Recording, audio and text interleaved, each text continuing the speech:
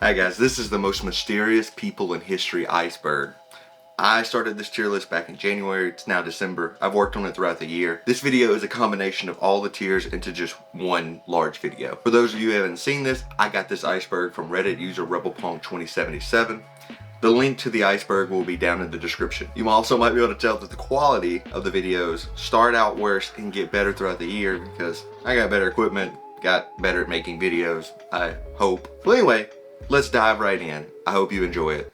Tier 1, Tupac Shakur murderer. Tupac Shakur, an American rapper, was fatally shot on September 7, 1996 in a drive-by shooting in Las Vegas, Nevada. He was 25 years old. The night of the shooting, Tupac was leaving a Mike Tyson boxing match with Marion Suge Knight, a music producer, at the MGM Grand in Las Vegas. When leaving the fight, one of Suge Knight's associates, Trayvon Lane, spotted Orlando Anderson, a rival gang member of the Southside Crips. Earlier that year, Anderson and a group of Southside Crips tried to rob Lane in a Foot Locker. Lane told Tupac about it, and in return, Tupac attacked Anderson in the lobby. The fight was captured on video surveillance and then was broken up by hotel security. Later that night, Tupac and Suge Knight were in a 1996 BMW sedan heading to Club 662. At 11:15 p.m., a white four-door Cadillac pulled up to Knight's right side and fired rapid gunshots into Tupac's car. The shooter used a .40 Smith & Wesson Glock 22. Shakur was struck 4 times, twice in the chest, once in the arm, and once in the thigh. Suge Knight was hit in the head by fragmentation. Suge Knight then attempted to drive himself and Tupac to the hospital, but they were pulled over, and then the paramedics then transferred them to the hospital. Tupac was placed in a medically induced coma, but on September 14, 1996, he died of respiratory failure that led to cardiac arrest. Now, onto the suspected murderers. In 2014, a police officer claimed to witness Tupac's last moments, said Tupac refused to state who shot him. A year after the shooting, Suge Knight also claimed he didn't know who did it, but if he did, he wouldn't tell the police. But the police and the public had their own opinions and theories. The first one is Orlando Anderson, the man Tupac assaulted earlier that night. He had an affidavit filed against him as a suspect by the Compton Police Department. Orlando Anderson was murdered on May 29, 1998 at the age of 23 before he was charged with the crime. He was most likely the actual shooter that night, and I'll explain more in just a second. The second suspect is Dwayne Davis. Dwayne Davis is an American member of the Southside Compton Crips, and he is Orlando Anderson's uncle. On July 2nd, 2018, Davis confessed to having a role in the killing of Tupac Shakur after revealing he was dying of cancer. He went on to say he was the passenger in the white Cadillac the night of the incident. He refused to name the other suspects in the car, but confirmed the shooter was Orlando Anderson, his nephew, and that it was out of retaliation for getting jumped at the MGM Grand earlier, and also a $1 million bounty on his head by Puff Daddy. Which leads us to the fun part of this conspiracy, the celebrity portion. There are 2 main celebrities that a lot of people will think were involved in Tupac's death, that being Puff Daddy and Notorious B.I.G. Let's start with Biggie. After rapper Christopher Wallace, better known as Notorious B.I.G. or Biggie, was shot 6 months later, there was widespread speculation that the 2 murders were connected. Though initial reports claimed no evidence for the connection, in 2002, Los Angeles Times published a 2-part story by Chuck Phillips titled, Who Killed Tupac Shakur? Phillips' 2002 report alleged that Wallace promised Southside Crips $1 million to murder Shakur and supplied the gun used. According to Phillips, the Crips began planning the murder after seeing Anderson's wounds and already having connections to Wallace and being aware of the rivalry with Shakur. Phillips claimed that Wallace supplied the weapon because he, quote, wanted the satisfaction of knowing the fatal bullet came from his gun, end quote. Wallace denied playing a role in the murder, and his family produced computerized invoices suggesting that Wallace was in a recording studio in New York City the night of the shooting. Wallace's manager, Wayne Barrow, and rapper Lil Cease publicly denied that Wallace had a role in the crime and said they were with him in the studio the night of the shooting. The next possible celebrity that could have been involved was Puff Daddy. In October 11, 2011, former LAP detective Greg Kading, a former investigator in the murder of Biggie Smalls, released a book alleging that Sean Diddy Combs, aka Puff Daddy or P. Diddy, commissioned Dwayne Keith D. Davis to kill Tupac Shakur, as well as Suge Knight for $1 million. Detective Carding claims that Biggie did not play any part of the murder of Tupac, despite their well-documented rap beef. He says that B.I.G. was not aware of Diddy's plans to kill both Shakur and his manager Suge Knight. To wrap it all up, I personally believe that Orlando Anderson is most likely the shooter, and he may or may not acted upon his own volition. But to this day, we can't be 100% sure. Which actually leads us to the next item on the list. Notorious B.I.G.'s murderer. Christopher Wallace, aka Notorious B.I.G., was murdered in a drive-by shooting on March 9, 1997 in LA. He was 24 years old. In order to promote his upcoming second studio album, Life After Death, and to film a music video for the album's lead single, Hypnotized, Christopher Wallace flew to Los Angeles, California in February 1997. He revealed that he hired security because he was concerned of his safety in a radio interview with the Doghouse on March 9th in San Francisco's KYLD. Wallace stated the decision was made for several reasons, including the fact that security was generally required for high-profile celebrity figures in general, as well as the ongoing East Coast-West Coast hip-hop feud and Tupac Shakur's murder 6 months prior, March 9, 1997.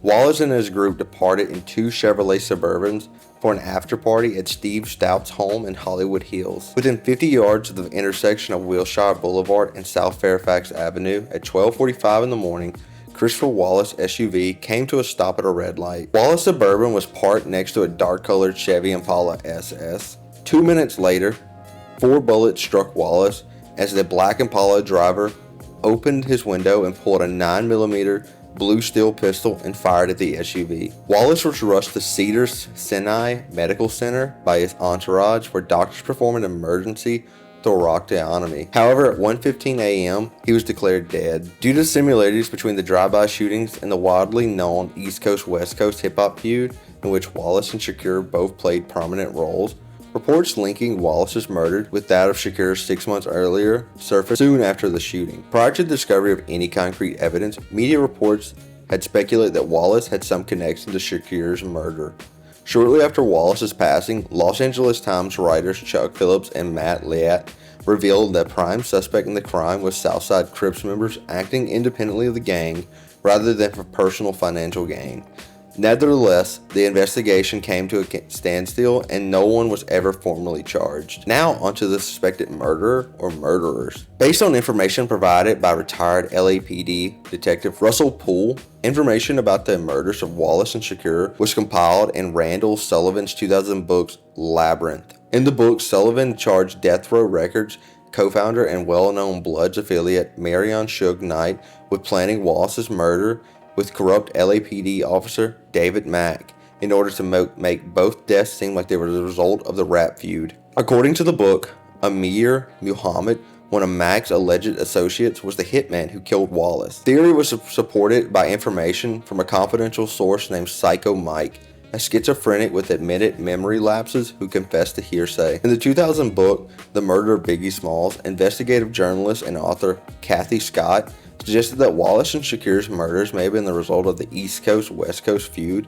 and motivated by financial gain for the record companies, because the rappers were worth more dead than alive. July 2006, the criminal investigation into Wallace's death was reopened into an effort to gather fresh information that would aid the city in fending off civil lawsuits the Wallace family had filed. Greg Kading, a retired LAPD detective who spent 3 years on the gang task force that looked into the Wallace case, claimed that Wardell Poochie Foose shot the rapper. Foose, a member of the Mob Piru gang and a friend of Knight, passed away on July 24, 2003 from a gunshot wound to the back he received while riding a motorcycle in Compton. Kading thinks that Knight paid Foose to kill Wallace in order to exact revenge on Shakur. According to Kading, Sean Combs, aka Puff Daddy, gave the order to kill Shakur. Based on the proof backed by Poole, Wallace's mother, Violetta, brought a wrongful death lawsuit against the city of Los Angeles in April 2002. According to Violetta, the LAPD had enough evidence to apprehend the shooter but chose not to do so.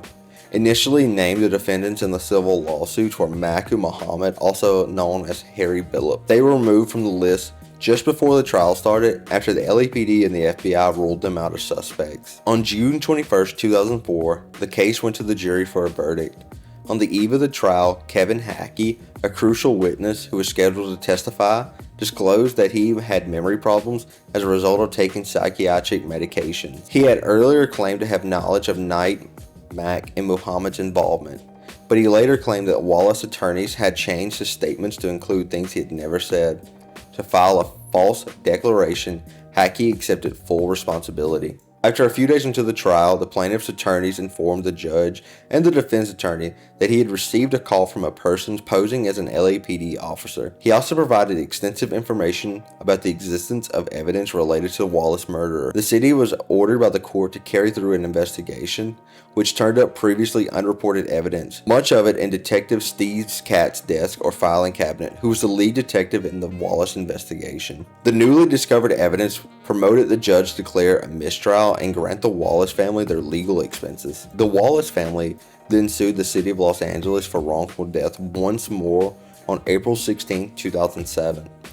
Perez and Nino Durden, two LAPD officers at the center of the Rampart scandal investigation, were also named in the lawsuit. The lawsuit asserts that Perez, an alleged Death Row Records affiliate, told LAPD officers that he and Matt conspired to murder and participated in the murder of Christopher Wallace. On December 17, 2007, the United States District Judge Florence Marie Cooper granted summary judgment to the city, concluding that the Wallace family had broken California law requiring them to notify the state of their claim within 6 months of Wallace's passing. On May 27, 2008, the Wallace family then refiled the suit and dropping the claims based on the state law. The final dismissal of the lawsuit of the city of Los Angeles came in 2010. The New York Times referred to it as one of the longest and most divisive celebrity cases in history. To wrap it all up, there are three main people accused. One, Wardell Poochie Foose, who was murdered in 2003, was accused by retired LAPD officer Greg Kading, who was investigating the case. Number two is Suge Knight, who allegedly orchestrated the shooting. And three is Amir Muhammad, aka Harry Billups, who was accused of being the gunman. But to this day, we still can't be 100% sure. Yasuke. Yasuke was an African man who made his way to Japan in 1597, who served as retainer and weapon bearer to Japanese feudal lord Oda Nobunaga. I'm so sorry about all the different pronunciations of this video. So y'all know the meme where it's like, here's the book edition, here's the movie edition, and then like the Netflix adaptation where everyone's like a different sex and race. Well, this one's actually kind of grounded in reality. Yasuke was most likely from Mozambique. Despite claims that he could originally been from South Sudan or Ethiopia, most believe him to be from Mozambique.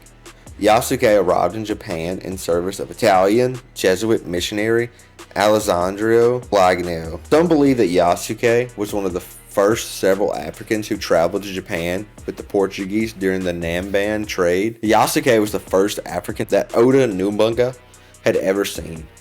I'm just going to call him Oda for the rest of this video. In fact, when he met the feudal lord Oda thought his skin was colored with black ink.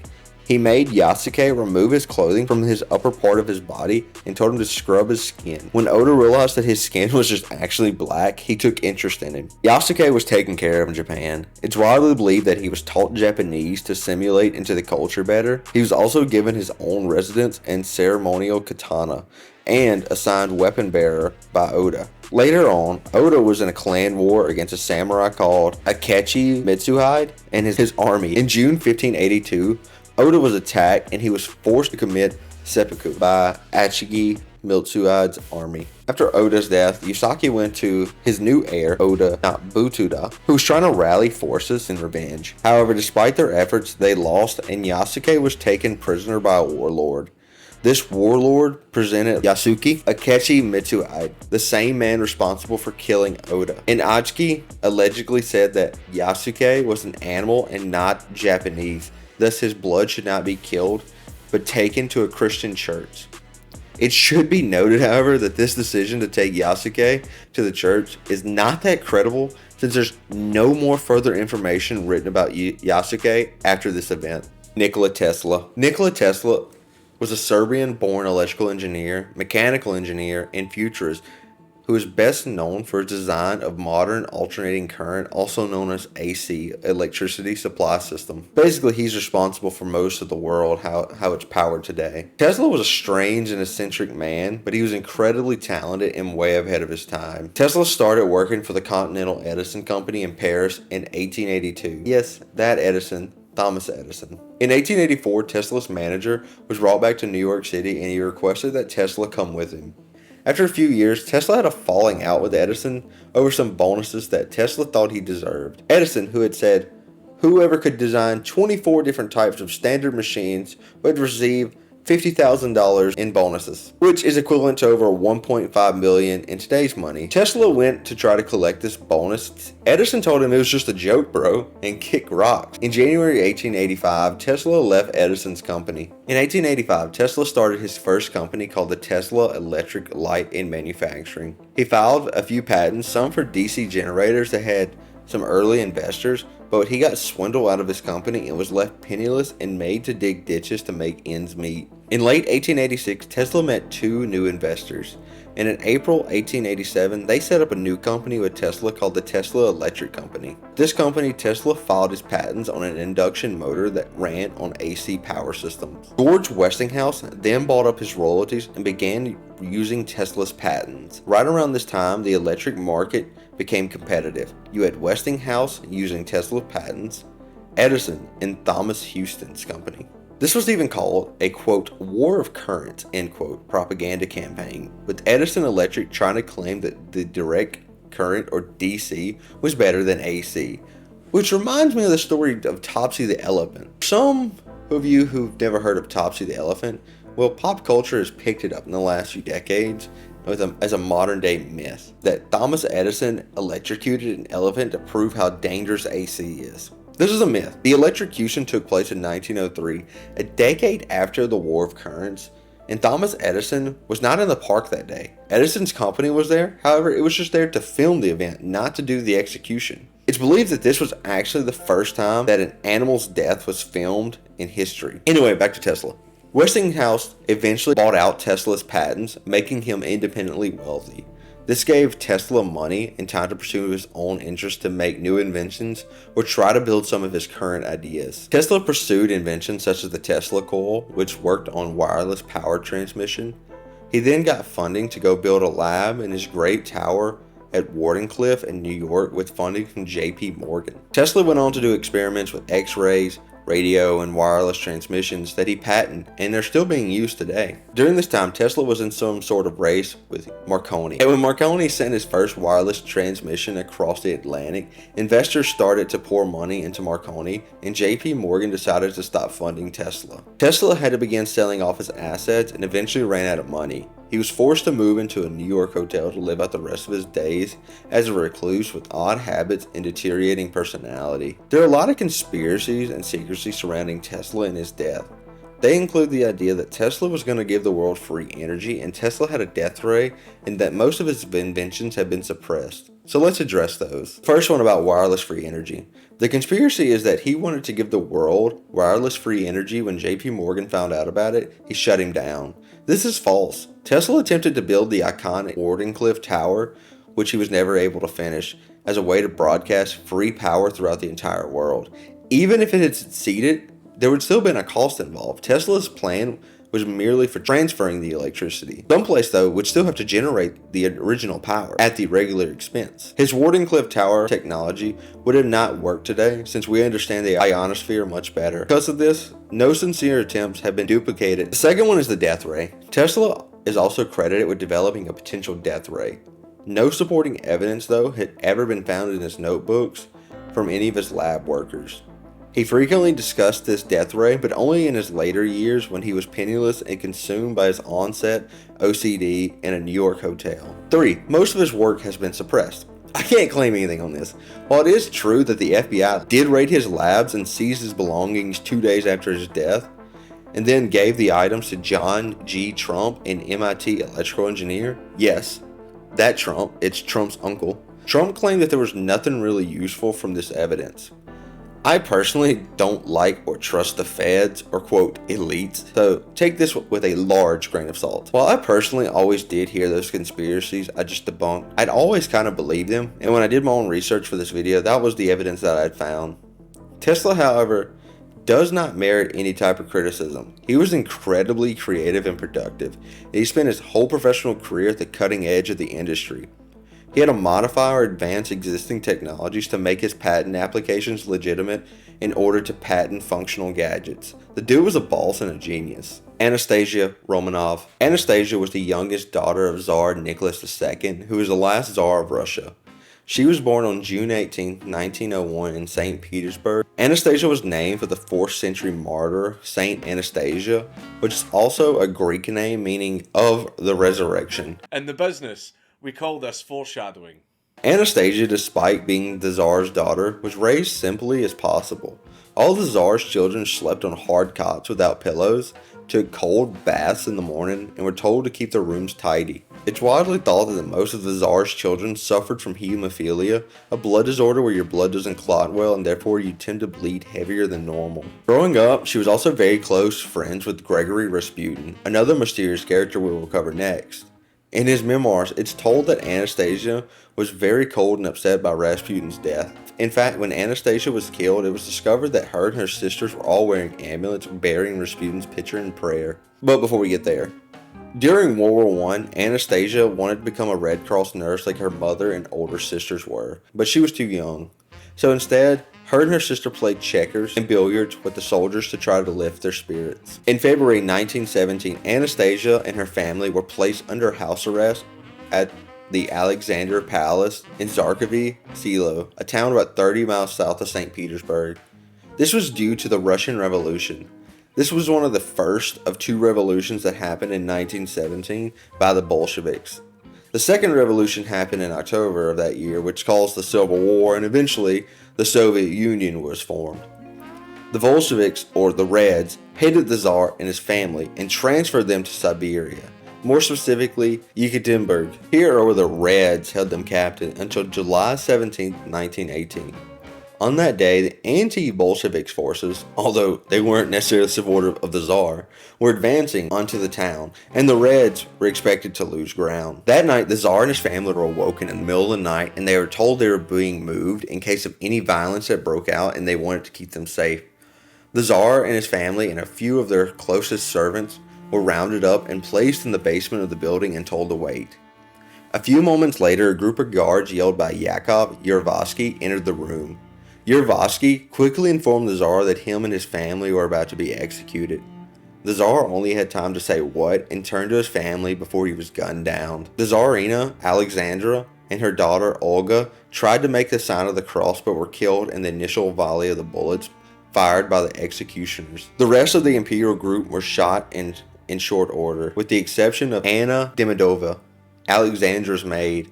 Demidova survived the initial onslaught but was quickly stabbed to death against the back wall of the basement while trying to defend herself with a small pillow she had carried into the sub-basement that was filled with precious gems and jewels. Yervasky's letter about the events went on to say that Anastasia and Maria, Anastasia's sister, were said to her crouch up against the wall, covering their heads in terror until they were shot down by bullets. However, another guard, Peter Ermakov, told his wife that Anastasia had been finished off with bayonets. As the bodies were being carried out, one or more of the girls cried out and they were clubbed in the back of the head, wrote Yervasky. Now onto why she is on the mysterious person's iceberg. One of the most known historical mysteries of the 20th century was Anastasia's purported escape and potential survival had inspired numerous novels and movies, and at least 12 women had made similar claims and gave different accounts of how they had survived. The most well-known Anastasia imposter, Anna Anderson, first appeared publicly between 1920 and 1922. She claimed that she had pretended to be dead while surrounded by corpses of her family and servants, and she had a sympathetic guard who she saw was still breathing, helped her escape. Her legal battle for recognition was officially filed in Germany in 1938 and then lasted until 1970. Maintained a lifelong disagreement and was the longest running case ever heard before. The final decision of the court was that Anderson had not provided sufficient proof of the identity of the Grand Duchess. Rumors of Anastasia's survival were embellished with various contemporary reports of trains and houses being searched for Anastasia Romanov by the Bolshevik soldiers and secret police. In the woods outside Yekaterinburg, a grave believed to be of that of the family was unearthed in 1991. The grave had been discovered 10 years prior, but its finders had kept it secret from the communists in power at Russia at the time. The grave included the remains of 9 of the 11 victims. From forensic evidence, Anastasia and another male's remains were missing from this gravesite. The account of Yurovsky's note indicated that 2 bodies were removed from the main grave and cremated at an undisclosed area in order to further disguise the burials of the Tsar and his family if the remains were discovered by the whites, since the body count would be incorrect. But on August 23, 2007, a Russian archaeologist reported finding 2 partially charred skeletons at a bonfire site close to Yekaterinburg that appeared to be the same location mentioned in Yurovsky's memoirs. DNA testing was done by multiple laboratories and confirmed that the remains belonged to one of the Tsar's daughters, and therefore proving conclusively that all family members, including Anastasia, died that night in 1918.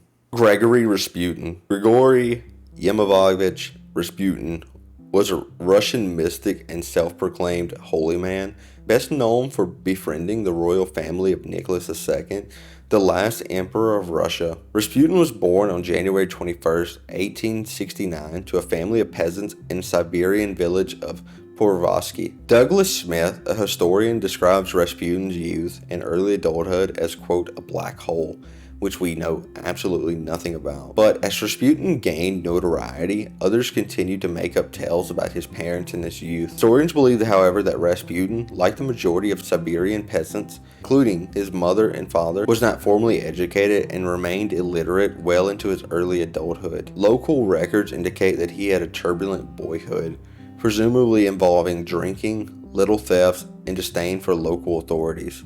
But there's no evidence that he was prosecuted with stealing horses, blasphemy, or bearing false testimony, all major offenses later imputed to him as a young man. In 1897, Rasputin had a religious conversion and went on a pilgrimage.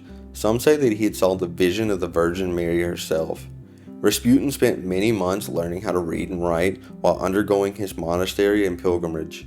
It is believed that Rasputin traveled far as Mount Athos, the center of Eastern Orthodox monastic life in northeastern Greece. It was rumored and believed that Rasputin had joined the Klisti, a spiritual group of those of ecstatic practices, allegedly involving self-flagellation and sexual orgies. Though reports that Rasputin was a Klist appear to have been baseless, historian Joseph Furman claims that multiple inquiries failed to show that Rasputin was ever a member of the group. In the early 1900s, rumors about Rasputin's charisma and activity started to spread throughout Siberia. He visited the city of Kazan at some point in 1904 or 1905, when he developed a reputation as a holy man who could assist people in overcoming their spiritual crises or difficulties. These rumors had spread all the way to St. Petersburg, the capital, and there many people heard about Rasputin and became extremely curious about him. People offered him a place to stay in St. Petersburg. Many of the aristocracy had heard of him and wanted to meet him. Before Rasputin's arrival in St. Petersburg, alternative religious movements like spiritualism had gained popularity among the city's elite, and many of them had a keen interest in the occult and paranormal.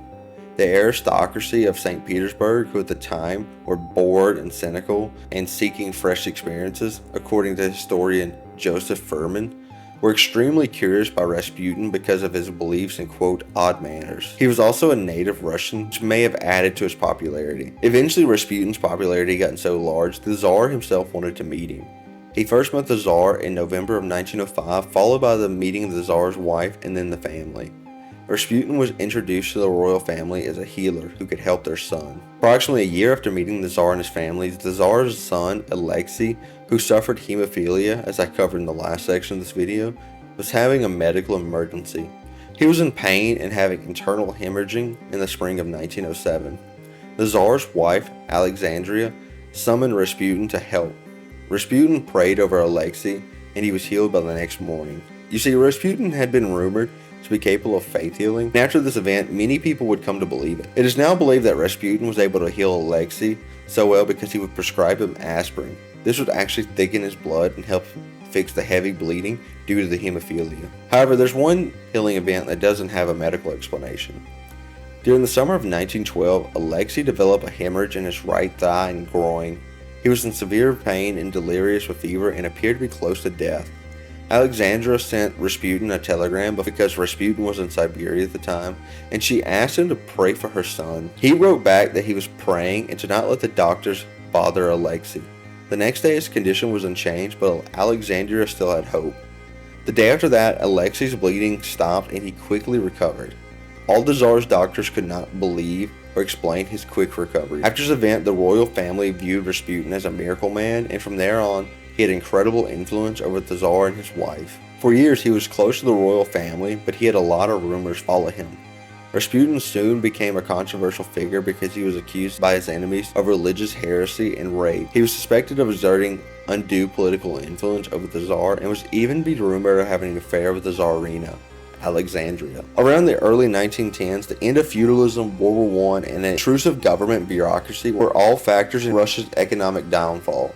Many pointed the finger at Rasputin and the Tsarina, Alexandria. This led to the first assassination attempt on July 12, 1914. Rasputin was stabbed in the stomach outside of his home by a 33-year-old peasant girl named Gianna Gusev. Rasputin suffered a catastrophic injury and wasn't known for a while if he would live, but he eventually pulled through. The woman tried to kill him from reading the newspapers and thought he was the Antichrist. But I did say first assassination attempt. There was a second. In December of 1916, a group of nobles and people of political influence decided to kill Rasputin. They believed Rasputin's influence of the Tsarina threatened the empire. Felix Yusupov, one of the noblemen, invited Rasputin over. Yusupov offered Rasputin tea and cakes that had been laced with cyanide. Rasputin began eating them, but to Yusupov's surprise, the poison was not affecting Rasputin. They offered Rasputin some wine that was also poisoned, but once again, he was unaffected. Yusupov then went upstairs after a few hours and got a revolver from the co-conspirators and went back down to Rasputin's room and shot him once in the chest. Yusupov and his conspirators then took his jacket and returned to Rasputin's house to make it seem like Rasputin had come back home. Yusupov then went back to his home to see if Rasputin was really dead. Suddenly, Rasputin leaped up and attacked Yusupov, who freed himself with some effort and fled upstairs. Rasputin followed Yusupov into the palace's courtyard, where he was then shot by Perplexed, one of the co-conspirators. The conspirators then wrapped his body in cloth, drove it to a bridge. Body was recovered later. As you can tell, he was a tough SOB to kill.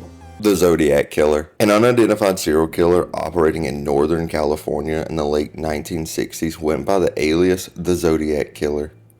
According to some, the case is the most well-known unsolved murder case in American history.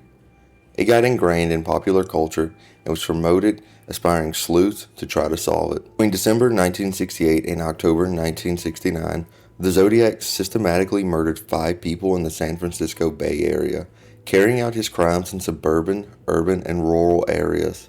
Young couples and lone male cab driver were among his targets. Benicia, Vallejo, and unincorporated Napa County and the actual city of San Francisco were the locations of his known attacks. Only 2 of his injured victims lived. The Zodiac alleged he had killed 37 people. He had been connected to a number of other unsolved crimes, some which took place in Southern California or elsewhere. Zodiac came up with his moniker in a string of insulting letters and cards he sent to local newspapers, threatening explosions and killing sprees if they did not publish them. Cryptograms or ciphers were used in a few of the letters when the murderer claimed to have been gathering victims as slaves for the afterlife. 2 of the 4 ciphers he created have yet to be deciphered, while one was just cracked in 2020. Although various hypotheses have been put up on who the murderer was, Arthur Lee Allen, a former elementary school teacher and convicted sex offender who passed away in 1992, was the only suspect ever officially recognized by law enforcement. Although the Zodiac stopped communicating and writing in about 1974, the case's strange aspects sparked ongoing fascination around the world. The investigation was declared inactive by San Francisco Police Department in April 2004, but it later reopened before March 2007. The lawsuit is still active in the counties of Napa and Solano, as well as the city of Vallejo. Since 1969, Zodiac murders have been the suspect of an open case file maintained by the California Department of Justice. Despite the fact that Zodiac claimed in letters and newspapers to have killed 37 people, detectives have identified 7 specific assault victims, of whom 5 passed away and 2 have survived. 3 letters allegedly written by the murderer were delivered to the Vallejo Times-Herald, the San Francisco Chronicle, and the San Francisco Examiner on August 1, 1969. Similar letters, which claimed responsibility for the shooting at Lake Herman Road and Blue Rock Springs, were later characterized by psychiatrists as having been written by someone who, quote, you would anticipate to be gloomy and isolated, Additionally, each letter contained a third of a 408 symbol cryptogram that the murderer claimed revealed his name. The murderer threatened to, quote, cruise around the weekend killing lone people in the night, then go kill again until I end up with a dozen people throughout the weekend, end quote, if his notes weren't published on the front page of each newspaper. On page 4 of the following day's edition of the Chronicle, the third cryptogram was published. The threatened murders did not happen, and all 3 parts of the cryptogram were eventually published. The San Francisco Examiner received a letter on August 7, 1969 with "Salutations, dear editor. This is the Zodiac communicating. The murderer had never previously used this name to identify himself. Chief Stilts had asked for further information to support his claim that he had slain Faraday, Jensen, and Farron. The letter was a response. It contained information concerning the murders that had not yet made public by the Zodiac, and he said, they will have me once the authorities figured out this code. The Zodiac went on to mail many more letters to press, police, and prominent figures involved with the case or trying to solve the case. But let's get on to the suspects. The most prominent suspect is Arthur Lee Allen, who passed away in 1992. He was suggested as a suspect by Robert Graysmith's book Zodiac based on circumstantial evidence. Police had questioned Allen since the beginning of the Zodiac investigations, and over the course of a 20-year period, he was target of numerous search warrants. Graysmith observed in 2007 that Allen was regarded as the most likely suspect by a number of police detectives. All the evidence against Allen ultimately, quote, turned out to be negative, according to Dave Toshi's 2010 statement. Dave Toshi was one of the law enforcement officers who worked the case. In 2018, Toshi's daughter claimed that although they did not have the necessary proof, her father had always believed that Allen was the murderer. On October 6, 1969, Allen was interviewed by Vallejo Police Department Detective John Lynch. Allen claimed to be in the area of one of the attacks on September 27, 1969. He said he was scuba diving near Salt Point on the day of the attacks. Allen was arrested again in 1971 when his buddy Donald Chaney reported to the police in the Manhattan Beach, California that Allen had expressed his wish to kill people and used the name Zodiac and attached a spotlight to a pistol for nighttime visibility. According to Jack Molnax of the Vallejo Police Department, Allen received his honorable discharge from the United States Navy in 1958 and was discharged from his employment as an elementary school teacher in March 1968 after charges of sexual misbehavior with his pupils. He was generally well regarded by those who knew him, although he was also described as, quote, fixated on little children and hostile at women, end quote. San Francisco police acquired a search warrant for Allen's home in September 1972. Allen was arrested in 1974 for sexually assaulting a 12-year-old kid. He pleaded guilty and served 2 years in prison. Vallejo filed another warrant and took belongings from Allen's home 2 days after his death in 1992. Victim Mike Magu identified Allen as the man who shot him in 1969 from a photo lineup in July of 1992. Saying, quote, he's the individual who shot me. However, police officer Donald Fook, who was suspected to have spotted the Zodiac escaping from the Stein killing, said in a 2007 documentary that Allen weighed roughly 100 pounds heavier than the man he saw, adding that his face was too round. Nancy Slover, who received a call from the Zodiac in the aftermath of one of the shootings, stated that the man on the phone did not sound like Allen. The San Francisco Police Department created a partial DNA profile from the saliva of Zodiac stamps and envelopes in 2002. They then tested this fragment of DNA to Arthur Lee Allen's DNA, and a comparison was performed with Don Chaney's DNA, Allen's former close friend and first person to claim Allen could be the Zodiac Killer. Allen and Chaney were ruled out as DNA sources because neither of the tests indicated a match. The only other prime suspect is Gary Francis Post. Case breakers claim to be a team of 40 cold case investigators made up of former law enforcement investigators, military intelligence personnel, and journalists, claimed in October 2021 to identify the Zodiac Killer as Gary Francis Post, who died in 2018 at the age of 80. The crew claimed to have discovered forensic evidence and photographs from Post's dark room, and they noted scars on Post's forehead matched those reported on the killer. They also claimed that deleting Post's name from the letter revealed a different message. The FBI later indicated that the case was still active and there was, quote, no new information to report. While local law enforcement expressed doubt about the team's conclusions to the Chronicle, according to Riverside Police Officer Ryan Railsback, the casebreakers' claims were mostly based on circumstantial evidence, and novelist and Zodiac Killer investigator Tom Voigt labeled the assertions as bullshit.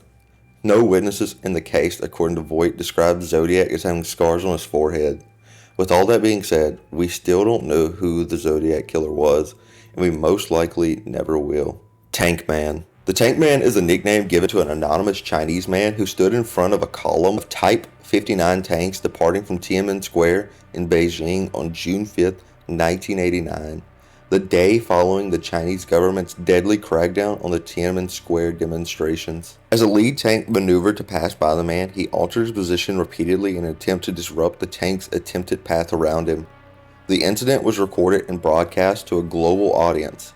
It is regarded as one of the most iconic photographs of all time. The image and the events surrounding it are still censored within China. This all started when Chinese leader Hu Yaobang died in April of 1989. At the time, China was having some economic issues with inflation, political corruption, and limited jobs for recent graduates. Sound familiar?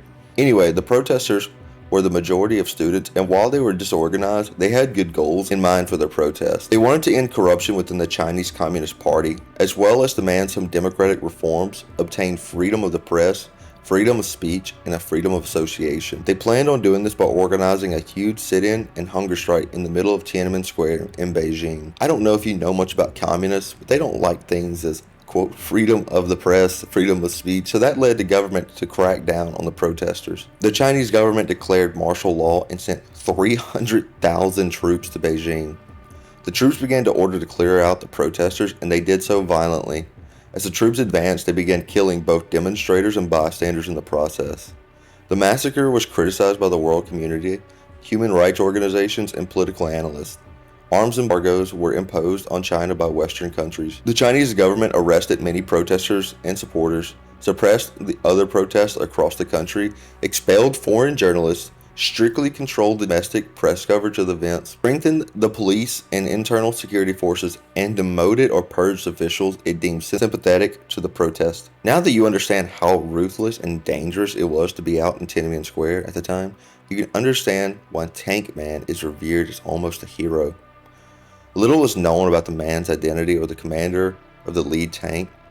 Shortly after the incident, a British tabloid, the Sunday Express, identified him as Wang Wellen, a 19-year-old student who was later charged with political hooliganism and attempted to undermine students of the People's Liberation Army. According to Hong Kong-based Information Center for Human Rights, this claim was refuted by internal Chinese Communist Party papers, which said they were unable to locate the individual.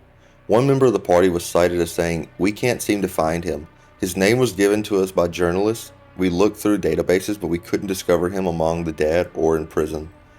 Several ideas about the man's identity have emerged. There are various contradicting accounts of what happened to him following the protest. Bruce Hershison, former deputy special assistant to President Richard Nixon, claimed in a speech to the President's Club in 1999 that he was executed 14 days later.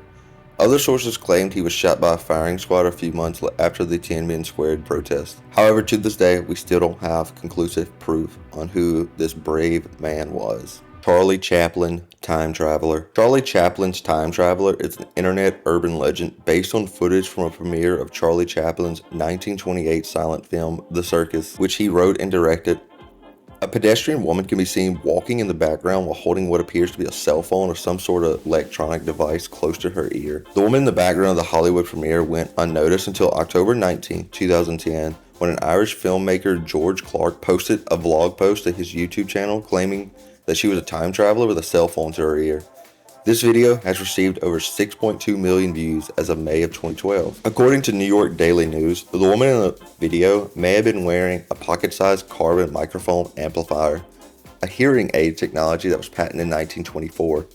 The Atlantic speculated that it could be an audiophone carbon hearing aid developed by Western Electric in 1925. Other science news outlets, including Live Science, and Discovery Network, supported the actress's use of a hearing aid device, citing expert analysis from academic scholars and historians. So I don't think there's really much here. I think it was just an actress wearing a hearing aid, and we just get excited about the idea of time travelers.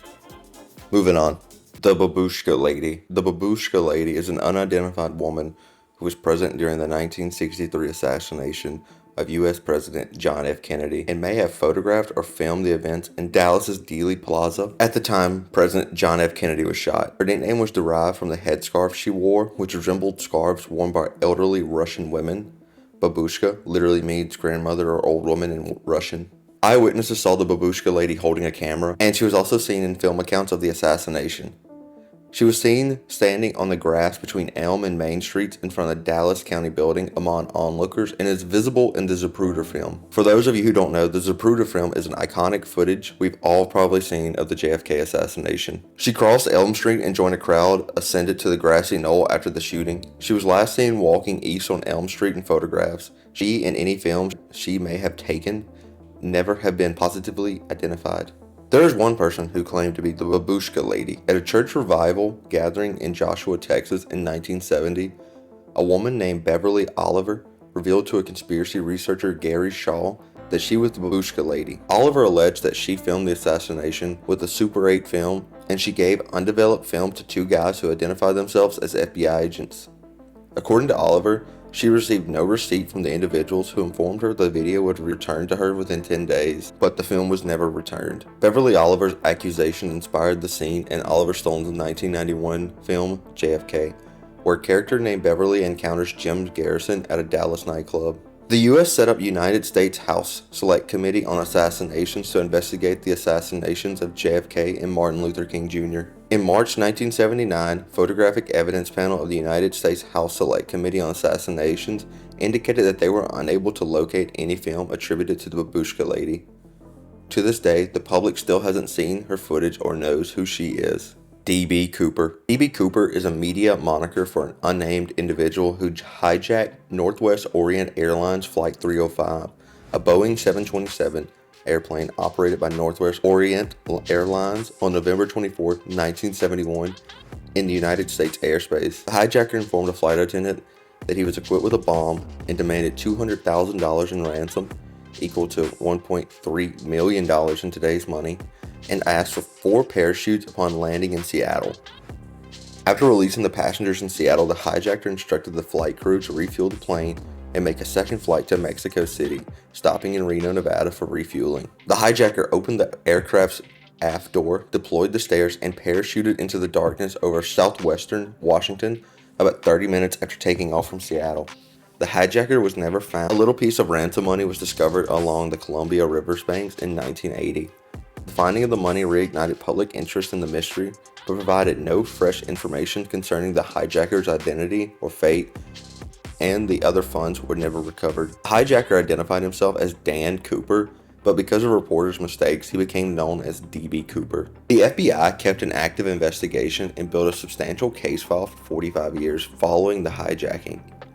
Although it never reached any solid conclusions, the crime remains the only unresolved example of air piracy in commercial aviation history. The FBI believes Cooper did not survive the jump due to several factors, including inclement weather on the night of the hijacking, Cooper's lack of proper skydiving equipment, and the fact that his drop zone was heavily wooded.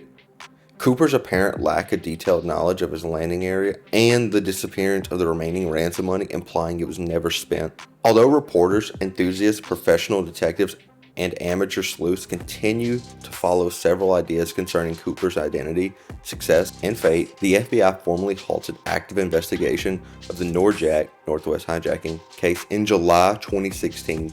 Cooper's hijacking, as well as other imitators the following year, resulted in quick, significant improvements for commercial aviation, as well as tougher airport security measures. Metal detectors were installed, luggage inspections were made mandatory, and travelers who paid for cash for their tickets on the day of departure were singled out for extra scrutiny. Boeing 727s were also retrofitted with Cooper vanes to prevent the aft staircase from being lowered in flight. By 1973, aircraft hijackings had declined as new security measures successfully deterred would-be hijackers with just monetary motive. Between 1971 and 2016, the FBI processed over 1,000 serious suspects, including celebrities and deathbed confessors. Many of these suspects were ex-military with much flight or parachute experience.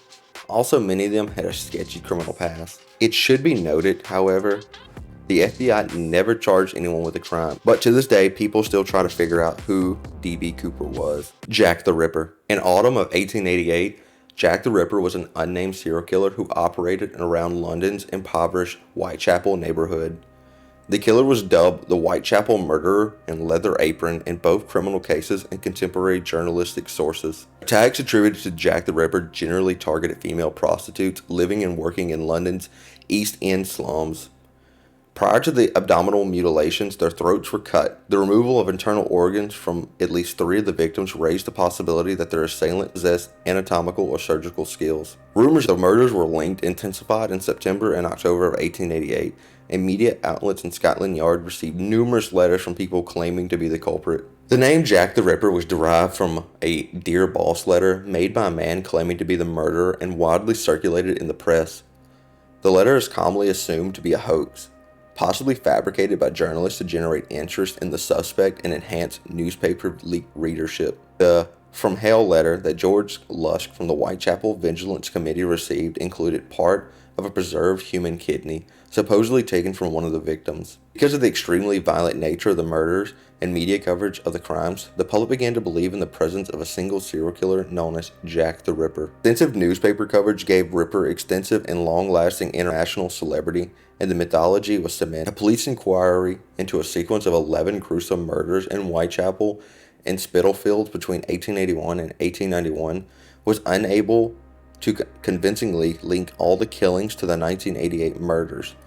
The canonical 5 victims were Mary Ann Nicholas, Anne Chapman, Elizabeth Stride, Catherine Eddowes, and Mary Jane Kelly, and their deaths between the 31st of August and November 9th, 1888 are commonly thought to be the most likely to be linked. The killings were never solved. The mythology surrounding them evolved into a mix of historical study, folklore, pseudo-history, catching the public imagination up to the current day. Many believe that the Ripper was a regular employment and lived locally because of the crimes were concentrated around the weekends and public holidays and were close together. Others believe the killer was an educated upper-class guy, probably a doctor or an aristocrat, who came into Whitechapel from a more affluent neighborhood. Such beliefs are based on cultural attitudes such as dread of medical profession, skepticism of modern science, or rich exploitation of the poor. The name Ripperology was coined to characterize the study and research of Jack the Ripper case in an attempt to uncover his identity, and the killings inspired several works of fiction. Suspects proposed years after the murder include virtually anyone remotely connected to the case by contemporaries, documents, as well as famous names who were never considered in the police investigation. Included Prince Albert Victor, artist Walter Sickert, and author Lewis Carroll.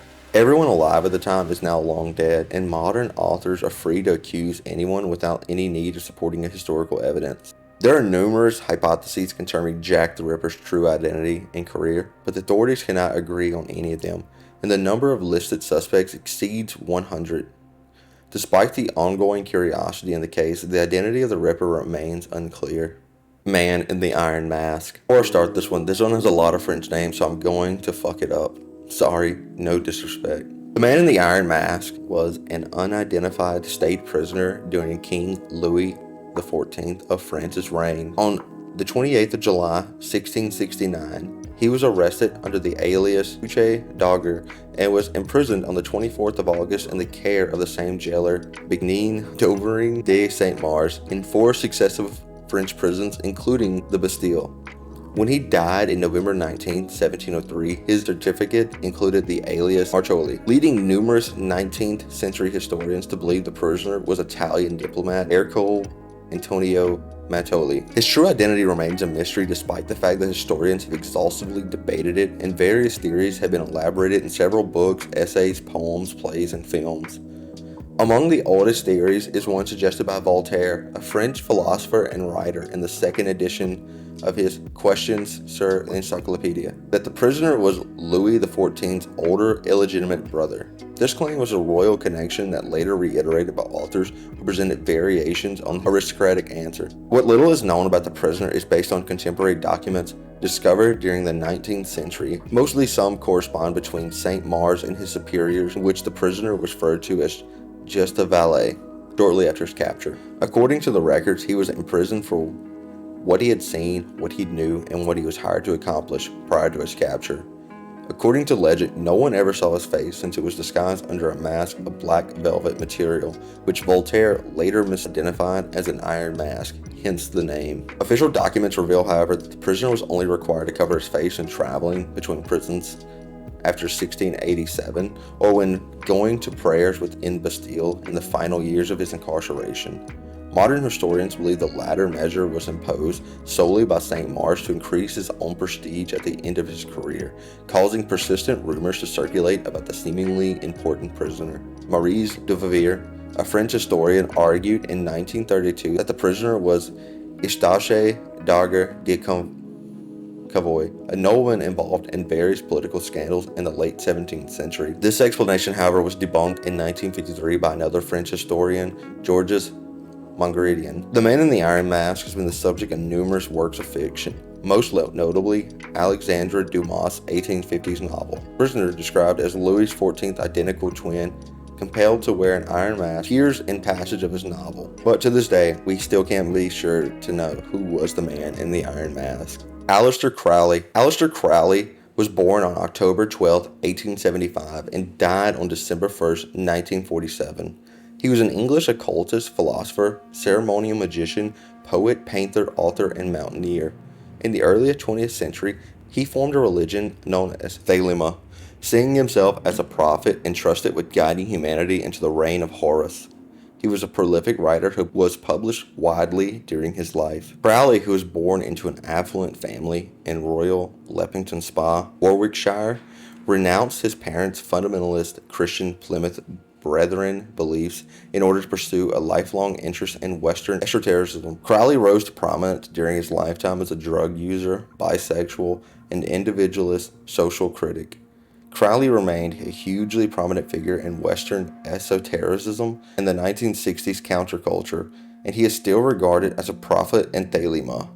Several biographies and scholarly studies have been written on him. Spring-Heeled Jack. Spring-Heeled Jack was an unidentified attacker that began causing fear in London in 1837. The first recorded sighting of him is when he jumped out and attacked a servant named Mary Stevens. She was walking on Lavender Hill when suddenly a figure leapt out and grabbed at her and started scratching at her with his claws. Her screams caught the attention of people nearby who searched for the attacker but weren't able to find him. After the initial incident, several other young women in suburban London reported similar encounters with a mysterious figure. Reports describe the attacker as like a shape-shifting being with ghostly appearance and wearing claw-like gloves. People in London were talking about the strange figure for about a year. They called him Spring-Heeled Jack. Many thought of it to be like made-up stories or ghost tales, but that changed the next year when another encounter happened. One night in February 1838, a young woman named Jane Alsop said a man wearing a cloak came to her door late at night. And he took off his cloak and he was wearing tight clothes that looked like white oilskin. He breathed fire into her face and tried to cut her clothes with his claws. But luckily, her sister came and scared the man away and he ran away from the scene. A man named Thomas Milbank was arrested and tried for the attack on Jane Alsop. However, due to her insistence that the figure could breathe fire and he could not, he was not convicted. A few days later, another 18-year-old woman named Lucy Scales said something similar happened to her. She was walking with her sister in Limehouse when suddenly someone jumped out and blew fire into her face as well. She was really upset and scared, and the person who did it ran away and was never caught. Some men were questioned about it, but no one was ever charged. I guess they couldn't breathe fire either. After Jane Alsop and Lucy Scales told their story, people all over England, including Scotland, reported seeing Spring-Heeled Jack. The people he scared were usually young women. They all said he was a strange man, skinny and wearing tight clothes with red eyes and claw-like hands. As people heard about Spring-Heeled Jack, stories about him became bigger and bigger, and many plays, books, and cheap horror stories were written about him in the later half of the 1800s. And this made him a famous figure in urban legends. As the times passed and the stories got more and more elaborate and crazy, it became more strange. Some people said he could do incredible things like jump very high and even over high buildings. Maybe that's where they got the inspiration for Superman. This could be because of all the made-up stories that people were writing about him. But as the stories got more and more wild, people weren't really scared of him anymore. You're not even scary. You're not even scary. By the early 1900s, people thought of him more of a figure in a folktale than an actual real person. The last reported sighting of Spring-Heeled Jack was in Liverpool in 1904. It's still not sure if Spring-Heeled Jack was an actual real person who just liked to jump out and scare people in London, or if it was people getting scared for no reason. Could be a famous story people made up, or a ghost story that just got too big. But no matter if it's real or not, the story of Spring-Heeled Jack from the 1800s is still remembered today in popular culture. Berserker at Stamford Bridge. The Berserker at Stamford Bridge refers to a lone Viking warrior who was a total badass. In 1066, England's King Edward the Confessor died, which triggered a succession struggle. Basically, they were trying to figure out who was going to become the new king. Harold Godwinson, aka Harold II, was named the new king by the King's Council, which pissed off a lot of other leaders who wanted the throne. For this backstory, you're really going to know 4 people who were trying to either take the throne or keep the throne. Game of Thrones. One is Harold Godwinson, aka Harold II, the man who was just named the new king. 2 is Tostig Godwinson, Harold's brother. 3 is King Harald Hardrada, the king of Norway, aka the Vikings. And 4 is William I, aka William the Conqueror, aka William the Bastard. Man had so many aliases. Now that you know the players, you can get some of the backstory. King Harold II, aka the guy who's named king, was in southern England waiting for his brother William the Bastard to cross the English Channel when he found out there was actually another invasion happening in northern England he had to go take care of. This northern invasion was a Viking invasion, led by King Harald and Harold's brother Tostig. The invading army wreaked havoc on York and Northumbria for days until King Harold arrived 4 days later. His arrival actually caught the Norwegians, the Vikings, off guard, and so when King Harold attacked them, he started slaughtering them. So much so the Vikings had to retreat across the river, and this river had a bridge, the Stamford Bridge. They did this to create a chokehold to slow down the English so they can get ready for defense. Well, the English would have a hard time crossing this bridge. This is because on that bridge stood one lone Viking warrior. He was axe wielding and cutting down Englishmen like there was no tomorrow, because there wasn't one for him. The lone soldier held off the English army so long that the Vikings got a shield wall ready for them. Legend says the Berserker cut down 40 Englishmen before he was taken out. And the only way they could kill him, it's kind of cheating in my opinion, but I guess there's no rules in war. They had an Englishman in a barrel and float underneath the bridge. And then he had a long pike, think of a spear, to spear through the bridge and basically skewer him. That was the only way they could take this man down. Personally, I wonder how many men he could have cut down on one-on-one combat. Anyway, once the Berserker failed, the English advanced over and destroyed the remaining Viking army. The English killed so many of them, and they only allowed a few to retreat as long as they promised to never return to England. And this is actually the historical end of the Viking Age. King Harold just came off this Viking victory, basically ending the Vikings. But things weren't looking all too good for him. Because 3 days later, his brother William the Bastard, remember him from the beginning of the story? He actually did cross the channel and invade. He led the Norman army against the English. And then 3 weeks after the Battle of Stamford, Harold was killed at the Battle of Hastings, and William the Bastard took over England and became known as William the Conqueror. Fulcanelli. Alchemy is a weird study, and the practice itself, as well as the people who use it, are usually often shrouded in mystery. And one man, who's really only known through the books he published, is no exception. They called him Fulcanelli, and at least that's all the names his books were printed in. But who this man really is lost to history. For those of you who don't know, alchemy is a medieval form of chemistry, and some even call it a branch of physical philosophy. They have 3 main goals. 1 is to find the Philosopher's Stone. 2 is to discover eternal youth. And 3 is to discover the transmutation of metals. The transmutation of metals usually refers to turning some sort of metal into gold.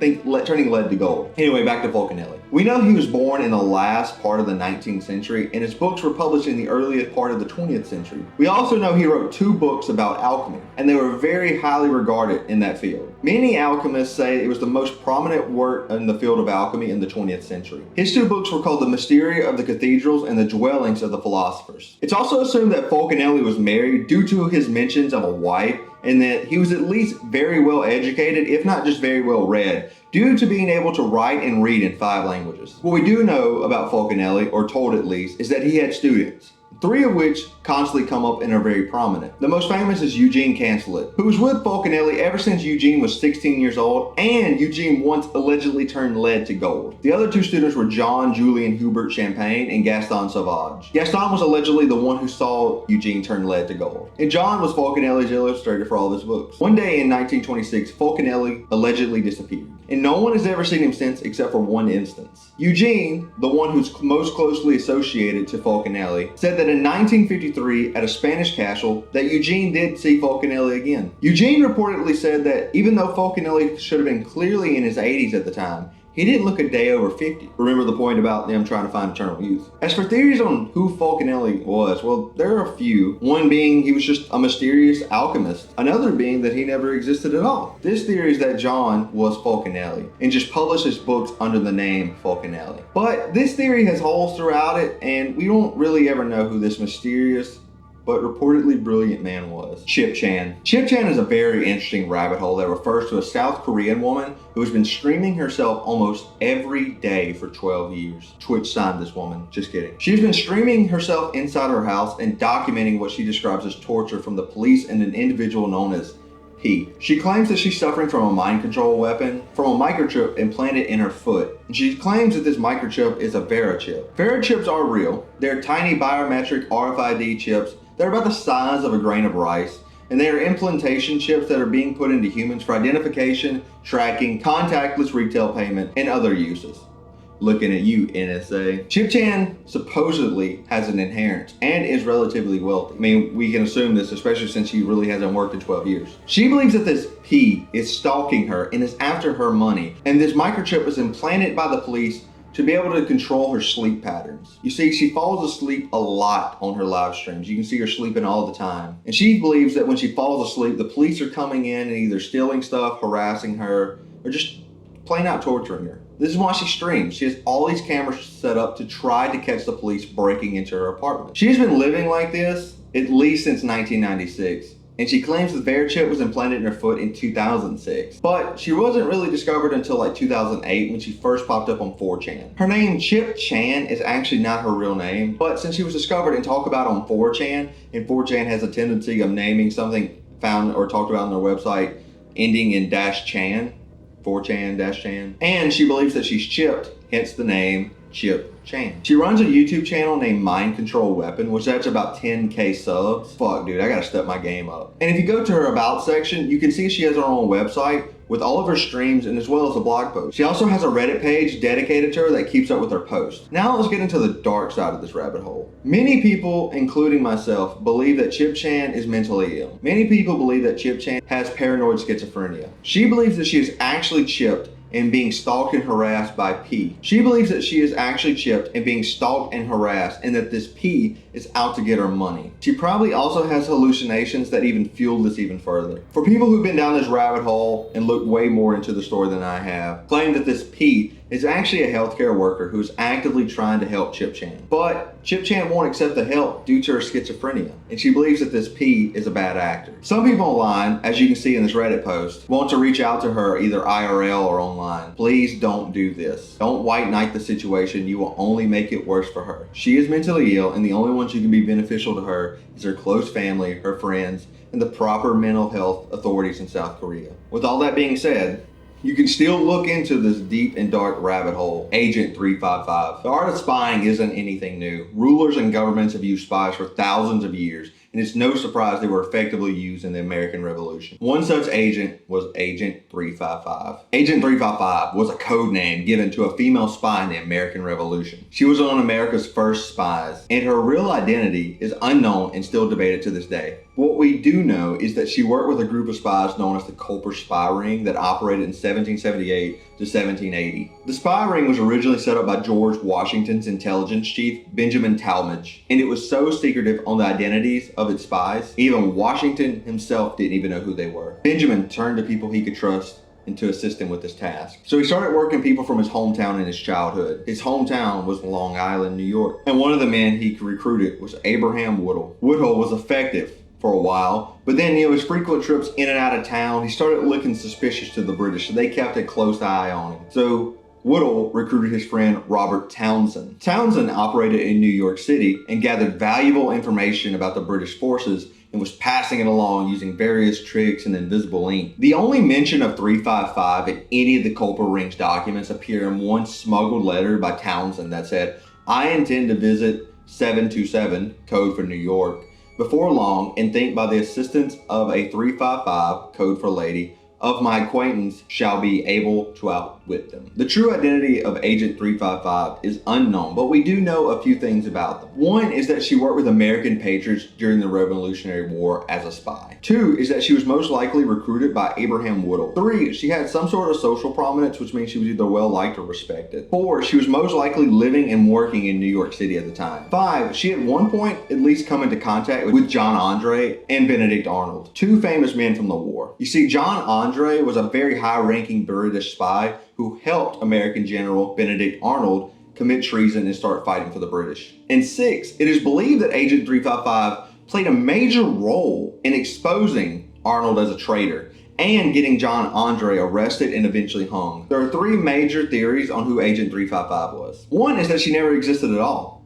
Instead, when you decipher 355 in the Culper Ring documents code, it refers to a woman. This may be a reference to just multiple women who had information, but not a specific woman who was an agent. The second theory is that she was Robert Townsend's wife or sister. There are many stories that Townsend was in love with 355, and it seems likely that they worked closely together. Number three is my favorite. She was Anna Strong. It said that 355 became pregnant and then was arrested by 1780, and then she was imprisoned on the British HMS Jersey, a prison ship. There she gave birth to a boy, and then she later died. However, many historians disagree because women weren't kept aboard on prison ships, and there are also no records of this birth. But Anna Strong's husband, Sailor Strong, was imprisoned on the HMS Jersey, and Anna was supposedly allowed onto the ship to bring him food. And her presence on the ship may have led to the legend that Agent 355 was in prison there. In my opinion, however, I have no clue on the true identity, and I think that speaks very highly of how well the spy ring operated hundreds of years ago. John Titor. John Titor, sometimes known as Time Traveler Zero, was a self-proclaimed time traveler from the year 2036 who would post online and even be featured on Art Bell's show. The first post from Titor appeared on November 2nd, 2000 under the name Time Travel Zero. These posts from Titor discussed time travel, what a time machine would need to work, and even responded to others on how a time machine would actually work. The name John Titor was finally introduced in January 2001 when Time Travel Zero began posting on the Time Travel Institute forums. Didn't know that existed. But you see, that wouldn't be his first interactions with Art Bell. In fact, in 1998, prior to his internet forum post, he faxed Art Bell, and that was also on his show. Art Bell read his faxes on Coast to Coast in July of 1998. These faxes just talk about him being a time travel and that time travel was invented in 2034. He also claimed to not be able to time travel past the year 2564 because there is no future after 2564. He was also a very big proponent of the Y2K doomsday and pushed that theory a lot. A few years go by, and in 2003, various websites start to repost Titor's posts and making stories out of them. From John's post, he claimed to be an American soldier from 2036, and he was based out of Tampa, Florida. He claims he's assigned to the Time Travel Project to be sent back to 1975 to retrieve an IBM 5100. He claims this was needed to debug a legacy computer programs in 2036, and he was specifically chosen for this mission due to his paternal grandfather being directly involved with the assembly and programming of the 5100. John's post then tried to list off unpublicized features of the 5100 to gain some sort of credibility. He also claimed in being successful in retrieving the 5100, and instead of returning to his own time,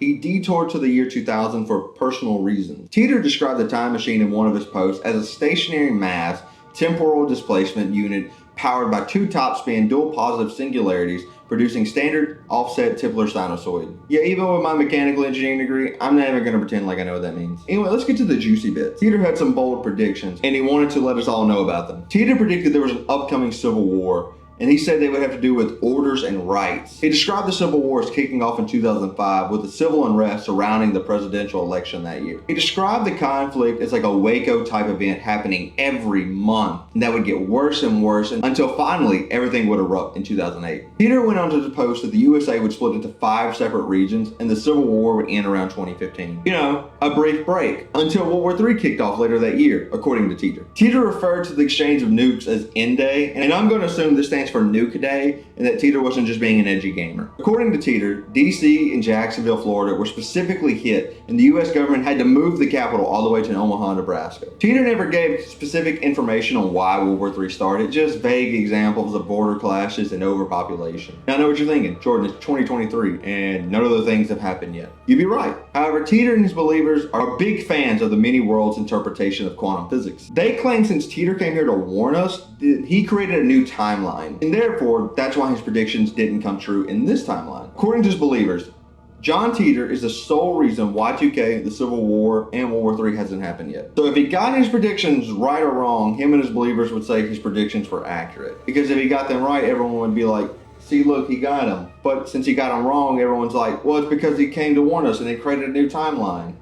So either way, he wins. Now that we know his bold predictions were ultimately wrong, I will say not all of his predictions were wrong. He did predict a few things accurate about CERN. But now that we know some of his most important ones are wrong, who is this John Teeter? Well, a private investigator found out there is no John Teeter. There is a John Teeter Foundation, a for-profit company founded in 2003 that has a P.O. box in Kissimmee, Florida, the same location as the IP address of all the John Teeter posts. And in 2009, John Houston of Hoax Hunters website named Larry Harbor as the CEO of the John Teeter Foundation. Larry, along with his brother Richard, a computer scientist, were very likely the men behind John Teeter, which is how he would know so much about computer science and list off those details I mentioned earlier. So while it seems that John Teeter is not so mysterious anymore, it is still an interesting piece in internet history. Kaspar Hauser. Kaspar Hauser was a German youth who claimed to have grown up in total isolation in a dark cell.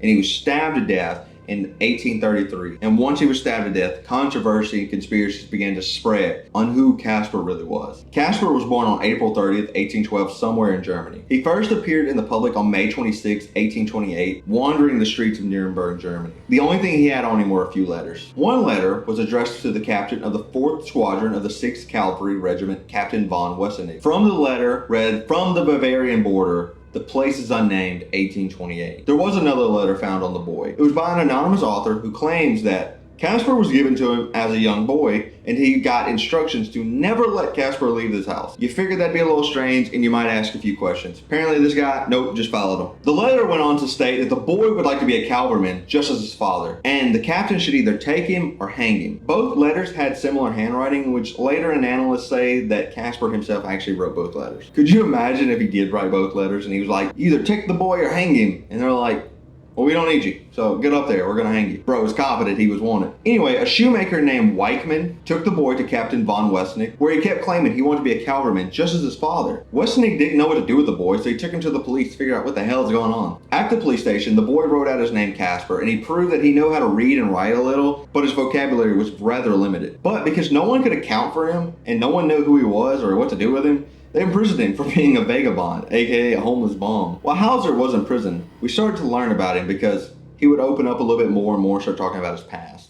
According to Hauser, as long as he could remember, he was in solitary confinement in a dark cell with nothing more than a straw bed and a few wooden toys. He said he woke each morning with fresh bread and water, and that sometimes he would wake with new straw in his bed and his hair and his nails were cut. But other than that, he'd never seen or been around another human. He claims the first human he actually had contact with was the mysterious person who visited him right before he was released from his cell. He claimed that this man covered his face and told him the phrase, "I want to be a cavalryman just as my father," which he repeated but didn't really understand what the words meant. People began to speculate on who this guy was, and there were two main theories. Either this kid is important and has some sort of important lineage or someone is after him, or two, the guy's an imposter and just making crap up to get attention. While everyone was investigating, he was taken in by a schoolmaster named Friedrich Dahmer. While staying with Dahmer one day on October 17, 1829, he was found with a cut on his forehead. Hauser claimed while he was sitting outside, he was attacked by a hooded man who claimed, "You still have to die before you leave the city of Nuremberg." Project got major Skyrim NPC vibes. Hauser said he recognized the voice as the same man who actually led him to Nuremberg.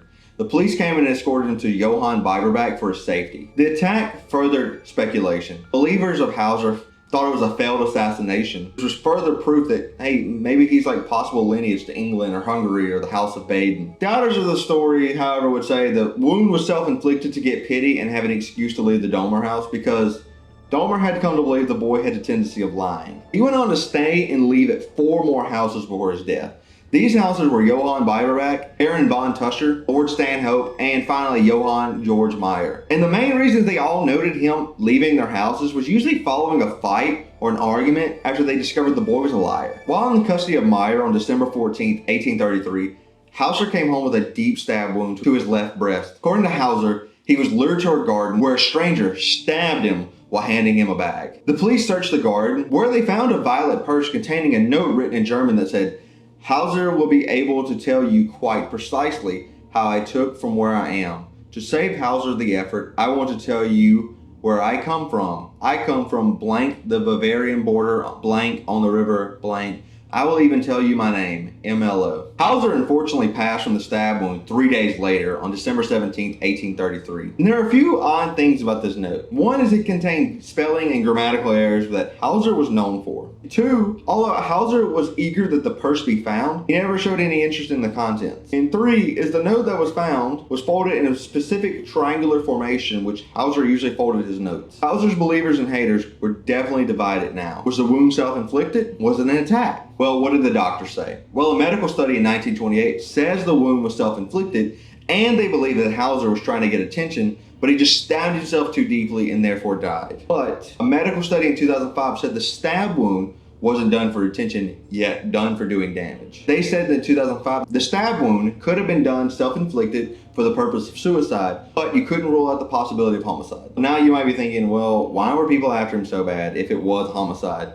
Why was he truly important? Well, the leading theory is that he was the Prince of Baden. Baden is a state in southern Germany during the German Empire. And the rumor is that the Grand Duke and Duchess had a baby, the prince, maybe him, and that he was swapped with a dying baby. And the rumor is the biological prince, which is Hauser, was therefore being hunted. Well, we are in the 21st century, so what does DNA have to say about this? Well, DNA was done in 1996, and the DNA that was collected from Hauser proved that he wasn't related to the royal family. Okay, solved, right?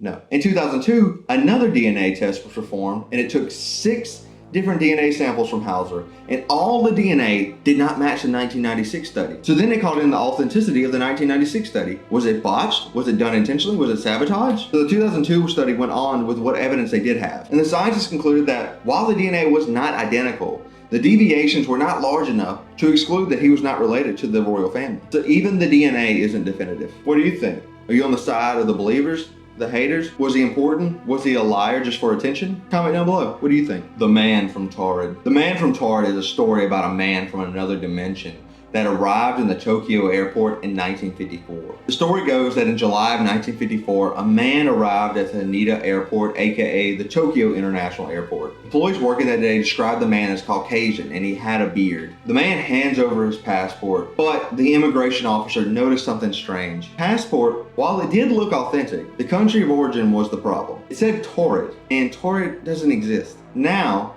the officials are thinking, this guy's a criminal. He's trying to use a fake passport, so they pull him to the side and take him to an interrogation room to get to the bottom of what the hell is going on. The man is confused about what is going on, and when the officials explain to him that there is no country named Taurid, the man is puzzled. They hand him a map and tell him, point out to me where is Taurid on the map. The strange man points to a small area known as the Principality of Andorra, a sovereign state between France and Spain. When the traveler saw that Taurid wasn't on the map, he was like confused, puzzled, angry. Like, where is my home? According to the traveler, this is supposed to be where Taurid is.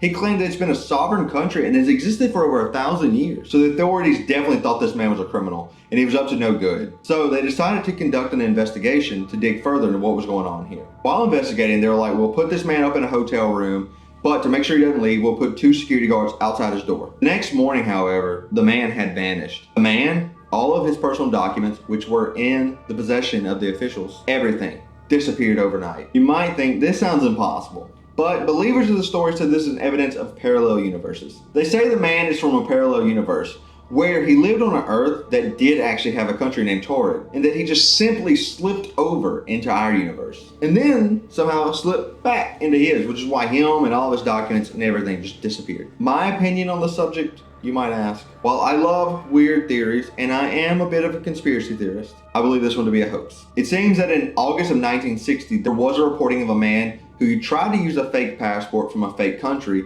and he was arrested in Japan when he was caught trying to use it. Reporting of this event got out, the media picked it up, and over the years has been twisted and turned into this urban legend. So in my opinion, this is all just an urban legend. but a fun one. Jimmy Hoffa. Jimmy Hoffa was an American labor union leader who was born on July 30th, 1913 in Brazil, India. He became a union organizer in the 1930s and eventually was elected the president of the International Brotherhood of Teamsters, the IBT, one of the largest unions in the United States in 1957. During his time as president, Hoffa worked to improve the lives of the truck drivers and workers in the transportation industry. He fought for better wages and working conditions and benefits for his members. He also worked to expand the power and influence of IBT by negotiating contracts with large companies and building strong alliances with other unions. However, Hoffa was also known for his controversial and sometimes illegal tactics. He was investigated by the government several times for bribery, fraud, racketeering, and was eventually sent to prison for trying to bribe a juror in a trial. After he was released from prison in 1971, after being pardoned by Richard Nixon, Hoffa tried to regain his position as the president of the IBT, but he was banned from union activities for several years as part of his parole agreement. Since Hoffa was out of jail, he was trying to rebuild his base and support to get back into leadership in Detroit. But this came with problems. You see, while Hoffa was locked up, other people stepped in the power vacuum created by Hoffa's absence. And these people were worried and angry that Hoffa was going to step up and take all their power, which leads us to the reason he's on this list. July 30th, 1975, he disappeared, and he has never been found, and most likely never will be. Despite hundreds of wild theories about Jimmy Hoffa's disappearance, only a few details about his disappearance have been confirmed. Hoffa left his home in his green Pontiac Grand DeVille at 2 p.m. on July 30th, 1975 to meet two fellow mobsters, Anthony Giacalone and Anthony Provenzano, at the mawkish Red Fox restaurant. After Hoffa arrived, he waited for the two men to arrive, but they were late. So then Hoffa called up his wife to inform them hey, these guys haven't arrived yet. Some time went on, and then Hoffa's wife noticed she hadn't heard from him for a while, and it's been a few days now and he hasn't been back. Hoffa's wife then reported him missing to the police. Hoffa's car was discovered still at the restaurant with no indication of where he had gone. The last man reportedly seeing Hoffa alive was a truck driver. This truck driver reportedly seeing Hoffa riding with several other unidentified men in a Mercury Marquis that nearly collided with his truck as they were leaving the Red Fox restaurant. The description of the vehicle matched one by Anthony Giacalone's son and used at the time by Hoffa's friend Chucky O'Brien. The authorities were already kind of suspicious of O'Brien due to some recent squabbles with Hoffa, so the vehicle was seized on August 21st. Inside, search dogs detected Hoffa's scent, but no other evidence was discovered. This is where the trail ran dry, and by 1982, the FBI declared Hoffa dead with no idea on where his remains could be. A strand of hair was also discovered in O'Brien's car, and it was tested and identified as Hoffa's, confirming the original theory that he was at least in the vehicle. In 2004, a fellow mobster, Frank Sharan, released his biography and claimed that he could prove that he was Hoffa's killer. Frank claimed that O'Brien had driven them to a house in Detroit, inside of which Frank Sharan shot Hoffa, and blood evidence could still be found. Authorities took him up on that, and blood was found in the house. However, it wasn't Hoffa's, and the police were back at square one. In the years since, number of locations have been searched, including a horse farm and underneath a former mobster's garage, yet none of them have yielded any results. According to the FBI, the most likely explanation is that the Teamster leadership, the people that were worried about Hoffa coming back in and taking their power, placed a hit on Hoffa in order to prevent his return to power in union politics. At this point, it is extremely unlikely that his body will ever be found. So to wrap it all up, Jimmy Hoffa was an important yet controversial figure in American labor movement. And although he did make many contributions to the Teamsters, his legacy is marked by his legal troubles and his mysterious disappearance. Cicada 3301 creators. Cicada 3301 creators refers to the people who made the Cicada 3301 puzzles. The Cicada 3301 puzzles are puzzles that first appeared on January 4th, 2012 on 4chan and Reddit. These puzzles, of which 3 have been posted so far, are extremely difficult, and most believe these puzzles are a test to find and recruit the fastest and most intelligent code breakers from all over the world. Like I said, the first puzzle was posted on January 4th, 2012, and the second one was posted on January 4th, 2013, and the final one was posted on January 4th, 2014. The same day, yet 1 year apart on all 3 of them. At the time of this recording, the first 2 puzzles have been solved, at least publicly solved. I imagine that if you solved it, the Cicada 3301 people might tell you hey, don't post it. But what do I know? It's expected that if you solve the puzzle, you will then understand and know who created these puzzles. After completing one puzzle, the participant will be given another, harder puzzle to figure out. Participants are expected to be well-versed in topics such as coding, cryptography, encryption, and so on. It remains a mystery on who created this puzzle and why intelligent individuals are needed on such a team. Certain claims have been made that Cicada 3301 is a secret society, while others believe it's a cult or religion. Personally, I believe it could be some sort of intelligence agency like the CIA or the NSA recruiting. Unlike normal puzzles, Cicada 3301 prepares the most unique and difficult types of clues that no individual could solve for without proper knowledge about various important concepts of computer science. According to several people who won the 2012 puzzles, 3301 typically uses non-puzzle based recruiting methods, but created these puzzles to find potential members with cryptography and computer security skills. Yet, the truth is still unknown, and we really can't be sure on who these guys are. The Axeman of New Orleans. The Axeman of New Orleans was an unidentified American serial killer active in New Orleans, Louisiana,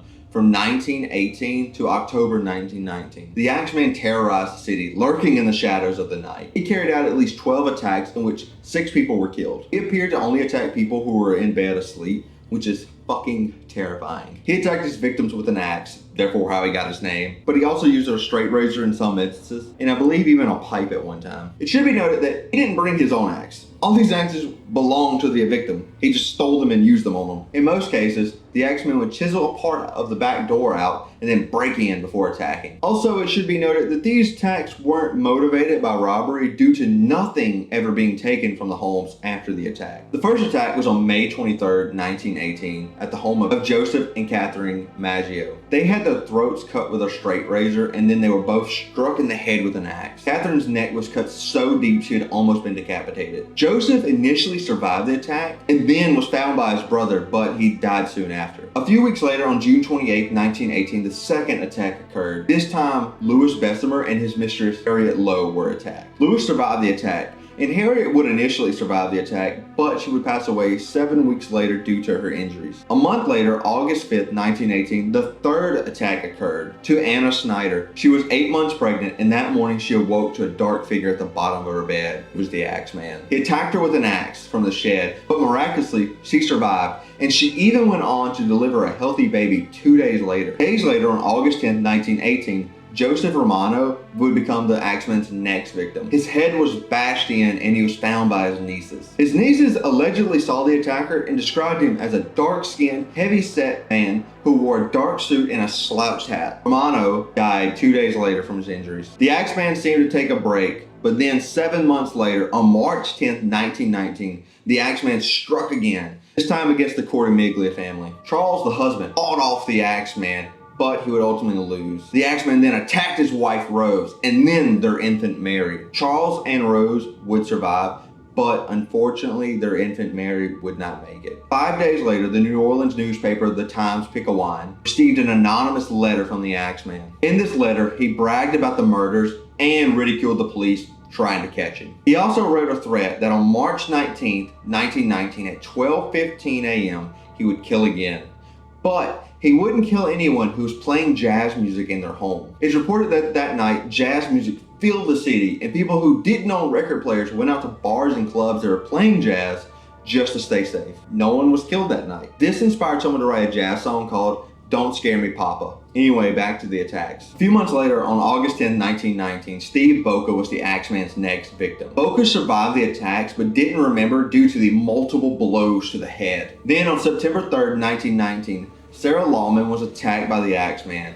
She was a young woman who lived alone, and luckily, she also went on to survive. 2 months later, on October 27th, 1919, Esther and Mike Pepitone were the Axeman's final victim. Esther awoke to her husband screaming, and it turns he was being struck at least 18 times in the head and died 2 hours later after the attack. Esther wasn't touched in the attack. Now we know what he did. What are the theories on who he was? Well, there are 3 prominent ones. One, there was really no Axeman. Instead, it was multiple other murderers and copycats, so it wasn't just one man doing everything. Second theory is that the Axeman was a supernatural being who would break in and attack people. That is fucking ridiculous. Third is the Axeman was Joseph Mumfree. You see, the Axeman's last victim was Mike Pepitone and his wife Esther. But Esther would survive and allegedly saw the Axeman commit the crime. Later, Esther moved to LA and remarried with a man named Angelo Albano. And on the second year of Mike Pepitone's death, Angelo disappeared and was never found again. Prior to Angelo's disappearance, Angelo had a business partner named Joseph Mumphrey. And on December 5th, 1921, Mumphrey visited Esther. He demanded money from Esther, and that if she didn't give it to him, he said he would make her disappear just like he did her husband. So Esther pulled a gun and shot him. I started blasting. Bang!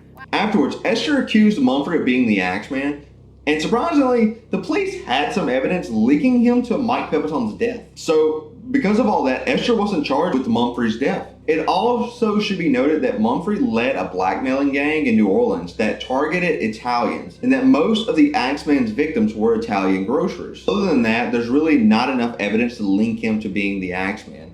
Hence why it's only a theory. And in my opinion, it's the best theory we got. Celine Delgado. Celine Delgado Lopez, or Celine Delgado, refers to an urban legend about a missing person who initially fascinated true crime enthusiasts before it was potentially proven that Celine Delgado never existed. This case was amplified by a 2020 hoax that a woman named Celine Delgado friended many people on Facebook, making some wondering if it's the same missing person. Ultimately, evidence suggested that Delgado was a hoax created by Channel 5. But what is the origin of Celine Delgado? What are you talking about? Who is this? On Mexican television's Channel 5 or Canal 5 in the late 1990s and early 2000s, there was a section called At the Service of the Community, in which the host talked about people who have gone missing. One of these people was Celine Delgado Lopez, and the case fascinated true crime enthusiasts.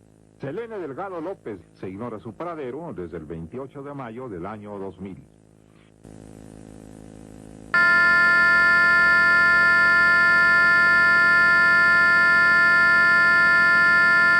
Then, in September of 2020, a hoax was spread on Facebook that one Celine Delgado suddenly appeared on everyone's Facebook friends list. But it turned out that Canal 5 had employed a viral marketing campaign that inspired Facebook users to create a fake profile for Celine Delgado, and then manipulate the privacy settings for the account to make it appear to the untrained eye that the account was actually their friend on Facebook. And I'm not gonna lie, I saw this in 2020 and I fell for it. I thought this weird, mysterious person was somehow on my friends list. Then in 2021, a YouTuber named Larissa the Dreams made a video using photographic evidence suggesting that Celine Delgado doesn't exist. This video currently has over 135k views, so please check it out if you're interested. I'll link it down below. In the video, Larissa the Dreams suggested that Channel 5 used manipulated photos of murderer Derek Todd Lee to create the photo of Celine Delgado. Another video recommendation I can give you on this topic is Nextpost's video entitled Disturbing Things from Around the Internet Volume 13. It's a great video that currently has over 5.2 million views, so I imagine you've already seen it.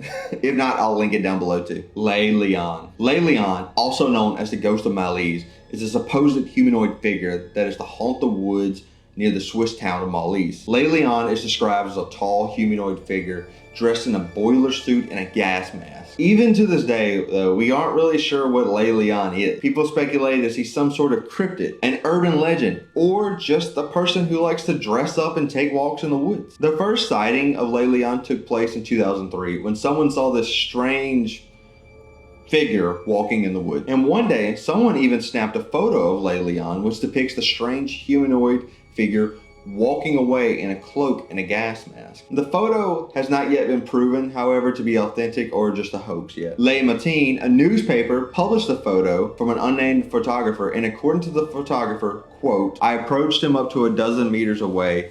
He had a military cape, boots, and an army gas mask, an antique type. I think he measured more than 1.9 meters. He stared at me and then turned his back on me and left in silence." One day though, Lay Leon left a suicide note. Someone found in the woods where Lay Leon roamed a note stacked on top of his garments. The letter read, "The risk of a hunt for the beast is too great." This letter, combined with no sightings since 2013, has led many to believe whoever this person was is no longer with us. Up until now, there's no feasible understanding of the being's true face, and it's also a mystery if it's truly dead or merely in hiding. And if this was just a person who wasn't all there or slightly mentally ill, and they felt they were going to be hunted so they killed themselves, that makes me real sad. Madeleine McCann. Madeleine McCann was a 3-year-old girl who lived in England with her parents and 2 younger siblings, but one day disappeared and has never been seen again. In 2007, Madeleine and her parents, Kate and Jerry McCann, as well as her 2-year-old twin siblings, and a group of family friends and their children all went to Praia da Luz, Portugal for a vacation. The McCanns arrived on April 28, 2007 in Portugal for their planned 7-day vacation. They were staying in a 2-bedroom ground floor apartment with their friends who came with them having the apartments next to theirs. These group of apartments were on the perimeter of the Mark Warner's Ocean Club Resort. On Thursday, May 3rd, 2007 at 8:30 p.m., all the parents on the trip went to the Tapas restaurant that was located only 180 feet from the apartment. One person from the dinner party would periodically get up and go check on all the children and then come back. At 10 p.m., Kate McCann, Madeleine's mother, had her turn to go check on the children, and that's when she realized her daughter was missing. She noticed that the window and the bedroom door on the children's room was open, and after searching the apartment, she ran back to the restaurant screaming for help. The police were called shortly after, and the resort activated their missing child protocol. Staff, police, guests, everyone searched until 4:30 a.m., but with no luck. Now that we know she went missing at least by 10:30 p.m.,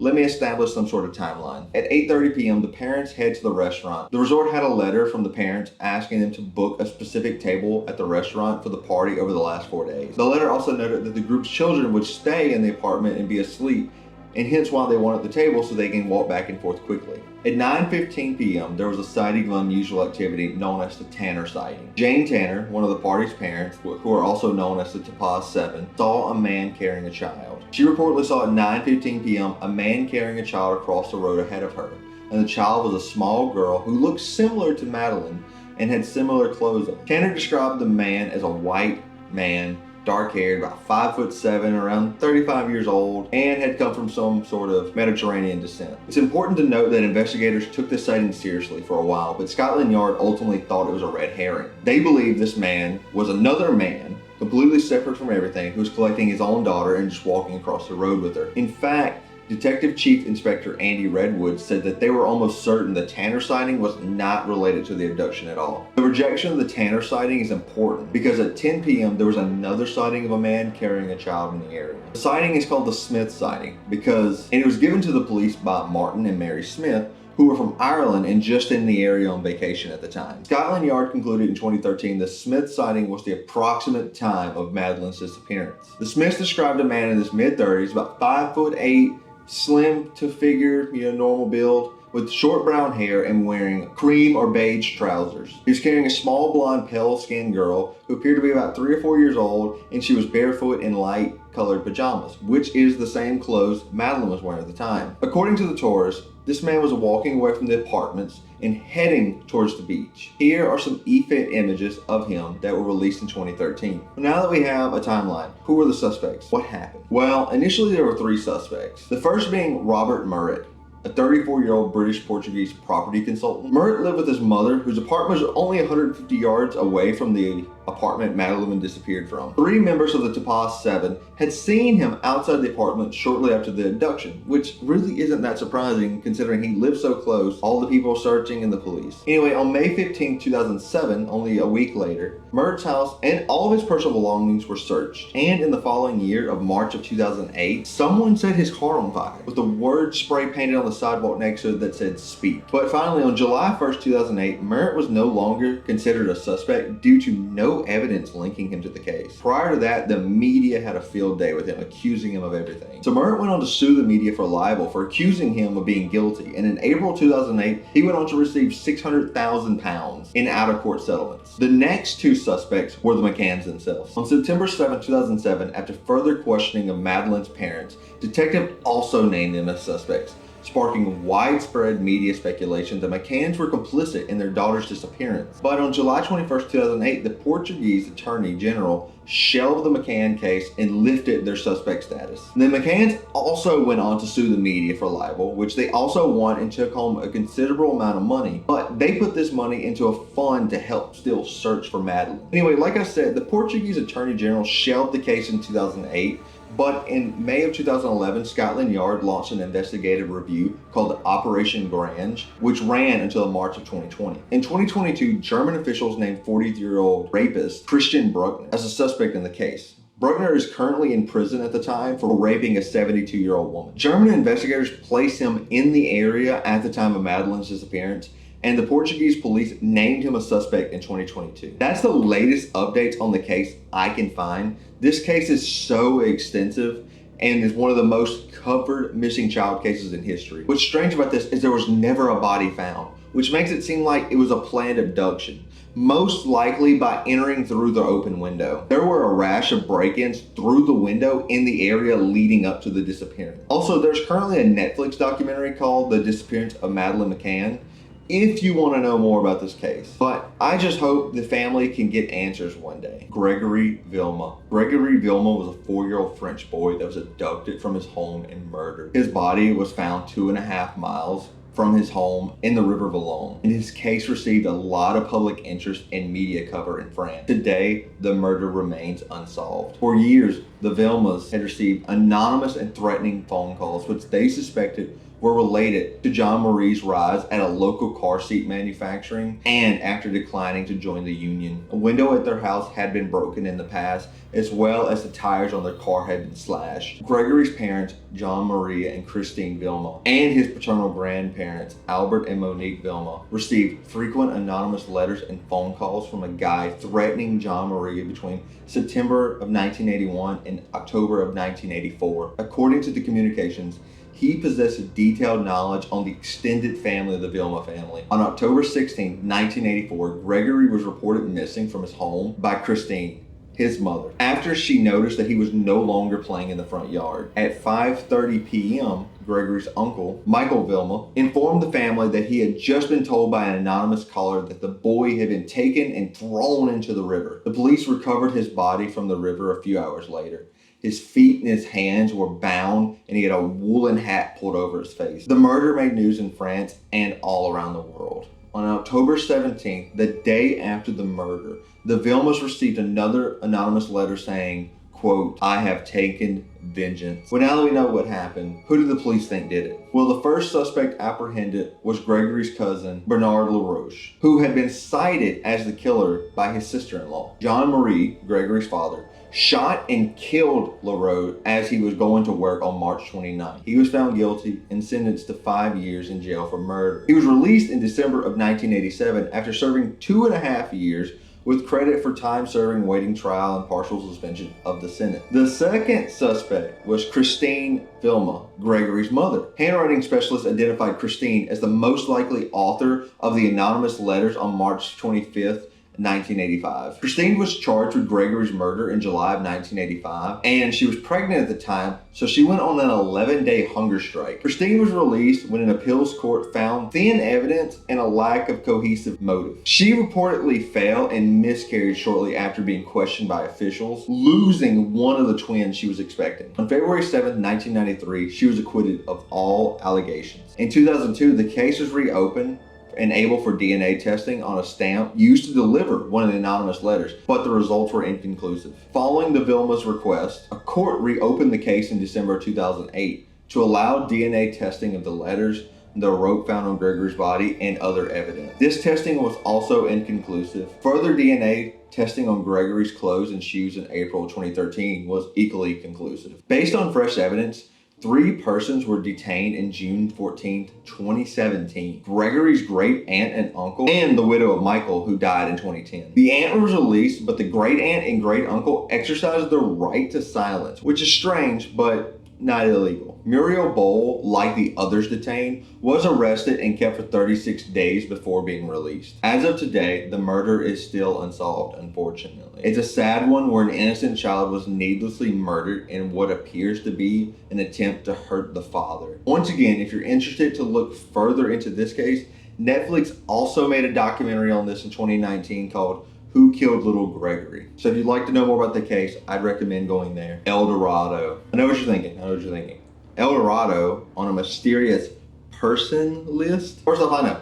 Second off, I didn't make this list. Anyway, the legend surrounding El Dorado changed over time as it went from being a man to a city to a kingdom, finally a full-on fucking blown empire. So I will cover as much as I can about the man and then briefly go over the city if you are familiar with it. El Rey Dorado, the Golden King, was a term used by the Spanish in the 16th century to describe a mythical tribal chief, Zipa, or king of the Muisca people, a native people of the Andes Mountains. The ancient Muisca people lived deep in the Andes Mountains, and their civilization sat at what is now Colombia. The Muisca people had a special tradition. When a new king rose to power, the king would coat himself in gold dust before diving into the lake. As part of the ceremony, gold and other precious jewels would be thrown into the lake. This was thought to please the underwater god. In 1545, the lake was found and then drained. Although they did find hundreds of pieces of gold, the vast treasure that they were looking for wasn't there. As a result, the Spanish concluded that the lake was not the destination they were looking for. So they kept looking for a city that didn't exist. And as a result, the concept of El Dorado, the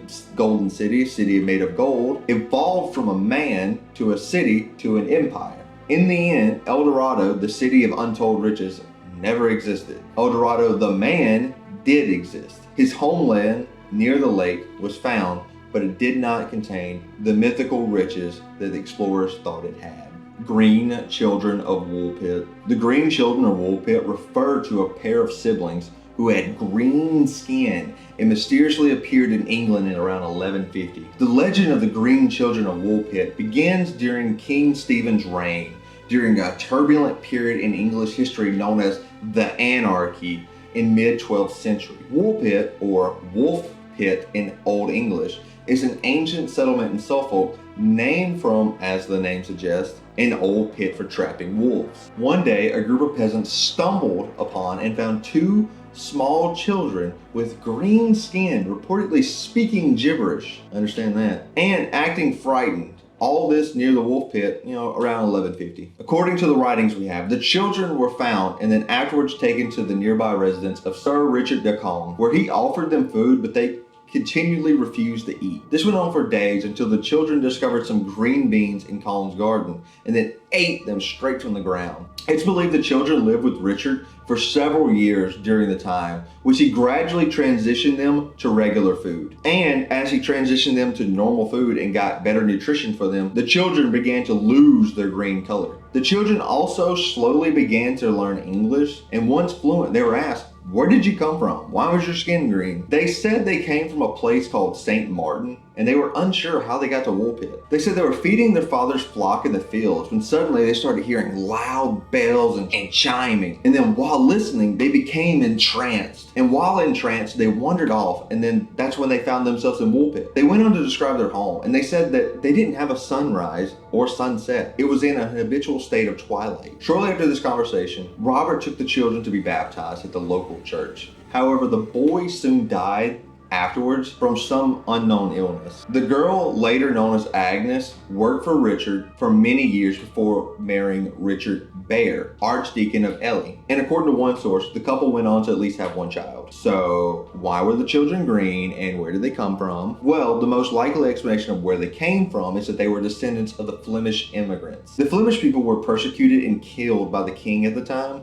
so the kids could have been walking around and confused without their parents. This is also one explanation why they were speaking gibberish, is because they weren't.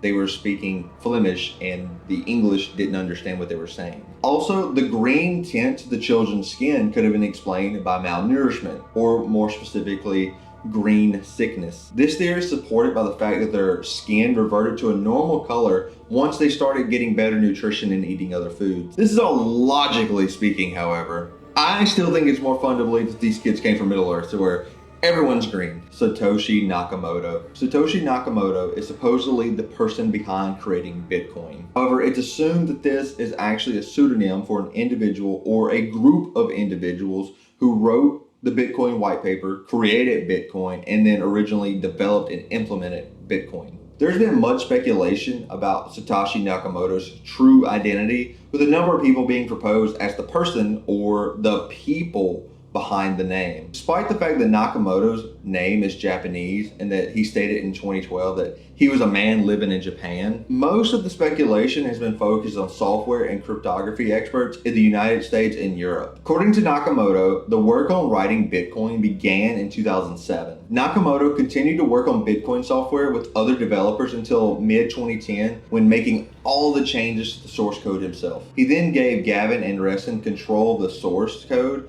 repository and network alert key, transferred several related domains to various prominent members of the Bitcoin community, and ceased his visible involvement with the project. Basically, he gave everything away and then stepped back, or at least that name stepped back. However, Nakamoto, whoever it is, owns between 750,000 and 1.1 million Bitcoin. In November 2021, when Bitcoin hit its all-time high of 68,000 per coin, that would have made his net worth $73 billion, which would make him the 15th most richest person in the world at the time. Nakamoto has never revealed personal information when discussing technical matters. However, some speculate that he is unlikely to be Japanese due to his native level use of the English language. The use of the British English in both source code and comments and forum postings, such as the expression bloody hard, as well as the spellings like gray and color, speculate that Nakamoto, or at least one member of the group claiming to be Nakamoto, was of Commonwealth origin. The identity of Nakamoto is unknown, but speculation has centered on a number of cryptography and computer science experts, most of which are not Japanese people. The most notable people who could be Nakamoto, or at least part of the group, is Hal Finney, Dorian Nakamoto, Nick Szabo, and Craig Wright. There have been plenty of people accused of being Nakamoto. Hell, even Elon Musk was accused in 2017, but he denied it. But maybe one day we'll get to the bottom of this. The Gardner Museum Incident Guys. The Gardner Museum Incident Guys refers to when 13 works of art were stolen from the Isabella Stewart Gardner Museum in Boston in 1990. Now, for some backstory. The Isabella Stewart Gardner Museum was constructed under the guidance of art collector Isabella Stewart Gardner, a leading American art collector in the early 20th century. Her museum first opened to the public in 1903, and Gardner added to this collection until her death in 1924. When she died, she left the museum $3.5 million, as well as instructions to do not alter the collection, as well as do not buy and sell from the collection, as well as the museum shouldn't really be altered that much. This will play an important part later. Because by the 1980s, the museum's funds were running a little low. The museum didn't have climate control or even a damn insurance policy and was severely lacking in building maintenance. After the FBI uncovered a plot in 1982 of a group of local criminals attempting to rob the museum, they suddenly found funds to then up their security. The security added was an improvement, but it was still lacking compared to what other museums had at the time. The security systems they put in at the time included 60 infrared motion sensors, a CCTV system with 4 cameras at the perimeter, and a few extra security guards. But remember, I did say it was lacking. I say that because there were no cameras put inside the building, due to the Board of Trustees believing it would cost too much. Also, the only way the police could be called to the building was by a button under the security desk. And other museums at the time, though, had a fail-safe system which required the night watchman to call the police every hour to make sure everything was okay. By 1988, they had a security audit, and the audit said their security was up to par with other museums, but like I said, it could use some improvements. But because the museum was strapped for cash, and it was against Stewart Gardner's wishes for the major renovations, the Board of Trustees did not approve for any security enhancements. Now, onto the heist. On the early hours of March 18, 1990, 2 thieves dressed in police uniforms parked in a hatchback car near the entrance. It was St. Patrick's Day, and a few patrons who actually witnessed these thieves in the car just thought they were real cops. Inside the museum was 23-year-old Rick Abbott and 25-year-old Randy Heston. Abbott was the regular night guard, but this was Heston's first shift on night duty. Part of the security protocol was that one guard would make rounds around the museum to make sure everything was okay, while the second guard stayed back in the guard booth. This, once again, is because the guard booth had the button to alert authorities in case there was an emergency. Abbott, the nighttime regular, went on patrol first, with Heston staying back in the security booth. During Abbott's patrol, fire alarms went off in different rooms. However, Abbott could not locate any fire or smoke. Abbott returned to the security room and then turned off the fire alarm control panel due to him believing it was some sort of malfunction. He then went back on patrol, but before he did, he made a quick stop at the side entrance of the museum and then briefly opened the side door and then shut it again. He didn't tell Heston that he was doing this or why. Once Abbott completed his patrol at 1 a.m., it was Heston's turn. They swapped places. At 1:20 a.m., the thieves drove up to the side entrance and rang the buzzer, which connected them to Abbott in the security desk. Abbott could see them on the security camera, and they were wearing cop uniforms, so he just, thought they were cops. And the thieves explained that they were cops there to investigate a disturbance. Well, Abbott didn't report any disturbance, but he thought since it was St. Patty's Day, maybe someone had climbed over a fence and they just saw it and they were trying to investigate and help out. So he buzzed the thieves in at 1:24 a.m. Once they were in, they made their way to the security desk where Abbott was. And then they asked him, hey, is there anyone else in the building? Abbott told him that there was another guard on patrol, and so then they told him to radio him back and get him back to the desk. After that, Abbott noticed that the mustache on the taller gentleman seemed a little fake. But then the thief told him, hey, come out from behind that counter. You look like you have an arrest warrant out. So Abbott stepped away from the desk, which contained the only button for them to contact the authorities. Once he got out from behind there, the thieves then handcuffed him and placed him against a wall. Heston then soon arrived, but he was also handcuffed. And that's when these cops revealed that they were thieves, and they explained to them that they were robbing the place. The thieves wrapped duct tape around their eyes without asking for directions, led them to the basement where they were handcuffed to a steam pipe and a workbench. The thieves took the wallets from the guards, looked at their ID and examined them, and then threatened them. But then they told them, do not tell authorities anything, and they would get a reward in about a year. It was now 1:35 a.m. It only took the thieves 15 minutes to subdue the guards. Infrared motion detectors tracked the thieves' movements throughout the museum. The first room they entered, the Dutch room on the second floor, did not have any steps recorded until 1:48 a.m. This was 13 minutes after they subdued the guards, possibly to ensure that the police were not alerted. As the thieves approached paintings in the Dutch room, a little alarm would go off. This alarm usually told, patrons that they were a little too close to the paintings. They smashed the hell out of them. At 1:51 a.m., one thief continued to work in the Dutch room, while another entered the short gallery, a narrow hallway on the opposite end of the second floor. Soon, the other thief then joined. The last stolen work was the chest to Tony from the blue room on the first floor. But even though something was stolen from the blue room, the motion detectors did not detect any motion within the blue room during the thieves' time in the building. The only footsteps that were recorded that night in the blue room, per the infrared sensors, was Abbott's during the 2 times he passed through the gallery on his patrol earlier. The thieves then checked on the guards one more time before they left, making sure that they were comfortable. They then went to the security director's office and took the video cassette that had been recording on the closed circuit cameras, as well as all the data printouts from the motion detectors. But the movement data was also collected on hard drives, which they might not have known of because they didn't touch them. The thieves then proceeded to remove artwork from the museum, opening the side entrance doors once at 2:40 a.m. and then once at 2:45 a.m. The heist had only lasted 81 minutes. When the next guard shift came in the morning, they realized something was wrong whenever they couldn't get in contact with the security desk. They called the security director, who then came with his keys to unlock the building. They walked to the guard desk and saw that no one was there, so they immediately called the authorities. The cops got there, searched the museum, and found the guard still tied up in the basement. 13 works of art were stolen, and it's regarded as the most valuable museum robbery of all time. The FBI estimated that in 1990, this haul was worth $200 million. But then it was raised to $500 million by 2000. Some of the art dealers estimated the work to be $600 million by the late 2000s. The mix of the items stolen puzzled the experts though. Some works of art were stolen were very, very valuable, while then the thieves would pass more valuable art to steal less valuable art as they were walking through. Because Gardner's will stated that nothing in her collection either be sold or bought, empty frames from the stolen paintings still hang in their respective spots throughout the museum as placeholders for their possible returns one day in the future. The museum raised a $1 million reward bounty for anyone who had any information. That was then raised to $5 million in 1997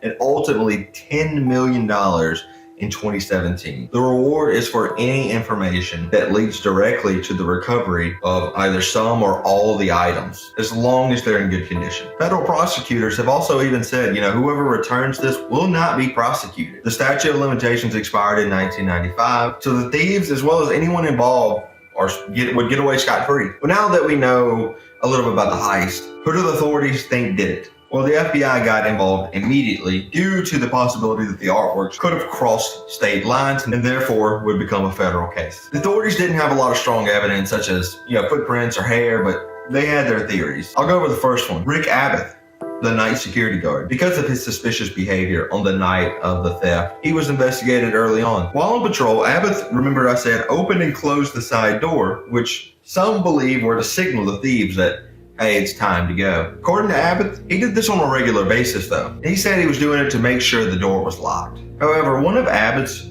co-workers told journalists that if he was opening and closing the door like he says he does all the time to check it, that the managers would have seen it on their computer printouts and told him, don't do that. Also, the museum's motion detectors didn't detect any motion in the Blue Room during the 81 minutes of the heist in which the thieves were there. However, a piece of artwork was stolen from that room, and the only one who had motion in that room, per the detectors, was Abbott during his patrol. And what you're thinking, well, maybe the motion detectors were faulty or something. Well, several weeks after the theft, a security consultant examined the motion detector equipment and determined it was working. It was fine. The FBI released a security video from the museum the night before the theft in 2015, which showed Abbott buzzing in an unidentified man and having a conversation with him at the security desk. Abbott told investigators he didn't remember the incident, as well as he didn't recognize the man in the video. So the FBI turned to the public for help. Several former museum guards identified the stranger as Abbott's boss, the museum's deputy security chief. That's strange you wouldn't recognize him. Despite all this evidence, Abbott maintains his innocence, and the FBI agent in charge early on in the investigation concluded that the guards were too inept and foolish to commit the crime. Maybe we got the usual suspect situation going on here. Another possible suspect was Whitey Bulger, the leader of the Winter Hill Gang, was one of the most powerful crime bosses in Boston at the time. He claimed he did not organize this heist. In fact, he was kind of pissed about it. He sent out agents to find who caused the robbery because it was on his turf and he wanted to be paid tribute. Bulger's involvement was investigated by the FBI agent Thomas McShane. He concluded that Bulger's close ties to the Boston Police Department could explain how the thieves obtained legitimate police uniforms, or that real police were arranged to pull off the heist. Maybe those thieves were really caught. Bulger also had ties to the Irish Republican Army, or IRA, and the IRA's calling card was the bogus tripping of fire alarms prior to a heist, according to McShane. Both organizations had agents in Boston, and both had a history of pulling off art heists. However, McShane's investigation to Bulger and the IRA yielded no evidence linking them to the heist. Side note, there was also a letter written to the museum in 1994 from an anonymous author who claimed to be negotiating the return of some of the artwork. The author claimed that they were the middleman, and the thieves wanted the money to be sent to an offshore bank account to hide the identities of everyone involved. They told the museum to place a coded message in the Boston Globe, and so they did, but the anonymous author never wrote back. But in 2013, the FBI reported with a high degree of confidence that they knew who the thieves were, and that they were a part of a criminal organization based in the New England area. Then in 2015, the FBI stated that these two thieves were deceased, but did not give up names of individuals that they were thought responsible, only that they were a part of the Merlino gang. Merlino's gang had cased the museum in 1981 and had plans to rob it, but the FBI found out about this and tipped off the museum. Remember I mentioned that earlier. There are three names for the Merlino gang that come up when you research this topic. They are Robert Garente, Robert Gentile, and David Turner. The final suspect, though, however, I'm going to cover today is Bobby Donati. Robert Donati, aka Bobby Donati, aka Bobby D, is what I'm going to call him, was a member of another crime family before his death in 1991. His involvement in the Garner theft was suspected after notorious New England art thief Miles J. Connor Jr. spoke with authorities. Connor was in jail at the time of the heist, so we can rule him out. But he suspected Bobby D and criminal David Houghton were the masterminds behind the heist. Connor claimed that he worked with Bobby D in previous art heists, and that the two went to the Garner Museum together to stake out the joint, but Bobby D was really interested in robbing the place. Connor also claimed that after the heist, Houghton visited him in jail and told him that him and Bobby D planned it and they were going to get the paintings to get Connor out of jail. And if this was true, they most likely stole this idea from Connor himself, because Connor had previously returned stolen artwork to get his sentence short. Connor suspected that since the eyewitness statements didn't match Houghton and Bobby D's appearances, the two just contracted the job out to some lower level gangsters. But within 2 years of the robbery, both Houghton and Bobby D were dead. Houghton had died from some illness, but Bobby D was abducted when he was leaving his home, and his body was found later beaten and stabbed to death. His death remains unsolved, I guess just as this heist does to this day. John Doe 24. Look, I know the section's shorter than the previous, and not because I don't want to talk about this, but there's just less information to report on, which in this particular person, it's kind of sad. John Doe 24 was a name given to a deaf and later blind man who was committed to a mental institution in Jacksonville, Illinois. John Doe 24 was believed to have been born in 1929, and from 1929 to 1945, we really have no information on him. But on October 11, 1945, 2 police officers discovered a black adolescent wandering the streets of Jacksonville, Illinois. He was quickly diagnosed as deaf and incapable of communicating. When asked why he was roaming the streets, all he could write was Lewis, which was thought to be his name. There was no information available about him or his relatives. Unable to communicate, the deaf and mute teenager was labeled feeble-minded and sentenced by a judge to a nightmarish jumble of the Lincoln State School and Colony in Jacksonville. He became known as John Doe 24 because he was the 24th unidentified man in the state's mental health care system. His name was later legally changed to John Doe Boyd in 1978 to allow him to apply for Social Security. During his time in the mental institutions, he slowly became blind. The man's caretakers believed that his diabetes eventually took his eyesight, and his records indicate that he was mentally deficient. But workers at Smiley Living Center, where he spent the last 6 years of his life, remember a proud and more intelligent man that the standardized test proved on paper. He wore a straw hat and carried a backpack containing a collection of rings, glasses, and silverware with him everywhere. And he danced to vibrations at the Christmas parties. He apparently loved music and dancing, despite being deaf. Sadly, on November 28, 1993, he passed away due to a stroke at an estimated age of 64. When Mary Chapman Carpenter, an American singer, learned of Doe's life, she purchased a tombstone and placed it over his unmarked grave. Carpenter also wrote a song named John Doe 24, which appeared on the album Stones in the Road, which released in October of 1994. This one's a sad story where it seems like a sweet man just disappeared and no one from his life either knew or cared enough to come find him. Evil Stick Creator. Evil Stick Creator refers to the Evil Stick toy that was found in Daytona, Ohio in 2014. On that day, Nicole Allen bought a toy for her 2-year-old daughter the week after Halloween at a dollar store. The toy was a princess wand topped with flower petals, packaged in a cardboard box with a smiling female and a recommendation for ages 3 and up. According to the box, the toy could send out wonderful music. It appeared nothing more than just cheap toy kind of thing that you would pass through a dollar store and just throw in the buggy to give to your little cousin or your child, obviously. Alan, though, didn't notice the name up top that said, Evil Stick. But when she got home, she found out why.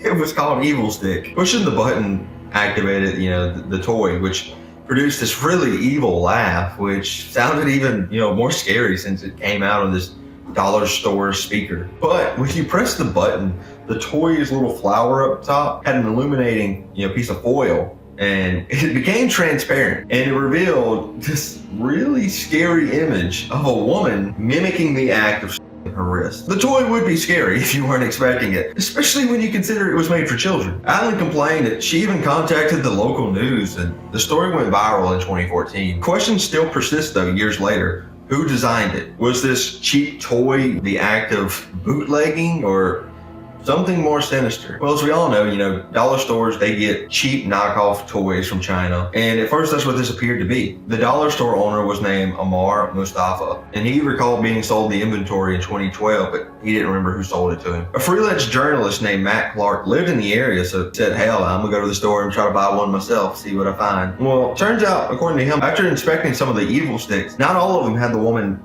committing the act of self-delete. Others had photos of zombies, but most had nothing. Clark then made an 11-second video showing off the toy. Funny side note, he made the video, it blew up, and then he didn't post anything for years. People thought that the evil stick was cursed and killed him. God, I love the internet. Turns out, unsurprisingly, the evil stick didn't kill him, but he just thought it was funny that people thought this toy killed him, so he decided not to post for a while because I wouldn't either.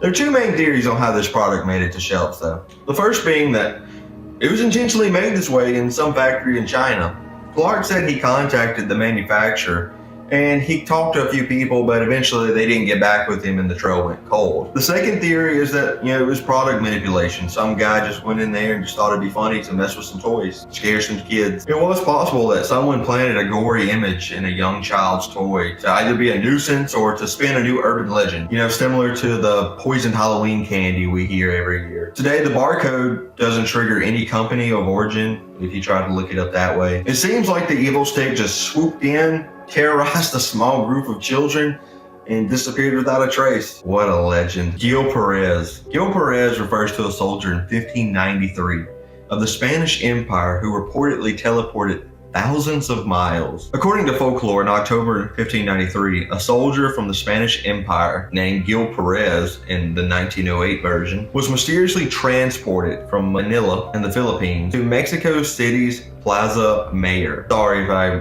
butcher these names and these locations. On October 24th, 1593, a soldier was guarding the Palacio del Gobernador in Manila the night before Chinese pirates assassinated the governor, but the guards still guarded the palace and awaited appointment for the new governor. One of the soldiers felt dizzy and exhausted. He leaned against the wall and closed his eyes for one moment. When he opened his eyes again, he was in Mexico City, thousands of miles across the ocean. Some of the guards noticed that, he was wearing the wrong uniform and began wondering who he was. Obviously wearing the wrong clothes, he stuck out. You see, people in Mexico City were still unaware of the assassination of the governor of the Philippines. The soldier who was wearing the uniform of the people who would be guarding near the now assassinated governor was aware of his death and began telling them that the governor was dead. And he also told them, where am I at? How did I get here? I was just there in the Philippines. The authorities placed him in jail for being a deserter. And due to apparently the teleportation, they also charged him with being a servant of the devil. Soon ships arrived from the Philippines and it brought news of the governor's death to Mexico months later. One of the passengers recognized the imprisoned soldier and claimed to have seen him in the Philippines the day after the governor's death. Remember, this is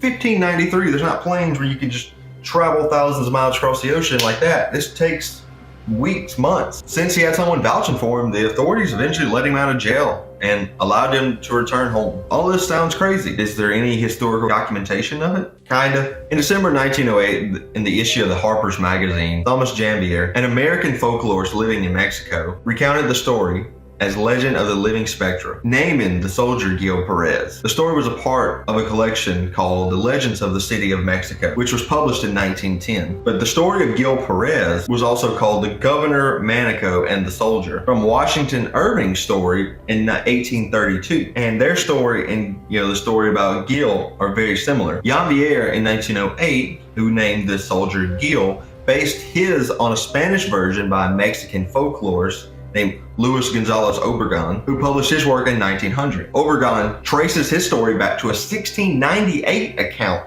of the Spanish conquest of the Philippines, which they recount this story as fact. However, that story never names the soldier and describes his transportation as witchcraft. Several authors have proposed supernatural explanations for the story. Some have suggested teleportation, others think alien abduction.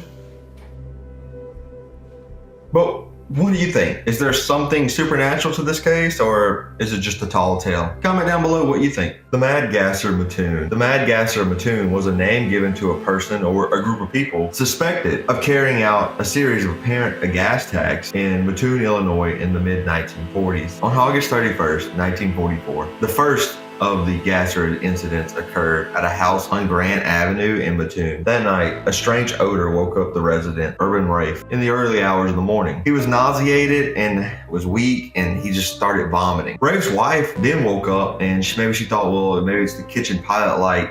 Maybe there's something going on with that, the gas leak there. But she realized she was partially paralyzed and unable to leave her bed, suspecting that they may, be subject to some sort of gas poisoning. Later that night, a young mother living nearby also reported a very similar incident. The sound of her daughter woke her up in the middle of the night, but she was unable to get out of bed to go check on her. And the third incident was reported the following day on September 1st. Around 11 p.m., Mrs. Kearney of Marshall Avenue reported a strong smell with a sweet odor. She dismissed it at first, thinking it was just some flowers outside of her window, but the odor began to get stronger, and she began losing feeling in her legs. Mrs. Kearney panicked, and she began calling out, which drew the attention of her sister, Miss Reddy, who was at the house at the time. Miss Reddy also noticed the odor and determined it was coming from the direction of the open bedroom window. The cops were called, but there was no evidence of anyone outside. Bert Kearney, Mrs. Kearney's husband, was a local taxi driver, and he was absent during the attack, but he returned home around 12:30 a.m. and he found an unidentified man hiding close outside of his windows. He was unable to apprehend him because the guy, as soon as he saw him, fled. But the prowler, described by Mr. Kearney, was a tall man dressed in dark clothing and wearing a tight-fitting cap. The description was widely publicized in the local news, and it became the standard description for the gasser for the rest of the attacks. Mrs. Kearney also reported a burning sensation on her lips and throat following the attack, which was attributed to, I guess, the effects of the gas. The primary motive was initially suspected as robbery. The Kearneys had a large sum of money in the house at the time, and it was suspected that the prowler may have saw Mrs. Kearney and her sister counting it earlier that evening. Local newspapers misidentified this as the first attack of the gasser,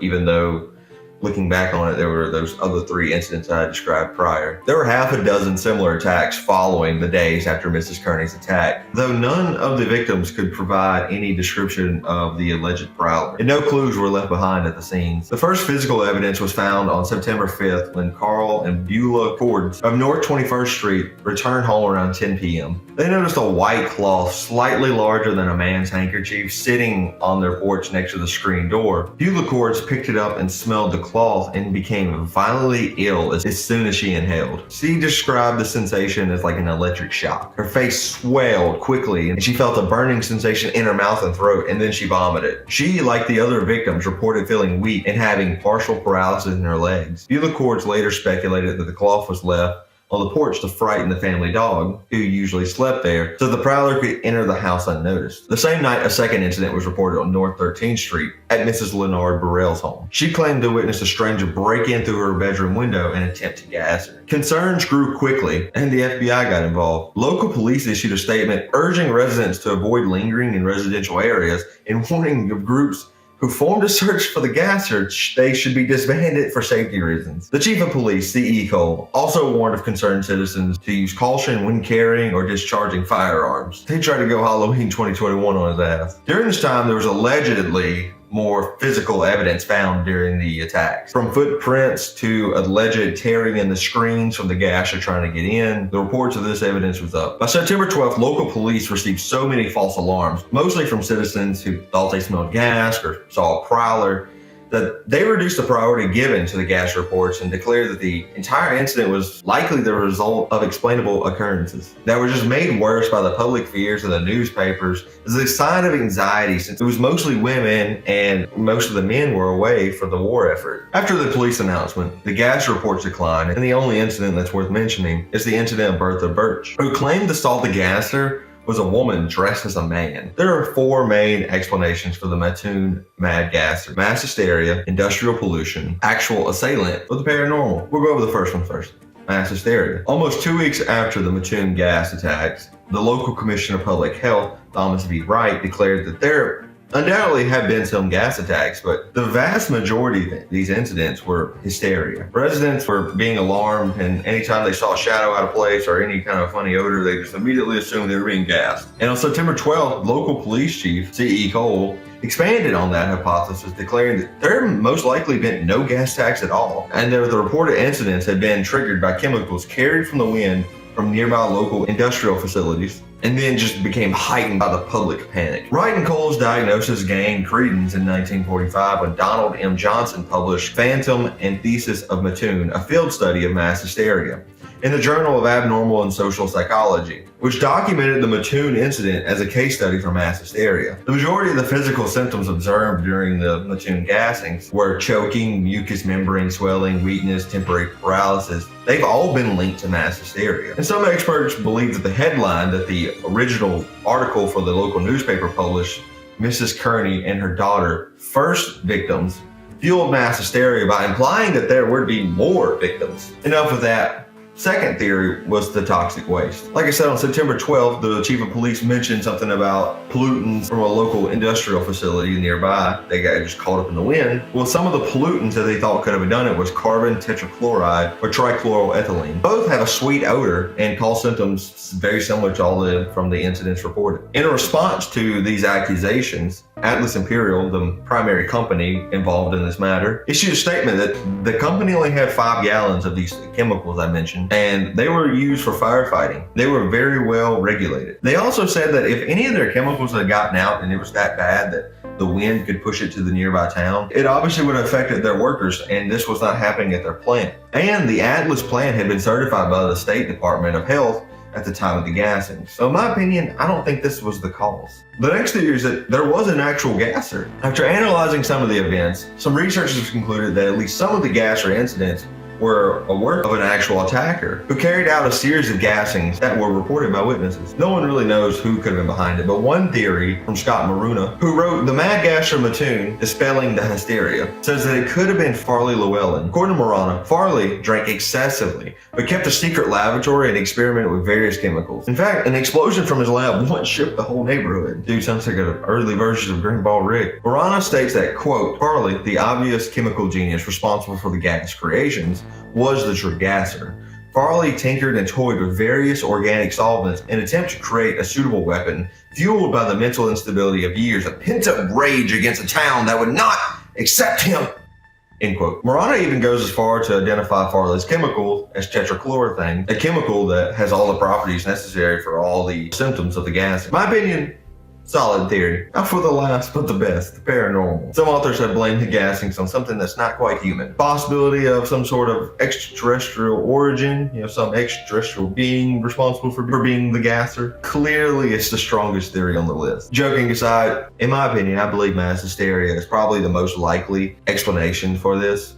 But what do you think? Comment down below. Man of the Hole. The Man of the Hole, or the Chinaru Indian, was an indigenous person who lived alone in the Amazon rainforest in the Brazilian state of Rondônia. He was the sole occupant of the Chinaru Indigenous Territory, a Brazilian government-designated protected indigenous territory established in 2007. That's a tongue twister. It's unclear what language the Man of the Hole spoke, what his people were called, or even what his name was. He was the last survivor of his people's genocide by Brazilian settlers in the 1970s and the 1990s, and he chose to live alone until his death in 2022. Living primarily through hunting and gathering, and frequently moving, he left a deep hole for some unknown purpose in each one of his previous homes, giving rise to his nickname, Man of the Hole. He was discovered dead in his home in August 2022.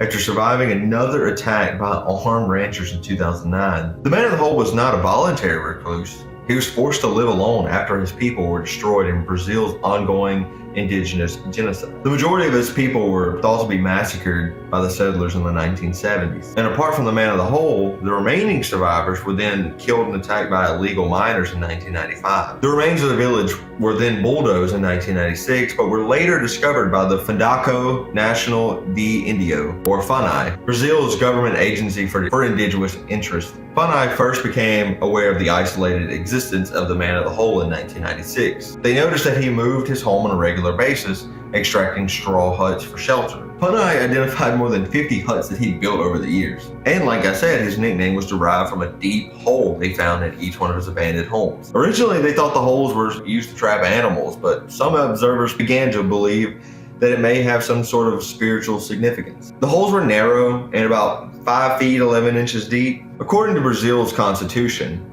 the indigenous people have the right to the lands that they traditionally occupy. So FUNAI designated 31 square miles for this Man of the Hole. Following the establishment of this area, FUNAI closely monitored him and attempted to prevent, intrusions into his area, trying to keep people away from him, let him do his thing. Despite this, the Man of the Hole was ambushed by gunmen in November 2009, but thankfully he survived. And in 2018, FUNAI released a video of him to raise global awareness of the threats to Brazil's uncontacted peoples. The man who appeared in the video. He seemed like he was in his 50s and appeared to be in good health. But unfortunately, the man of the hole was found dead in his home on August 24th, 2022 by a Funai agent. There were no signs of violence or disturbance, and they expect he died sometime in July at the approximately age of 60 years old. Count Saint Germain. The Count of Saint Germain was a European adventurer who was fascinated by science, alchemy, and the arts. He rose to prominence in the mid-19th century in the European high society. Quote, he was one of the greatest philosophers who ever lived, end quote, according to Prince Charles of Hesse-Kassel. Saint Germain used various titles and names throughout his life, which was very common among royalty and nobility at the time. To deflect questions about his origins, he would make outlandish claims like being 500 years old, prompting Voltaire to sarcastically refer to him as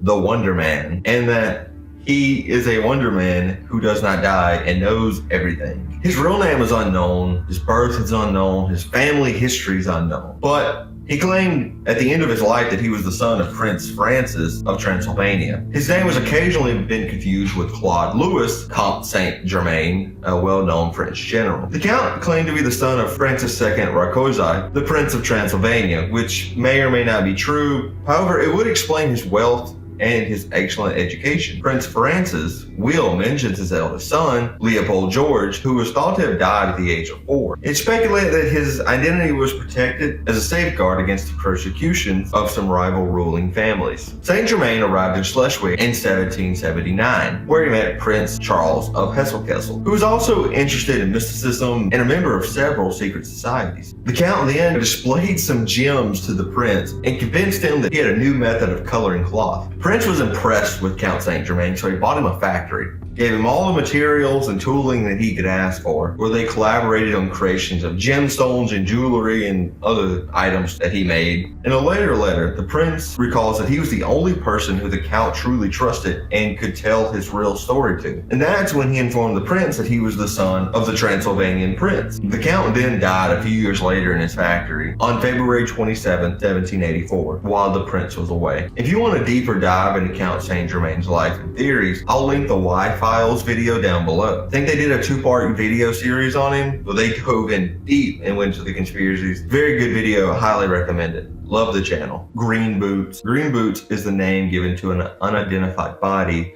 of a climber that became a landmark on the main northeast ridge route on Mount Everest. The body has not been officially identified, but is believed to be Teswang Paljor, an Indian climber who died on Everest in 1996. The term green boots originated from his green mountaineering boots that he wore when he passed. All expeditions up the mountain from the north side have encountered his body since he died up until 2014, when it was moved to a limestone cave. In May 1996, British filmmaker and climber Matt Dickinson captured the first video footage of Green Boot. And over time, the corpse became known as a landmark and became very popular due to its connection with David Sharp's death. As I've stated, most believe Green Boots to be Teswang Paljor, an Indian climber who attempted to climb the mountain in 1996. And if it's not him, it's most likely a member of his group that he was with that day. May 10th and 11th, 1996, which is now known as the 1996 Mount Everest disaster, 8 climbers died. On the southeast route, there were 5 fatalities from Adventure Consultant and Mountain Madness Expedition, and 3 fatalities were on the northeast side, which is where Green Boots is. Climbers on the northeast route were from India's Indo-Tibetan Border Police, or the ITBP, and this is the expedition that Green Boots was a part of. And it was actually one of Indians' first ascents of the Everest from the east side. On May 10, 1996, the Indian group attempted their climb, but they got caught in a blizzard just short of the summit. 3 members decided to turn around, while 3 members decided to go forward. The 3 men who marched forward ultimately did reach the summit, and they radioed down their success, but they never made it down alive, and no more radio contact was made from them once they began descending. While it's widely assumed that Green Boots is the body of head constable Teswang Paljor, a 1997 article titled The Indian Ascent of Kuomangala by the North Ridge, published in the Himalayan Journal by Deputy Expedition Leader P.M. Das, raises the possibility that the body is Dorje Marup, aka Dorje. Green Boots, though, is about 1 of 200 corpses that are still on Everest, and it's unknown when Green Boots first appeared as like Everest slang. It's assumed since there's so many expeditions past the body that it just became a common term among the hikers. The mountain is littered with bodies from Sleeping Beauty to the Rainbow Valley, which is an area below the summit strewn with corpses wearing brightly colored mountaineering apparel. Kind of creepy to think about that. The Durban Hospital Ceiling Man. The Durban Hospital Ceiling Man refers to a South African patient who mysteriously left his hospital bed undetected with a broken leg and was found dead in the hospital ceiling. Not gonna lie, I've only recently heard about this case when Mr. Ballard covered it back in December of 2022. Great video.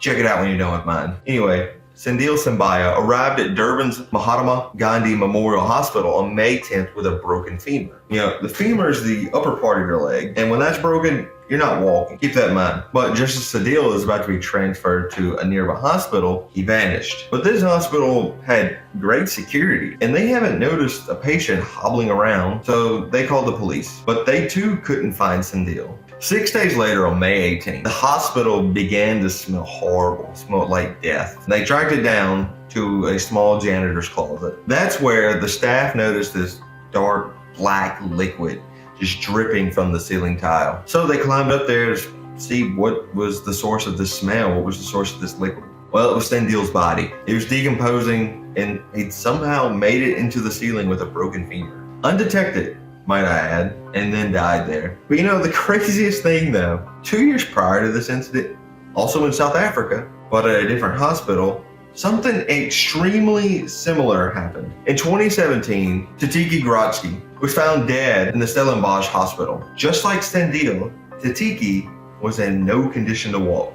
He was also found dead in the ceiling while being undetected, with even reports that the hospital staff was just outside his room at the time of his disappearance. This means in the span of 2 years, 2 patients in South African hospitals slipped away undetected and then were ultimately found dead in the hospital ceiling. Some believe the men did sneak out on their own accord and climbed in the ceiling and just died there. Others think that they were murdered and then their bodies were hidden there by the murderer or murderers. Final theory is that they were best examples of spontaneous human transportation, which is where someone instantly teleports from one location to another. But for now, we don't know. You decide. What do you think? Comment down below. Boy in the Box. The Boy in the Box was an American 4-year-old who was found dead, naked, and beaten to death out of a box on the side of a road in Philadelphia, Pennsylvania on February 25th, 1957. His body appeared cleaned and freshly groomed, with a recent haircut and trimmed fingernails, although he did suffer physical abuse before his death and had multiple bruises on his body. He was also severely malnourished. The body was covered with scars, some of which even appeared surgical.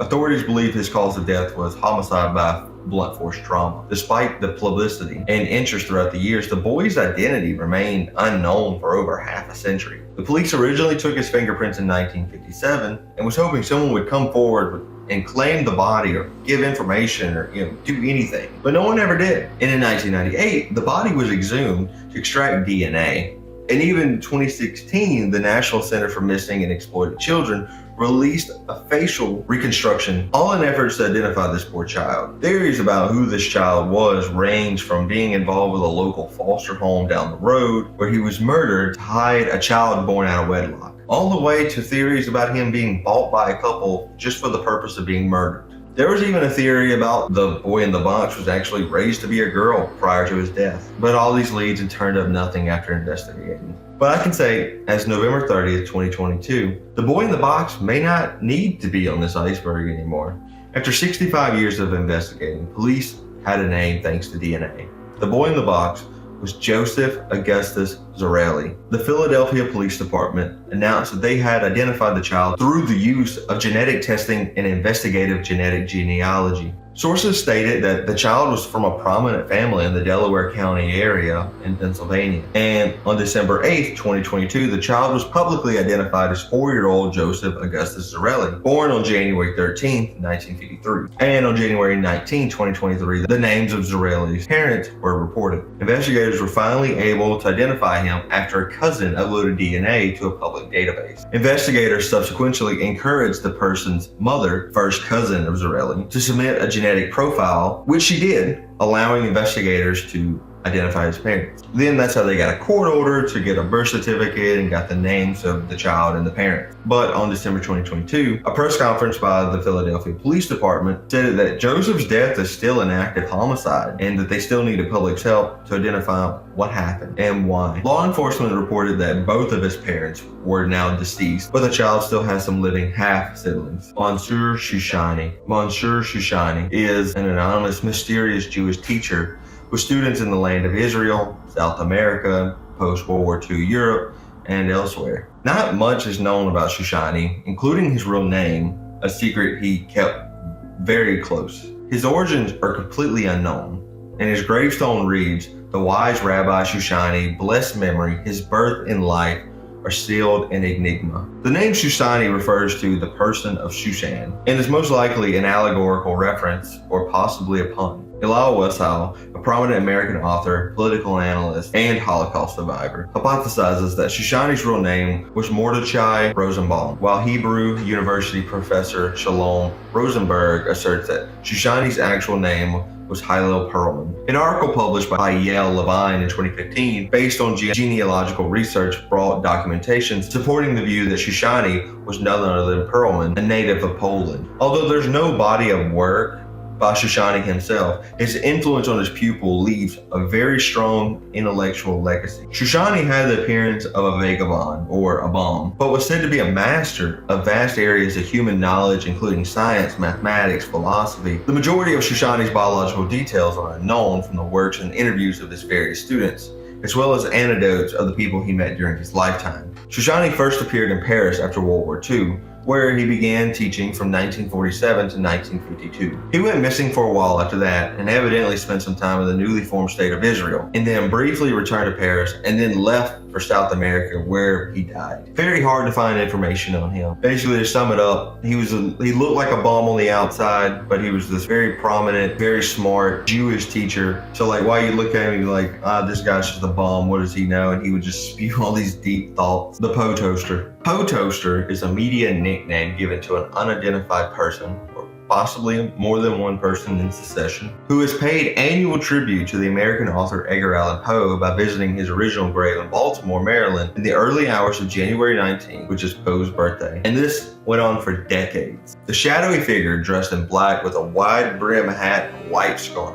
would enter in the grave area every year. He'd pour a glass of cognac and offer a toast in place of Poe's original tomb, which was marked by commemorative stone. He would then leave the unfinished bottle of cognac and arrange 3 red flowers in a specific position on the memorial. The roses were thought to represent Poe, his wife Virginia, and his mother-in-law Maria Clem, who were all buried near the spot. The cognac meaning is unknown, and it doesn't really appear in any of Poe's work. Nonetheless, a note left during the 2004 visitation suggested that the cognac may have represented a family tradition of the Poe Toaster rather than the Poes themselves. Several of these bottles are maintained at Baltimore's Edgar Allan Poe House and Museum. The elusive toaster, who did not seek publicity, was rarely ever seen or photographed. Despite that, every year, a number of reporters and Poe fans attended the event. Life magazine allegedly released a photo of the toaster in 1990. According to eyewitness testimonies and notes accompanying contributions in later years,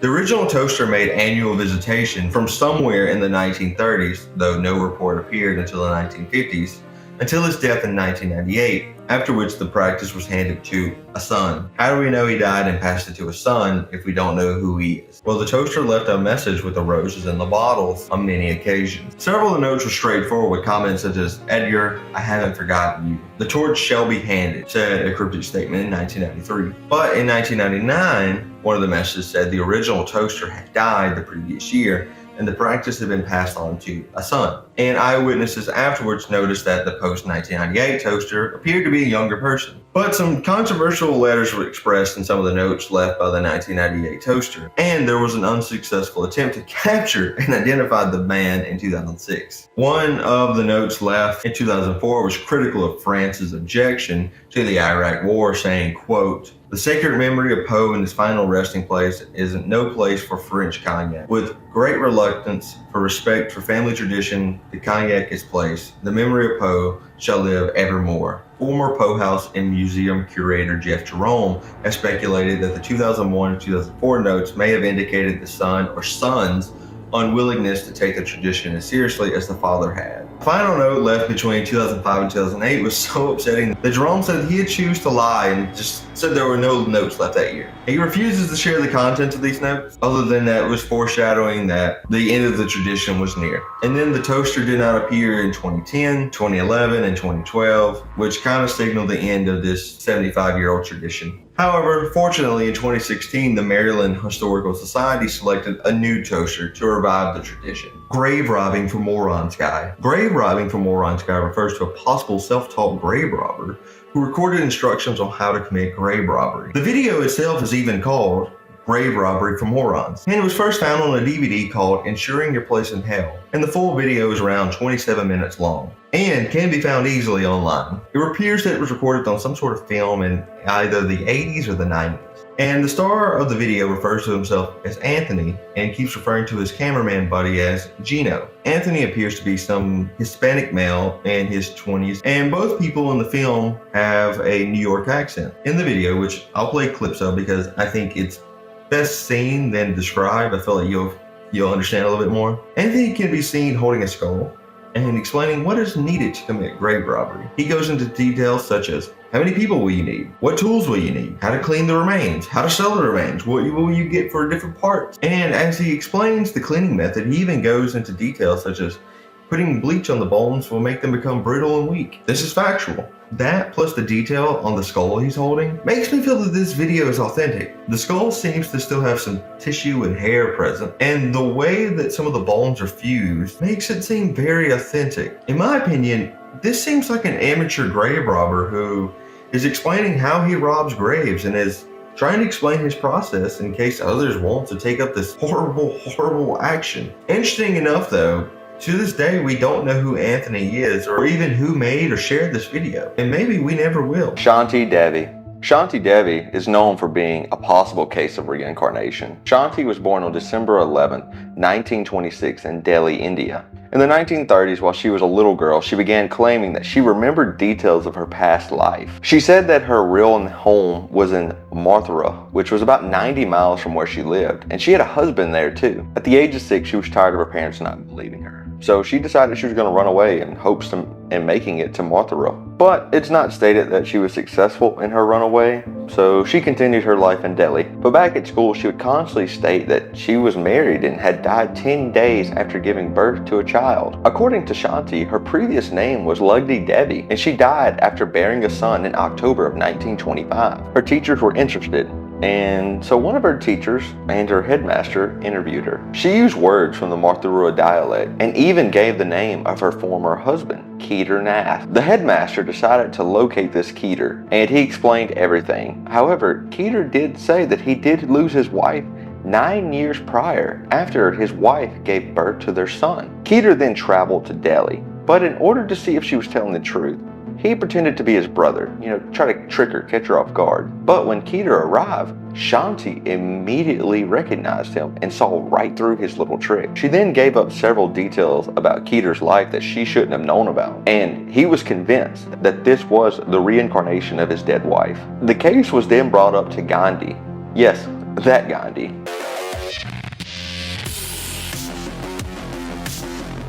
He set up a special commission to investigate if this was truly a case of reincarnation or simply a hoax. The commission then traveled to Shanti and arrived on November 15th, 1935. They took Shanti back to her old town, Mathura, where she claimed she was from. And when she got there, she immediately recognized multiple family members by name. She also found out that Keter didn't keep some of her deathbed promises. Once the commission had enough evidence, Shanti traveled back to Delhi with her parents, and the commission put out a report in 1936 and had concluded that Shanti was indeed the reincarnation of Lugdi Devi. Devi never married or remarried, if you believe her story. She told her story again in the 1950s and once more in 1986 when she was interviewed. On December 27th, 1987, Devi passed away. So what do you think? Was this a possible case of reincarnation?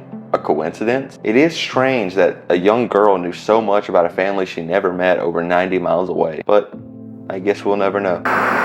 The Somerton Man. The Somerton Man was an unidentified man whose body was found on December 1st, 1948 on the beach at Somerton Park, a suburb in South Australia. The police were called out at 6:30 a.m. after a man's body was discovered on the beach. The man was found laying in the sand. He was laying on his back with his head against the seawall and his legs extended and his feet were crossed. It looked like he had just died while sleeping. The police searched his pockets and there was a few items on him such as an unlit cigarette, a rail ticket, a bus ticket, a comb, gum, and a few other items. It was initially suspected that he committed suicide, and from his autopsy, his time of death was around 2 a.m. on December 1st, about 4 hours before he was found. On January 14, 1949, a brown suitcase with its label removed was found at a nearby railway station. The police believed it was the Somerton Man's. When it was searched, most of the clothing had its labels removed, but a few items had T. Kane or Keen written on them. Due to wartime rationing at the time, getting new clothing was difficult. However, it was very common to remove the name and tags of previous owners when buying them used. But the police didn't think the Somerton Man's name was T. Kane,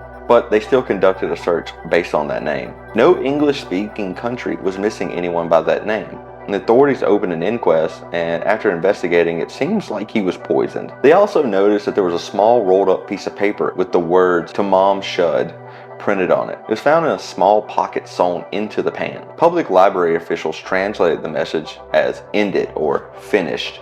It seemed to have come from the last page of this book. Police asked the public for help. They wanted to find the original book that this was ripped out of. Here's where the details of this get a little fuzzy. Some reports say that the book that the police were looking for was found a few weeks before the Somerton Man's death, while others say it was found soon after. Regardless, the police found the book that they believe this message was ripped from. There were faint indentations in the back of the book that represented 5 lines of text in capital letters. The second line has been deleted, which is significant due to the similarity of the fourth line and the possibility that it represents an encryption error. Attempts to decode this went up to even 2014 with no success. Well, it seems like this guy's just cool and mysterious, right? Writing cryptic notes in the back of this random book.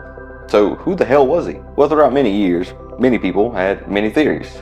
My favorite was that he was just a spy that was executed, but we'll dig a little deeper. People believe this, the spy angle, because of the circumstances and the historical context of his death. You see, spies were interested in at least 2 locations near where the Somerton Man was found: Radium Hill, a uranium mine, and the Woomerian Test Range, an Anglo-Australian military research facility. The man's death also occurred during a reorganization of Australia's security agencies, which culminated the following year with the establishment of the Australian Security Intelligence Organization, or ASIO. This would be followed by a crackdown on Soviet espionage in Australia. While this sounds all cool and badass, by July 26, 2022, there was a break in the case. Professor Derek Abbott and genealogist Colleen Fitzpatrick determined that the Somerton Man was Carl Charles Webb. South Australian police had not verified the result, but stated that they were cautiously optimistic that this may provide a breakthrough.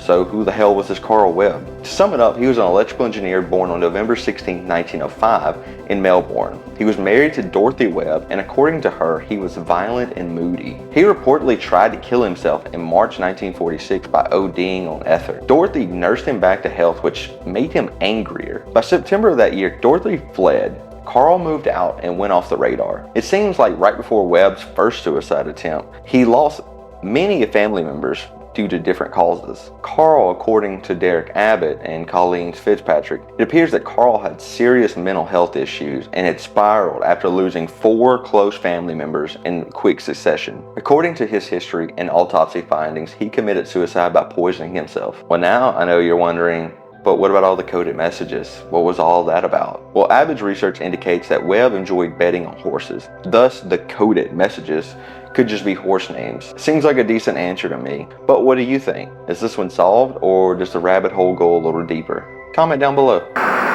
The Isdal Woman. The Isdal Woman is a placeholder name given to an unidentified woman who was found dead at Isdalen in Bergen, Norway on November 29, 1970. On that day, a man and his 2 young daughters were hiking in an area known as Isdalen, which translates to the Ice Valley. But this area also has other names, such as Dadsdalen, here on the screen. But this name also means the Death Valley, due to the area's histories of suicides in the Middle Ages, as well as multiple modern hiking accidents. As they were hiking, they noticed an unusual burning smell. That's when one of the daughters located a charred body nearby. Obviously freaked out, the family immediately hiked back to town to notify the authorities. The police came up and performed an investigation, and they found the body laying down, facing up, with her hands clenched by her torso. She was burned up so bad that she was unrecognizable, but there was an absence of a nearby campfire. Near her body was an empty bottle of liquor, 2 plastic water bottles, a plastic passport container, rubber boots, a scarf, stockings,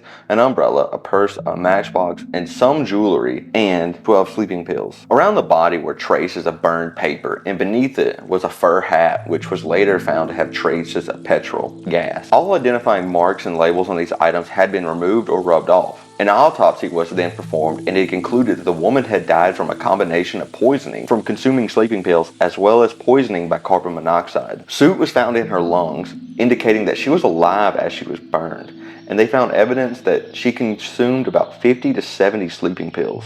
Her teeth and jaw were removed during her autopsy due to her unique gold fillings, so they thought they could use it to figure out who she was. Police then reached out to the media and public to help get some leads, and they found the last time she was seen alive was on November 23rd when she checked out of her nearby hotel room. The hotel staff told police she was a good-looking woman with dark brown hair and small brown eyes. The staff said that she kept to herself, and when she checked in, she paid with cash and requested a taxi. Her movements after that and up until her body was found are unknown. Police were able to search her room and determined that she stayed in several hotels and often changed rooms after checking in. Despite thorough investigations, her true name and background remain unknown. Over the years, she utilized a series of false identities and undergone plastic surgery, further obscuring her true identity. Multiple passports, wigs, glasses with altered prescriptions all were discovered in her room or in her possession. This suggests a deliberate attempt to conceal her true identity. But the weird question is,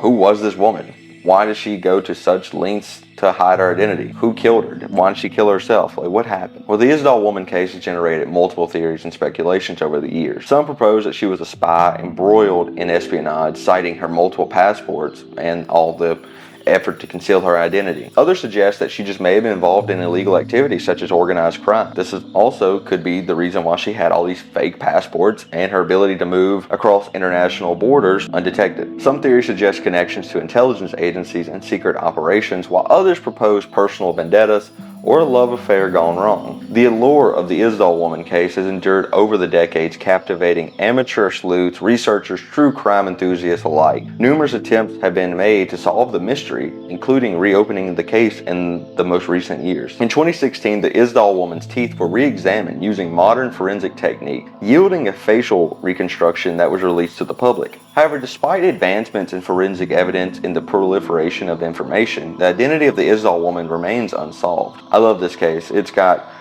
all these different identities, possible spies turning on spies, or true crime, or it could have been a mentally ill woman, right, on the run, running from nothing. But I don't know. Maybe you do. Comment down below what you think of this case. The Oslo Plaza Woman. The Oslo Plaza Woman, also known as Jennifer Fairgate, has captured the imagination of countless individuals worldwide. This was a woman who was found dead in room 2805 in the Oslo Plaza Hotel in 1995. Her death remains a mystery, leaving investigators and armchair detectives puzzled. The Oslo Plaza Woman's story begins on May 30th, 1995, when she checked into the Oslo Plaza Hotel under an alias. This alias was Jennifer Fairgate. Little personal information was provided, and her true identity remains unknown. Tragically, the following day, she was discovered lifeless in her locked hotel room, with a gunshot wound to the head and a Beretta pistol nearby. The absence of identification documents and the removal of clothing tags only added to the mystery. How did Jennifer end up in that hotel room, and what led to her demise? Well, one of the most baffling aspects of this whole case is her unidentified persona. Despite extensive investigations, authorities were unable to uncover her real name or background. Was she a spy? a victim of foul play. Speculation has run rampant, with theories ranging from meticulous planned assassination to an elaborate suicide cover-up. The lack of concrete information about her identity has fueled countless conspiracy theories, making the Oslo Plaza woman an enigma in her own right. Like I said, there are many conspiracies and theories about who she was. Some theorize that she may have been involved in criminal activities, explaining the need to be anonymous. Others propose she was a victim caught in a web of espionage, eliminated for possessing sensitive information. The absence of a struggle within the locked hotel room further deepens the intrigue. Nevertheless, without conclusive evidence or breakthroughs in the investigation, these theories remain in the realm of speculation. And despite decades of Jennifer Fairgate's case being open, every time that it's brought up and gets in the media, it sparks interest again. Yet despite this, the Oslo Plaza woman, or Jennifer Fairgate, story remains an enigma, a riddle that has yet to be solved. Her death and all the circumstances around her fuel fascination and speculation. As time goes on, we can only hope that new leads or breakthroughs will shed light on who this Jennifer Fairgate was. Gloria Ramirez. Gloria Ramirez, also known as the Toxic Lady, was a woman whose mysterious and controversial case garnered significant attention in the 1990s. Her story captivated both scientific and the general public due to its weird and tragic nature. Gloria Ramirez was born on January 11, 1963 in Riverside, California. Little is known about her early life, and she's largely lived a private and unremarkable existence until the events that unfolded on February 19, 1994. On that fateful night, Gloria was rushed to the emergency room at Riverside General Hospital due to severe complications related to her cervical cancer. The medical staff attended to Gloria quickly, noticing something unusual. As they began treating her, they observed an unusual oily sheen on her skin and detected a fruity, garlic-like odor emitting from her body. Nurses and doctors reported experiencing various symptoms such as lightheadedness, shortness of breath, and even fainting. Some personnel also reported muscle spasms, blurred vision, and other effects. In response to this alarming situation, the hospital then called in the hazmat team to secure the area. Speculation and theories regarding the case of Gloria's bizarre condition quickly emerged. Some believe that she might have been exposed to some sort of toxic chemicals, while others suggested a rare metabolic disorder. Theories range from heavy metal poisoning to a reaction between medication she was taking, while some even posed the involvement of supernatural or paranormal forces. Because on that fateful night, whatever was causing this ordeal with Gloria ultimately led to her demise, sadly. The investigation into Gloria's case then faced numerous challenges. Her body was embalmed shortly after her death, limiting the available samples for analysis. However, some blood samples and tissues were collected, revealing traces of dimethyl sulfone, a chemical commonly used in industrial processes. The presence of this substance offered a potential explanation to the unusual odor reported by the staff. However, it did not provide conclusive answer to the broader mystery surrounding her condition. One hypothesis, put forward to explain the bizarre symptoms experienced by the medical personnel was mass hysteria. We've already covered that last video. According to this theory, however, the suggestion of heightened anxiety within the hospital environment may have contributed to the symptoms reported. It suggested that the initial reaction of one or a few individuals triggered a chain reaction in psychological and physiological responses among the staff. Despite the absence of a definitive explanation, Gloria Ramirez's case has a profound impact on the medical community. It highlighted the need for improved protocols and procedures to handle similar situations. Hospitals revised their approaches to dealing with hazardous materials and implemented better training for staff in responding to potential chemical exposures. The incident also underscored the importance of clear communication and coordination between medical personnel and emergency responders. Moreover, the Toxic Lady case sparked public interest and awareness in a field of medical mysteries. It brought the attention of complex nature of rare diseases and challenges researchers face in unraveling their underlying causes. Now we have House. Love that show. The case also ignited discussions about the ethical considerations surrounding patient privacy and the dissemination of medical information. In conclusion, Gloria Ramirez's story remains perplexing and continues to intrigue investigators to this day. And despite all of the extensive investigations, there's not really exact cause or condition to what ultimately led to all this. However, I did watch a video not too long ago, I think, by Mr. Ballin. I'll link that down below. And at the end of his video, his explanation was a combination of the different medicines she was on caused this weird reaction in her body. That seems like the most likely to me, but what do you think? Comment down below. The Countess of Desmond. The Countess of Desmond, a prominent historical figure in 16th century Ireland, continues to captivate the imagination with her fascinating life and legendary longevity. While the tale of her extraordinary lifespan has been recounted for centuries, separating fact from fiction, it presents a considerable challenge to figure out what is real and what's not. Catherine Fitzgerald, commonly referred to as the Countess of Desmond, was married to James Fitzgerald, a 15th century Earl of Desmond. Their marriage aligned them with one of the most influential noble families in Ireland during the Middle Ages. There are a few legends and lores around the old Countess of Desmond, but we should approach these with caution because some of them have been embellished by folklore with the passage of time. One of the most enduring legends surrounding the Countess of Desmond is her remarkable longevity. According to popular lore, she lived to be over 140 years old. Reminds me of that old lady from Game of Thrones that hung around the Starks. They said she was really old too. However, this claim lacks substantial evidence and is likely a product of exaggeration and myth. The precise dates of Catherine Fitzgerald's birth and death remain uncertain,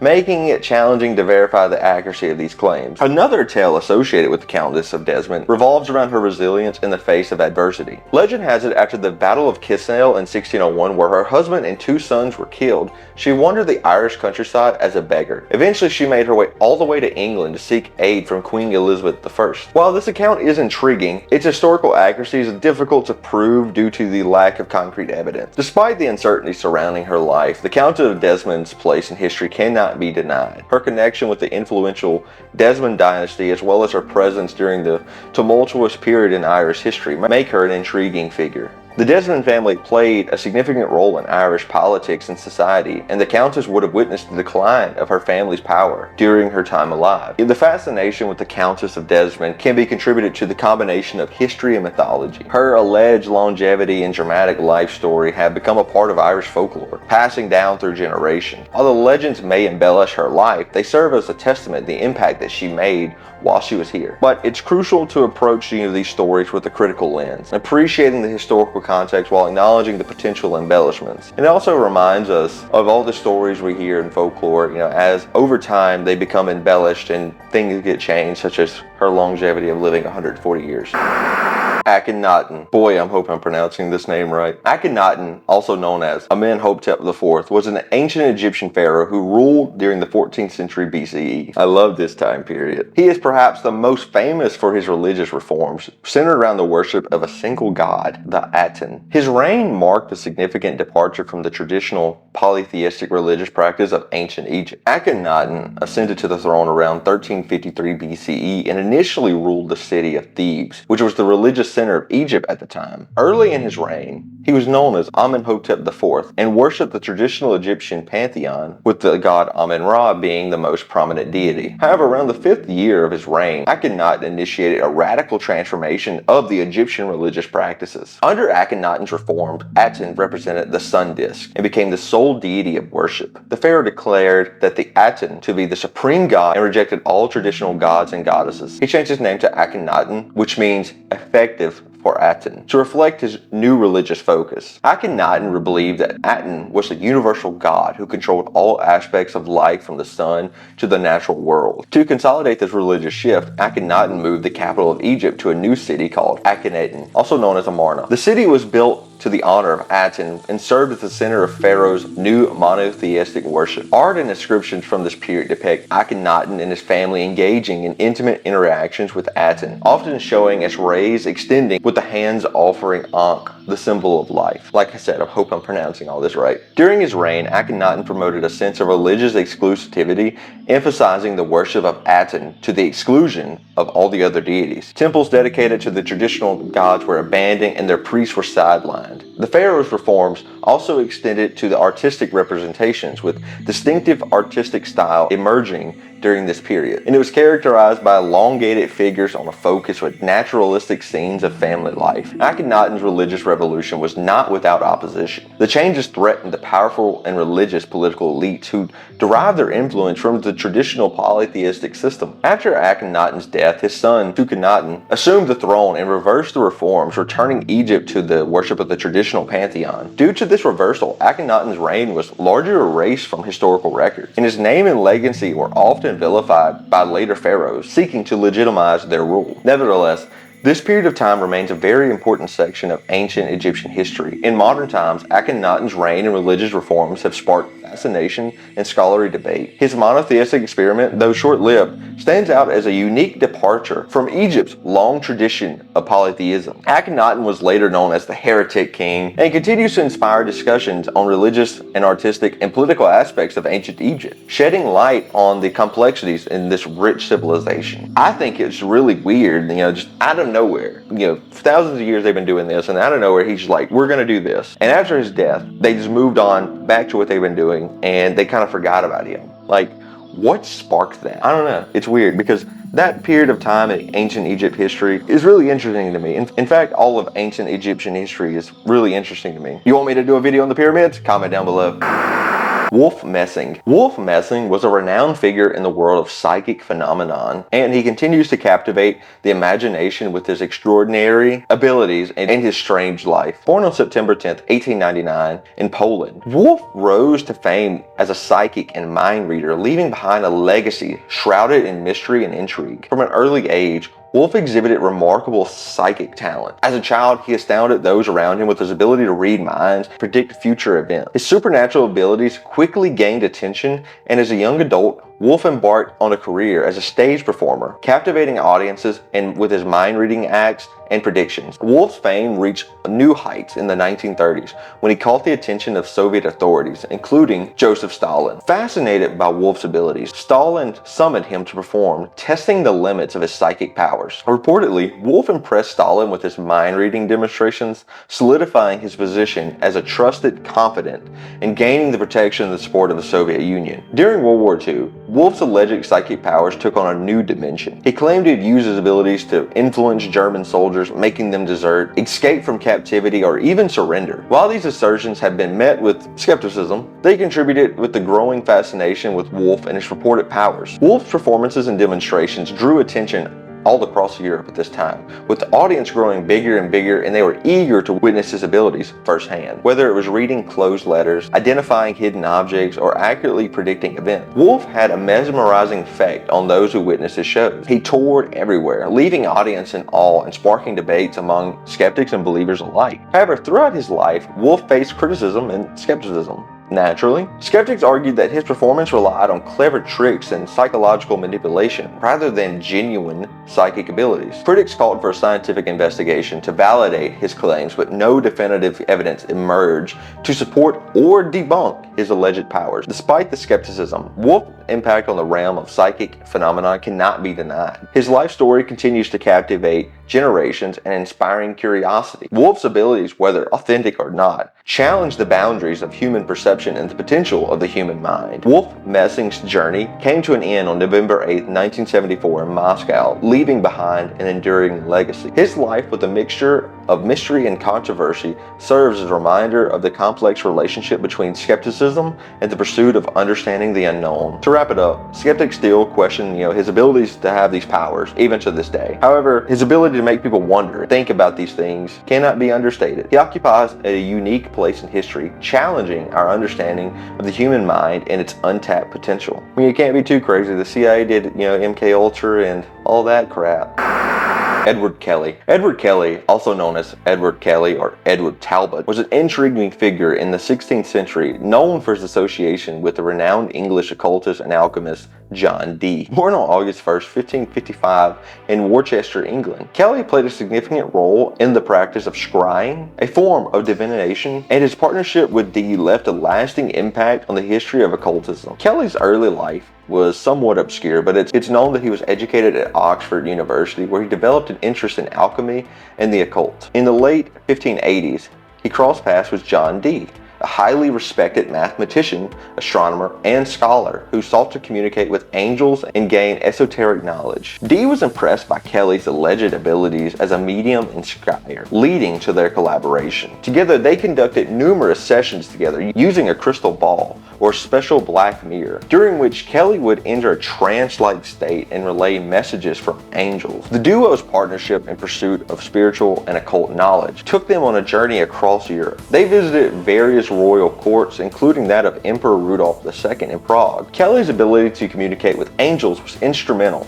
and the development of Dee's occult practices and his pursuit of the great work, which involved divining knowledge and unraveling all of mysteries of the universe. Seems like an easy challenge. However, Kelly's relationship with Dee was not without controversy. Rumors circulated that he manipulated Dee and fabricated messages from the angels to suit his own agenda, so he's a politician. Additionally, his personal life was marked with turmoil, including a turbulent relationship with his wife, as he was known for his really bad moral character. The partnership between Kelly and Dee eventually deteriorated, with accusations of deceit and disagreements. Kelly's later years were marked by a series of misfortunes, including imprisonment and financial difficulties. He died under mysterious circumstances in 1597 while attempting to escape from a prison. I'm sure it was mysterious. Yeah, I don't know how he got stabbed. Despite the controversy surrounding Kelly with his collaboration with Dee, left a significant impact on the occult and esoteric tradition. Their writings and recorded conversations shed a light on their spiritual beliefs, the nature of these angel communications, and their quest for hidden knowledge. Edward Kelly remains a strange figure in history. His alleged abilities and, the involvement of angel talking continue to fascinate those interested in esoteric and mystical realms, reminding us of the weird connections between spiritual exploration, human ambition, and the pursuit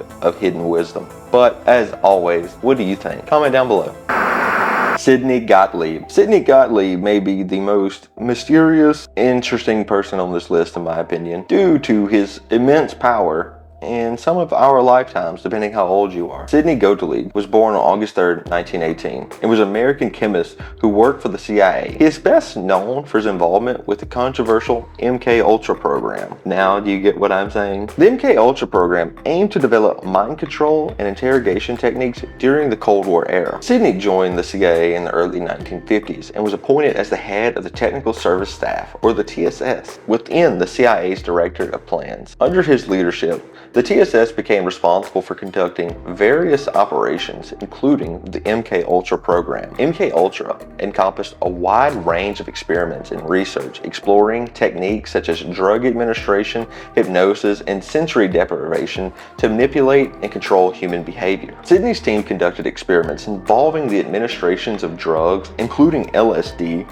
to both willing and unwilling subjects. The program aimed to study the effects of these substances on individuals' minds and behavior, with potential applications in intelligence gathering and covert operations. Sidney oversaw the funding and coordination of various MK Ultra sub-projects. Some of these sub-projects involved collaborating with universities, hospitals, research institutions to carry out experiments on volunteers. Which, side note here, you should check out this book. It involves all of this, as well as the Charles Manson, JFK, everything. Kind of links all this back together. Back to the video. Many aspects of the MK Ultra involved, the controversial practices, such as administering drugs without the knowledge or consent of the subjects. They were dosing Americans without them knowing, just randomly giving drugs to people and like, hey, what's gonna happen? The details of Sidney's specific involvement in the MK Ultra program and the extent of his knowledge regarding the operations remain murky. Nevertheless, he played a central role in the program, overseeing its activities and providing guidance on its objectives and methods. The MK Ultra program operated in secrecy for many years, and its existence only became widely known in the 1970s, following a congressional investigation and the subsequent declassification of documents. The revelations about the MK Ultra sparked public outrage and led to scrutiny of the CIA's activities. Following the exposure of the MK Ultra program, Sidney retired from the CIA in 1973. He lived a quiet life away from the public eye and did not discuss his involvement with the program. He passed away on March 7, 1999, leaving behind a controversial legacy linked to the unethical practices of the MK Ultra program. Sidney's role in the CIA's MK Ultra program highlights the moral complexities and ethical dilemmas associated with these intelligence programs. But programs like this are exactly why I don't trust the government or government agencies. We constantly hear about they did this, they did this, they did this 10, 20, 30, 40 years ago. And nothing ever changes. They don't ever get in trouble for it. And then modern day, you'd be like, yeah, but they're the good guys. What makes you think that? Acre Boy. Bruno Borges, a Brazilian artist and self-proclaimed philosopher, emerged in international spotlight in 2017 due to his perplexing disappearance and intricate puzzle he left behind. Born on January 20th, 1992 in Rio Branco, Brazil, Borges captivated the world with his strange persona and thought-provoking ideas. At the age of 24, Bruno vanished from his home on March 27, 2017, leaving behind a meticulously arranged room that resembled a scene from a science fiction movie. The room was abandoned with cryptic symbols and esoteric writings and sculptures, creating an atmosphere of intrigue and mystery. Bruno had been working on a secretive project he called the Theory of Absorption and Knowledge, which he claimed would revolutionize humanity's understanding of the world. He'd written numerous books on philosophy, consciousness, and spirituality, intending to release them to the public once his grand project was completed. The puzzle left behind in Bruno's room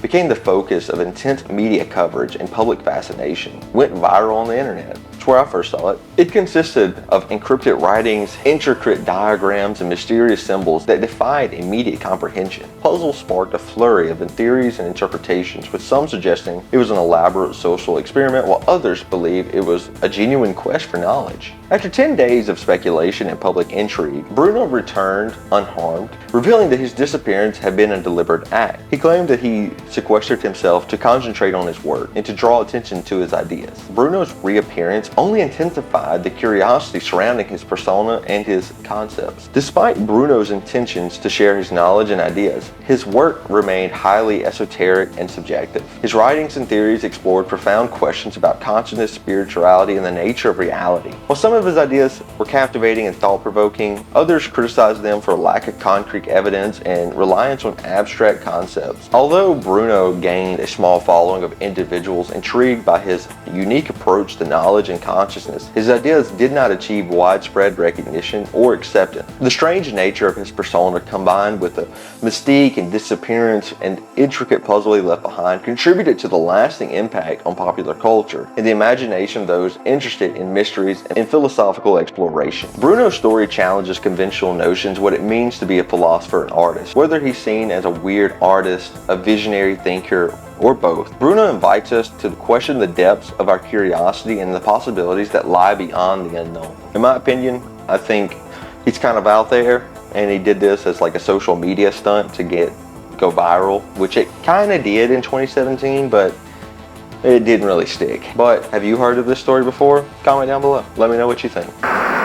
Gunther Stoll. Gunther Stoll is also sometimes referred to as the Yatsky case, or the Y-O-G-T-Z-E case. Yatsky. The Yatsky case refers to the death of Gunther Stoll, an unemployed food engineer, on October 26, 1984. It is one of the most mysterious and weird cases in German criminal history. Gunther Stoll, an unemployed food engineer from Anshausen, hope that's how you pronounce it, was suffering from mild paranoia in 1984. Prior to his death, he spoke to his wife about them, who was apparently just unidentified people who allegedly intended to harm him. Then on October 25th, 1984, around 11 o'clock at night, he specifically mentioned them before suddenly shouting, "Now I've got it." He wrote down 6 letters, Y-O-G-T-Z-E, on a sheet of paper before crossing them out. It should be noted that we're not really sure if the G is either a 6 or a G. Don't know. Apparently his wife was the only one who saw it. I believe she threw it away. Stoll then went off to his favorite pub, ordered a beer,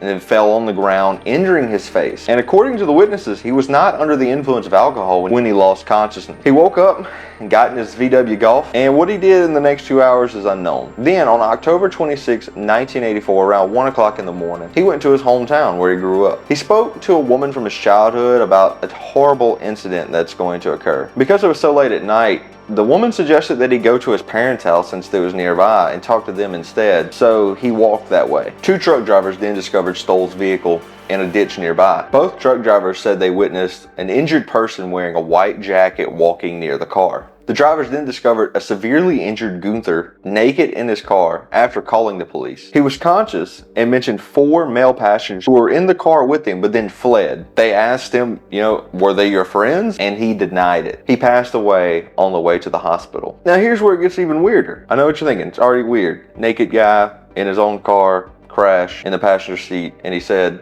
4 other guys were driving it. And a witness did see another guy walking down the road after he was saying these people are out to get him. But anyway, the criminal investigation revealed that Stoll was injured prior to the crash, and they concluded that he was most likely hit by another car before being placed in the passenger seat of his own car. So it sounds like he was hit after he walked away, and they threw him in his car. Any people saw walking nearby the hitchhiker, the man in the jacket, were never identified. There were some suspicions that he was going to the Netherlands to buy drugs, but those theories are unfounded. To this day, the Yatsky phrase still has no meaning, and this case remains unsolved. Truly one of the weirdest, interesting cases I've ever heard of. What do you think? What do you think Yatsky means? Did he stumble upon something he wasn't supposed to? Comment down below. Let me know. The unknown woman of the scene. The unknown woman of the scene refers to an unidentified young woman whose death mask became an iconic image in the world of art and literature. The story of the unknown woman of scene is shrouded in mystery and captivated the imagination of many. The origins of this unknown woman trace back to the late 19th and early 20th century, and according to legend, her lifeless body was reportedly floating in the river Seine in Paris. She had drowned and her identity remained unknown, and as custom at the time, a death mask was created to preserve her image. The death mask of the unknown woman was noted for its serene expression, often described as the face of beauty. The mask's captivating appearance led to its widespread reproduction and distribution. It became a popular decorative item and found its way into many homes and artistic circles. Now here's where it gets real crazy. Prior to this video, you've probably seen this face before and you didn't even realize it. The unknown woman's death mask gained further attention when it became the inspiration for the first CPR doll. In the early 20th century, Norwegian doctor Asmund Ladrell, God I hope I pronounced that right, was searching for a model with the perfect facial expression for his newly designed recitation training device. He came across the death mask of the unknown woman and found its peaceful expression fitting for this purpose. The resulting CPR doll, known as Rescue Annie, has been since widely used in CPR training worldwide. But the allure of this unknown woman's face has extended beyond the medical community. Writers, poets, artists were all captivated by the mystery of her identity, as well as the beauty of her death mask. Numerous works of literature, including plays, poems, and novels, have been inspired by her story. Her image became a symbol of romanticism, death, and eternal beauty. Despite the enduring fascination with the unknown woman, her true identity remains unknown even to this day. The story surrounding her death and circumstances leading to it are subjective speculation and folklore. Some believers say she was a young woman who tragically took her own life, while others suggest she may have been a victim of foul play. The truth behind her story may forever remain a mystery. Igor Dieltov. First off, Igor is far too low on this iceberg. I feel like everyone's heard of Dieltov Pass. If not, what the hell are you doing? Look that up. Igor Dieltov was a Russian hiker and a leader of a group known as the Dieltov Pass Expedition. He was born on January 13th, 1936 in the Soviet Union. Dieltov's name has most commonly been associated with a tragic incident known as the Dieltov Pass Incident, which occurred in 1959. The Dieltov Pass Incident took place in the Ural Mountains, where Dieltov and a group of 9 experienced hikers embarked on a winter expedition to reach the summit of Mount Otorten. However, a group encountered severe weather conditions and decided to set up camps near the slopes of Kyotlikov, also known as Dead Mountain. Please forgive me for my Russian pronunciations. At some point during the night of February 1st, 1959, something went terribly wrong. The hikers' tents was found torn from the inside, and the group had fled in a panic, half-dressed, barefoot, into freezing temperatures. Tragically, all 9 hikers died under mysterious circumstances. The investigation that followed raised many unanswered questions. The bodies of the hikers were found scattered in the surrounding area,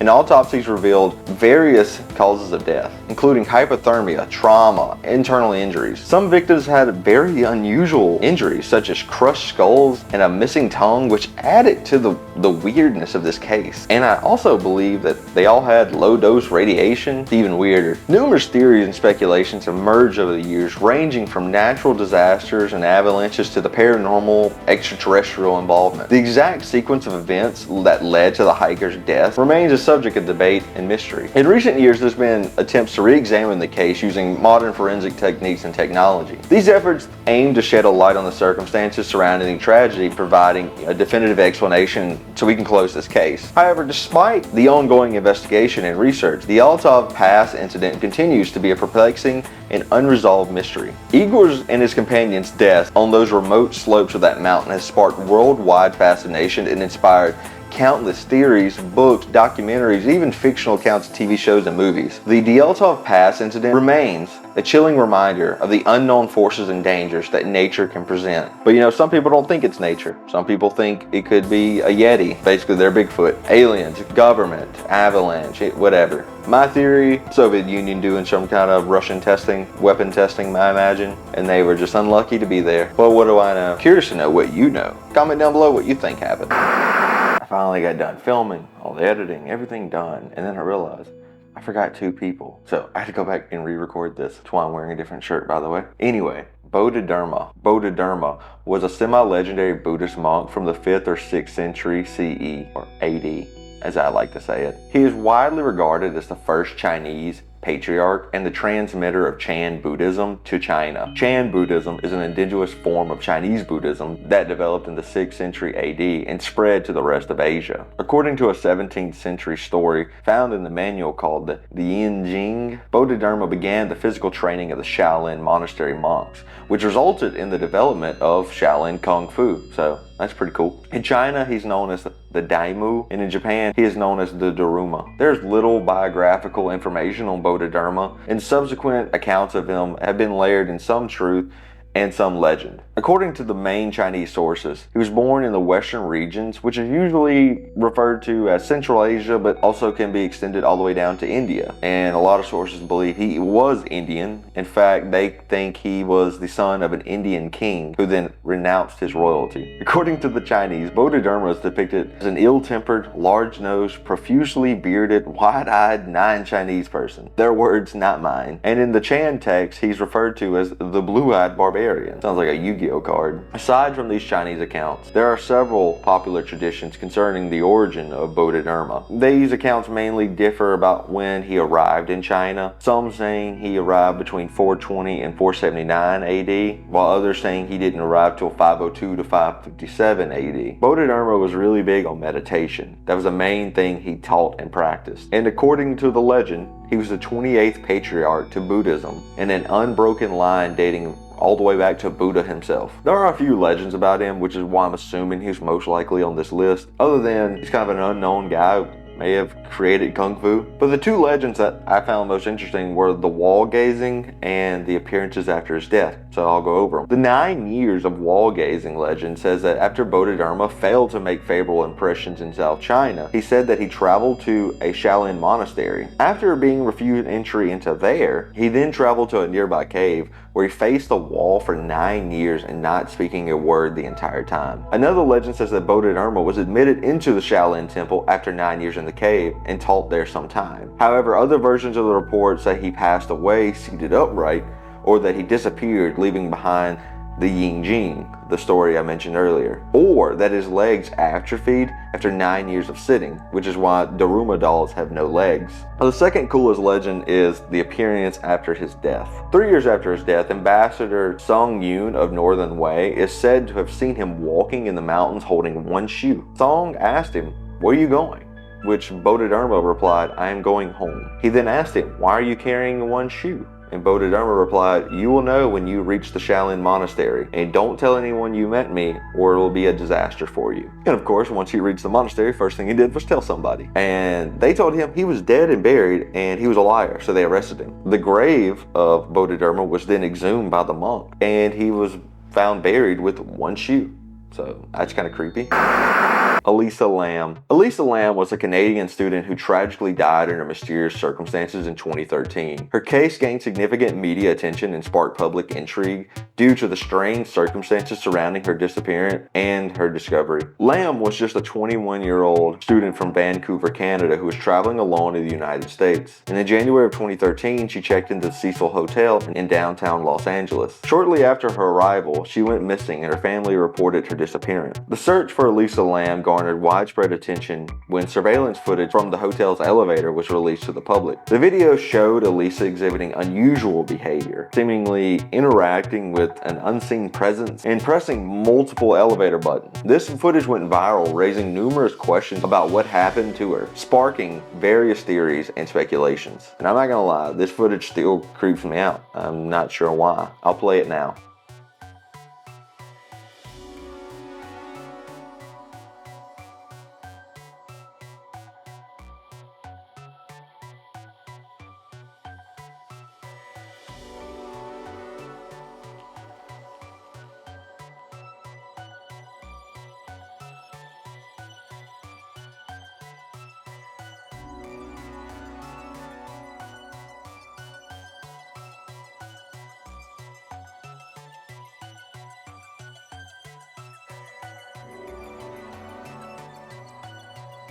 Several weeks after her disappearance, hotel guests began complaining about low water pressure and strange taste in the water, so that led the hotel staff to go check out the water tank, where Lisa Lamb's body was found floating in the tanks. The guests had been consuming this contaminated water for weeks. The circumstances of Lamb's death perplexed investigators and the public alike. The official cause of her death was listed as an accidental drowning, with bipolar disorder being a contributing factor. The strange behavior captured in the elevator footage led to theories ranging from mental illness to foul play to even the supernatural, which I can understand why the video is creepy as hell. And then when you account the fact that where she was staying, the Cecil Hotel, is layered with dark history, which had a reputation for housing criminals and attracting a high number of suicides and murderers. It also ignited the discussion of mental health, hotel safety, and the power of viral videos in the digital age. So the authorities wanted to mark this as an accidental drowning, while most of the public thought there was foul play or, like I said, some kind of weird supernatural thing going on. And I was a member of the group willing to entertain these ideas. But today, the mystery's pretty much solved. It's pretty much understood and accepted that she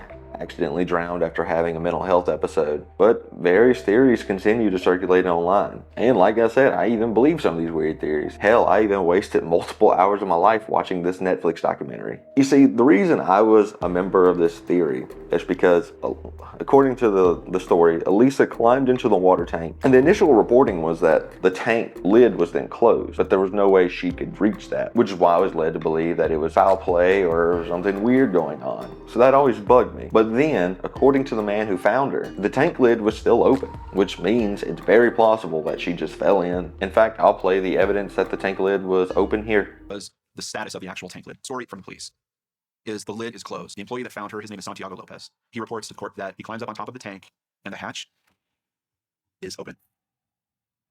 So with all that, I don't think there's foul play personally, but what do you think?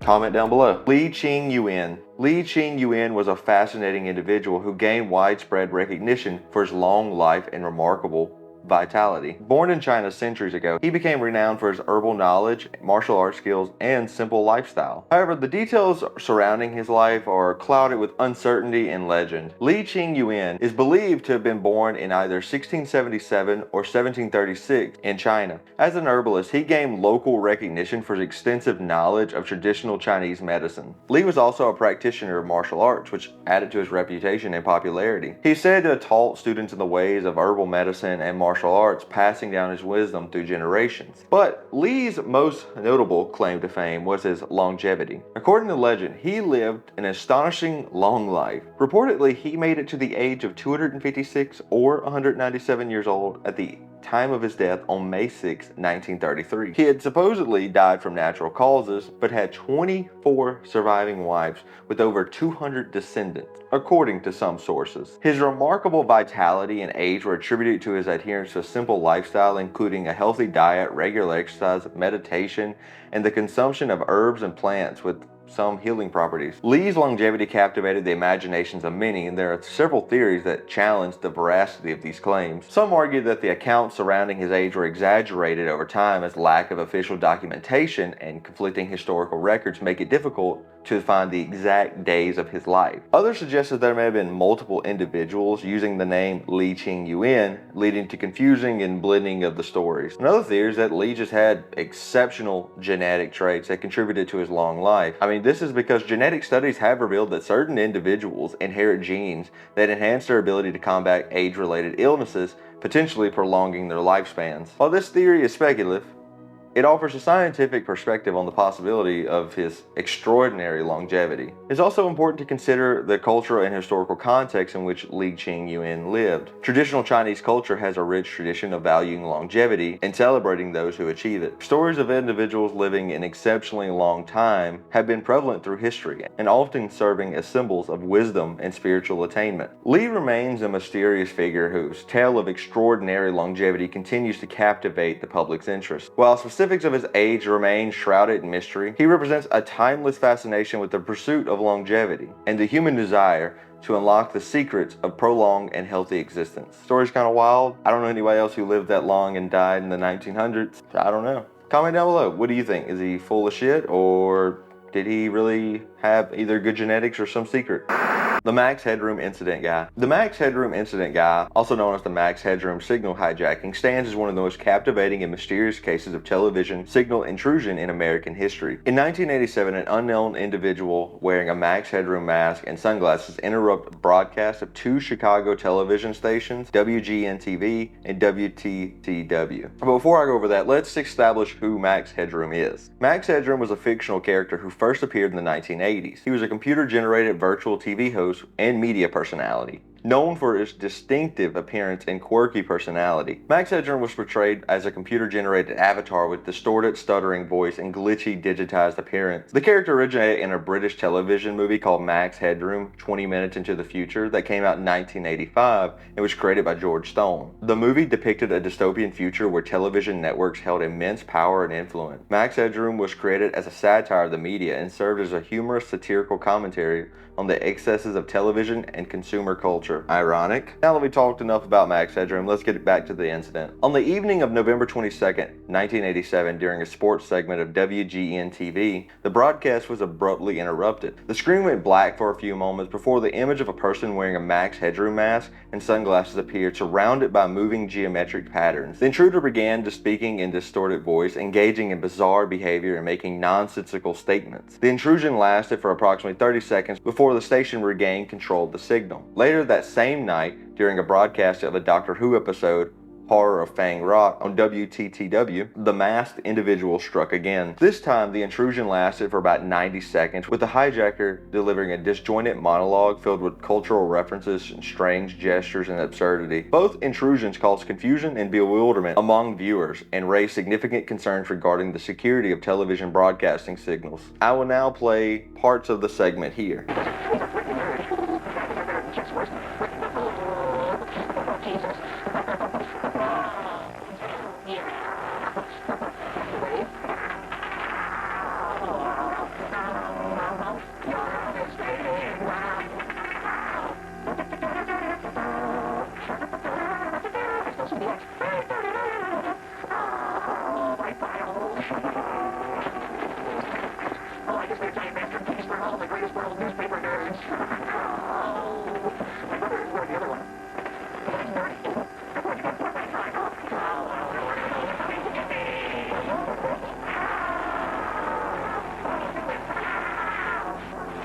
Following the Max Headroom signal hijacking, the FCC, along with law enforcement agencies, launched investigations to identify the individual who was responsible. They believe it was two because obviously you saw in the video. Despite efforts to trace the source, the perpetrator's identity have remained elusive. The mysterious nature of the incident only deepened in capturing the public's imagination. Various theories and speculation emerged around the motives and who the identity of the hijacker was. Some suggested it may have been a prank by some individual seeking notoriety, while others positioned it was a form of political or social commentary. This is fueled by the choice of the Max Headroom disguise, because it could be connected to the character's satirical natures and critiques of the media. The hijacking left an impact on popular culture, and it sparked discussions among vulnerabilities of broadcast systems and the potential risk of signal hijacking. This then led to the need for enhanced security measures. It also highlighted the power of media pranks and the ability of a single individual to disrupt airwaves, raising questions about the responsibilities and safeguards within the broadcast industry. References to the incident continue to appear in various forms of media, including television shows, documentaries,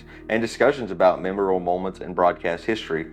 Hell, there's tons of videos on YouTube about this incident. And while advancements in signal security and technology have since strengthened broadcast systems since the hijacking, the incident remains an intriguing case and study that emphasizes the importance of vigilance and preparedness. And despite all that, the identity and the motives of the perpetrator remain unknown. Have you ever heard of this case before this video? If not, comment down below what you think about it.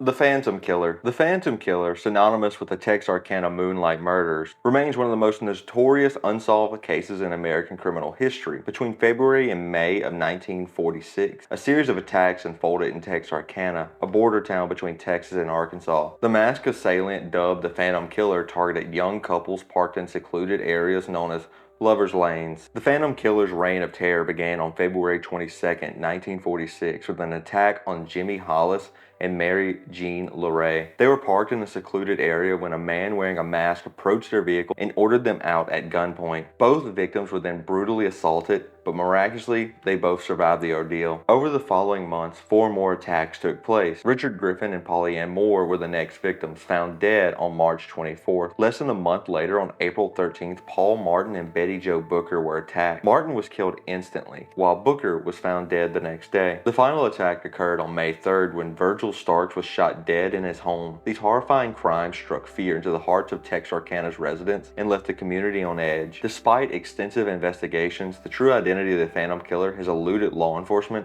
and amateur sleuths for decades. Several theories have emerged attempting to shed a light on the mysterious figure responsible for the Texarkana Moonlight murders. One theory proposes that the Phantom Killer was an outsider, possibly a drifter passing through Texarkana. This theory suggests that the transient nature of the crimes and the lack of local connections made it difficult to trace the killer. Others have speculated that the Phantom Killer may have been a veteran suffering from post-traumatic stress disorder or PTSD, as the attacks bore similarities to wartime atrocities. This is because the time period of the Phantom Killer's reign coincided with the aftermath of World War II. And while this community was trying to transition from a wartime era to a peaceful era, they were struck with this tragedy. The nation was still grappling with the impact of the war, and communities like Texarkana were facing a mix of anxiety and a desire for normalcy. The atmosphere of uncertainty surrounding the aftermath and war likely exacerbated the fear and panic that gripped Texarkana during the attack. Another suggested theory is the Phantom Killer could have been a local resident, but with dual personality or dissociative disorder, explaining the contrasting behavior of a seemingly ordinary person turning into a violent criminal. Supporters of this theory believe that the perpetrator would have knowledge of the secluded areas and intimate knowledge of the community, allowing them to evade a capture. Over the years, several suspects have been proposed, but none of them have been linked to the crimes. One notable suspect was Yule Sweeney, a petty criminal with a history of violence. Although Sweeney was arrested for car theft around the same time as the murders, there's insufficient evidence that directly connect him to the Texarkana Moonlight murders. Other individuals, including former soldiers, acquaintances, and victims, have also been investigated but never conclusively linked to the crime. One of those former soldiers, though, it's an interesting story, might as well go ahead and suggest it, was Ralph B. Ballman, a 21-year-old ex-Army Air Force machine gunner, claimed to have awoken from a fugue state of several weeks on the day of the Starks murder with his rifle missing. He had heard about a suspect matching his description and hitchhiked to Los Angeles, feeling that he was running from a murder. But on May 23rd, he told Los Angeles Police Department that he thought he could have been the Phantom Killer. He said, "I'm my own suspect." Police then arrested him, but investigators indicated that numerous aspects of the man's story were untrue. Ralph had stated that he'd been released from the AAF due to being psychoneurotic, and that he had previously confessed to killing 3 people in Texarkana in 3 days. But this didn't match the timeline of the Texarkana murders. Even if he was saying was true, he was ruled out for those murders. The Phantom Killer and Texarkana Moonlight murders, same thing, continue to haunt the public's imagination. The unsolved case, marked by its brutal nature and mysterious perpetrator, remains a chilling reminder of the dark side of human behavior. Decades later, the identity of the Phantom Killer remains unknown, and the Texarkana Moonlight murders stand as a perplexing mystery. As time passes, the hope of uncovering the truth becomes increasingly elusive, leaving the legacy of the Phantom Killer as a haunting symbol of unresolved criminal history.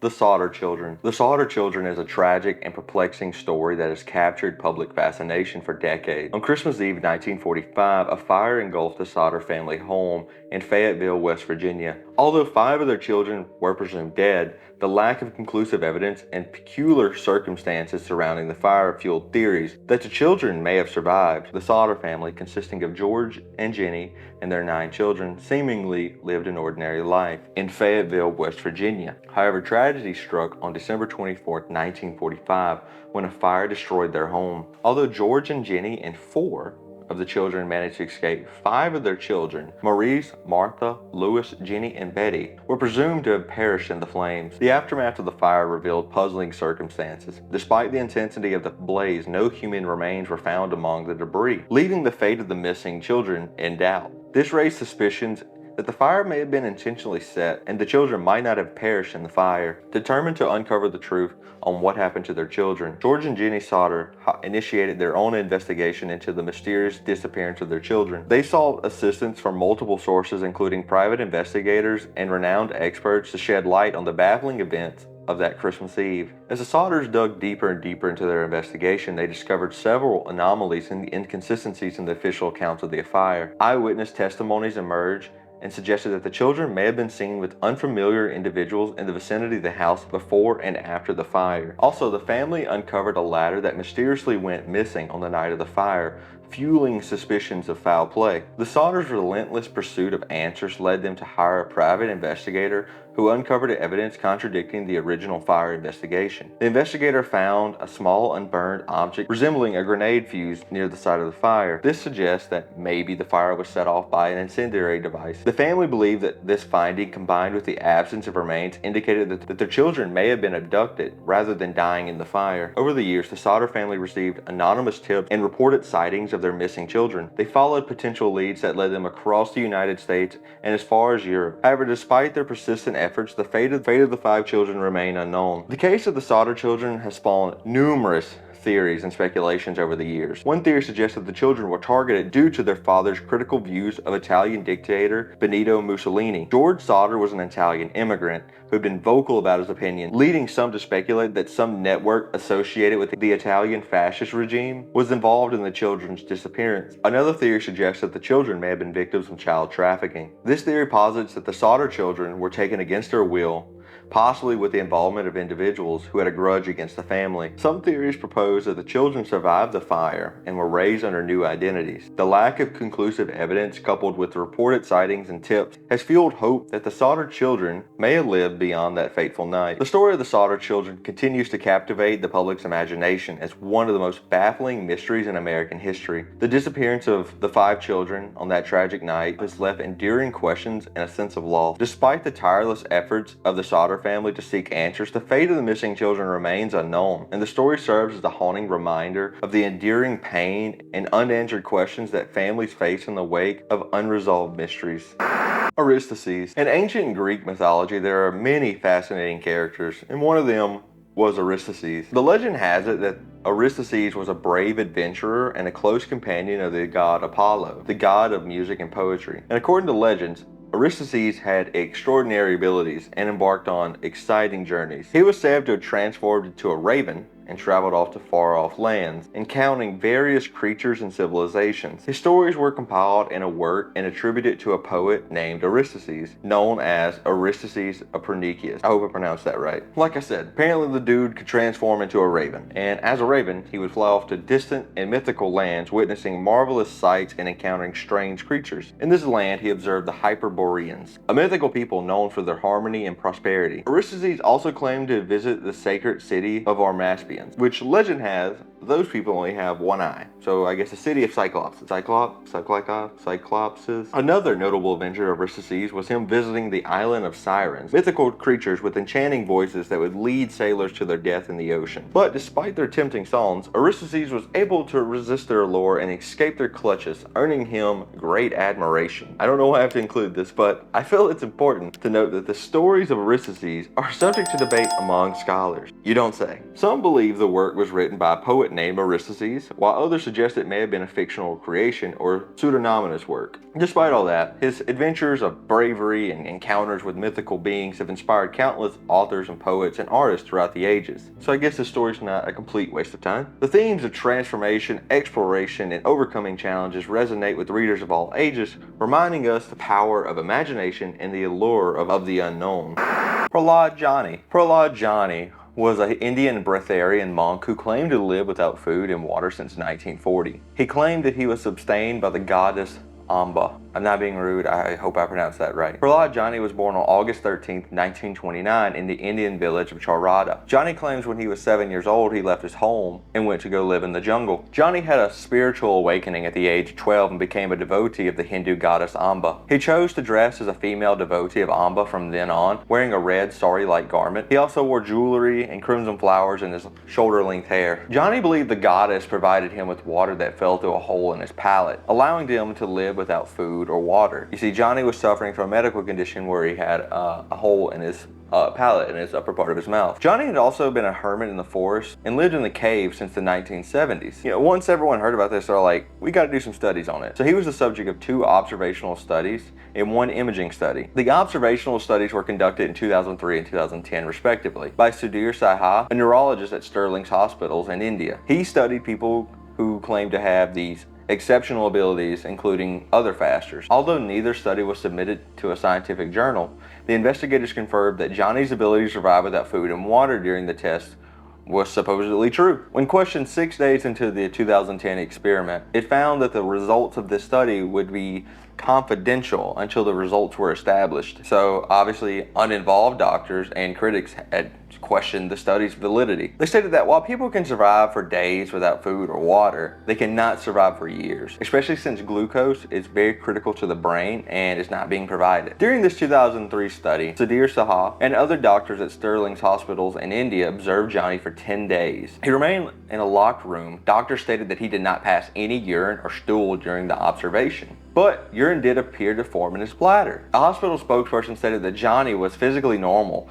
other than the hole that was in his palate. But Johnny's weight did drop slightly during this time. 7 years later in 2010, Dr. Sudhir and a team of 35 researchers and other organizations observed Johnny again from April 22nd to May 6th. Johnny was subjected to daily clinical examinations, blood tests, and scans by the team. Multiple CCTV cameras and personal observation devices were reportedly used to conduct around-the-clock surveillance. According to the researchers, Johnny was taken out of the sealed room for tests and sun exposure while being continuously recorded. All medical tests on Johnny were normal after 15 days of observation, during which he reportedly did not eat, drink, or go to the toilet. Although the amount of liquid in Johnny's bladder fluctuated and appeared to be able to generate urine in his bladder, he didn't pass it. They stated in 2010 that additional research would be conducted, including investigations into how metabolic waste material is eliminated from Johnny's body, where he gets his energy for subsistence, and how he maintains his hydration status. But obviously not everyone was convinced. The observation results were dismissed as impossible by Michael Van Ruin, director of Harvard Humanitarian Initiative,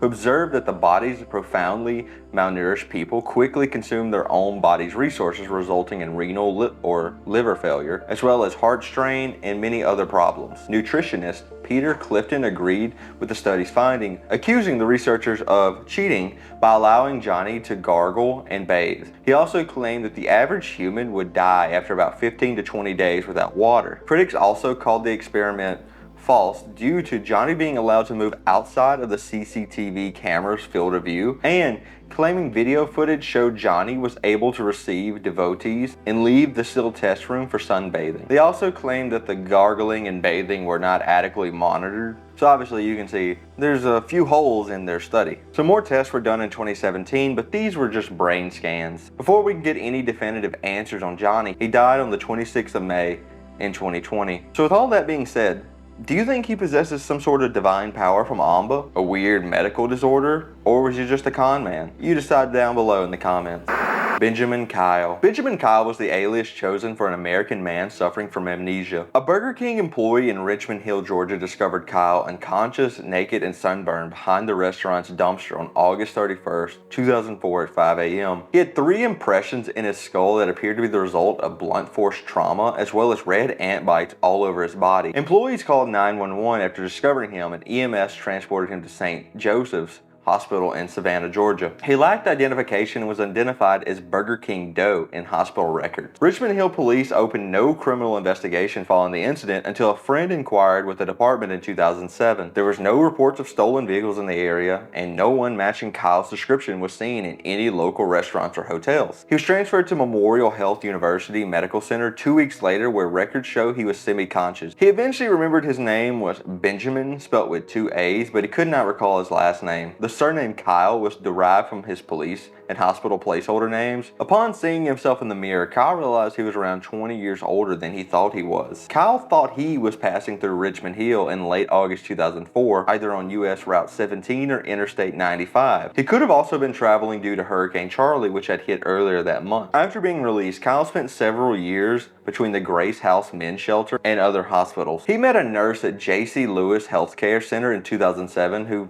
was the first person to really ask about his past. They eventually began a relationship, and Kyle was financially supported by the nurse while he did yard work, only making about $100 per month. Upon hearing the news, John Wickstrom, a graduate student at Florida State University's College of Motion Pictures Arts, approached Kyle in March of 2011. Kyle then traveled to Jacksonville, Florida on foot to be filmed for a documentary. After getting there, Kyle was able to obtain legal government-issued Florida ID in 2011 thanks to the assistance of Florida State Representative Mike Weinstein. Upon everyone hearing the news, Kyle was featured on News4Jack's report, which then got a lot more interest in his case, and a local business owner even hired Kyle as a dishwasher. There were multiple attempts to figure out who Kyle was by contacting the FBI and collecting and sending in DNA samples, and fortunately, it finally worked. Kyle announced on his Facebook page in September 16, 2015 that his identity had been established by a team of adoption researchers led by C.C. Moore, a genetic genealogist. He wrote on his page, "A little over 2 months ago, I was informed by C.C. Moore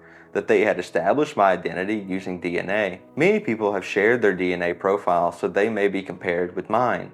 Though a process of elimination, they determined my ancestral bloodline and who my relatives were. A DNA test taken by a close relative has confirmed that we are related." Kyle's true identity was revealed to be William Burgess Powell on November 21st, 2016. He was born and raised in Lafayette, Indiana on August 29, 1948. In 1976, he had severed ties with his family and abandoned his belongings, including his car and trailer which he had been living in. His family filed a missing persons report at the time, and police had discovered he had relocated to Boulder, Colorado on a whim with a coworker. This all aligned with some of the fading memories that he had in his life before he was found. Also, his birth date was one of the details that he also somehow was able to remember, and remembered it correctly. He did. A reporter was able to find some social security records of him working in various jobs until 1983, after which no records for the remaining 20 years until his discovery in 2004 could be found. So the real question remains, what did he do from 1983 to 2004? Also, what caused him to develop amnesia before he was found? Personally, I have no clue. But do you? Let me know down below. Dread Pirate Roberts. Dread Pirate Roberts was a pseudonym for Ross Ulbricht, an American serving life imprisonment for creating and running the dark website Silk Road from 2011 until his arrest in 2013. Ross grew up in Austin, Texas, and while there he became an Eagle Scout, then attended high school before graduating in 2002. After that, Ross attended the University of Texas at Dallas on a full academic scholarship and graduated in 2006 with a bachelor's in physics. He then attended Penn State, where he got his master's degree in material science and engineering. By the time Ross had graduated, he had become interested in libertarian economic theory and supported Ron Paul. Based, he promoted agorism, which is a social philosophy that advocates creating a society in which all relations between people are voluntary exchanges by means of counter-economics engaging with aspects of non-violent revolution. Basically, he believed in free trade as long as the parties are willing. To sum it up the best I can. I know there's more to that. Bear with me. This will be very important later. After Penn State, Ross returned to Austin where he tried day trading in a video game company, both of which failed. Eventually, he partnered with a friend named Donnie Palmertree to build an online used bookstore called Good Wagon Books. Palmertree eventually moved away, leaving Ross to run the online store alone. Around this time, Ross began planning the Silk Road. In his personal diary, he would outline a website where people could buy anything anonymously, with no trail whatsoever that could ever lead back to them. Like I said about his philosophy, he believed in free exchange of items between two willing parties without the involvement of some force, that being the government. According to Ross, he said, quote, "I am creating an economic simulation to give people first-hand experience of what it would be like to live in a world without the systematic use of force." Once again, the government. The Silk Road ran as an onion service on the Tor network. In layman's terms, it was on the dark web. The Tor network implements data encryption and routes traffic through intermediary servers to anonymize the source and destination of IP addresses. So by hosting a website on there and allowing the use of Bitcoin as currency to buy items, he created an anonymous market. Before people comment, Bitcoin's not anonymous. I know. It's all stored in a public ledger, aka the blockchain. But people were using wallets that didn't have the real or legal name tied to them, basically making them anonymous without a ton of investigation. Obviously, if you look hard enough, you can always find them, but you were going to put in some work. While running the site, Ross used the name Dread Pirate Roberts for his username, but it's disputed whether that was the only account he had ever used during that time. Law enforcement soon noticed the website and they broke the case in a number of ways. One drug agency investigator infiltrated the site and became an admin, therefore gaining insight on how the website operated. Then, another law enforcement group seized the server in Iceland that had a ton of chat logs, which then gave them even more information. The craziest part was how an IRS investigator connected Ross's name to the Dread Pirate Roberts username. The name came by linking the nickname Altoid that was used during Silk Road's early days to a forum post which Ross posted under the nickname Altoid. In this forum post, Altoid asked for programming help and gave his email address, which contained his full name. And that's when the government had their guy. They knew his name. And on October 1st, 2013, the FBI arrested Ross at Flynn Park branch of the San Francisco Public Library. There, they accused him of being the mastermind behind the site. The arrest case is kind of interesting. To prevent Ross from encrypting or destroying files, they waited until Ross came out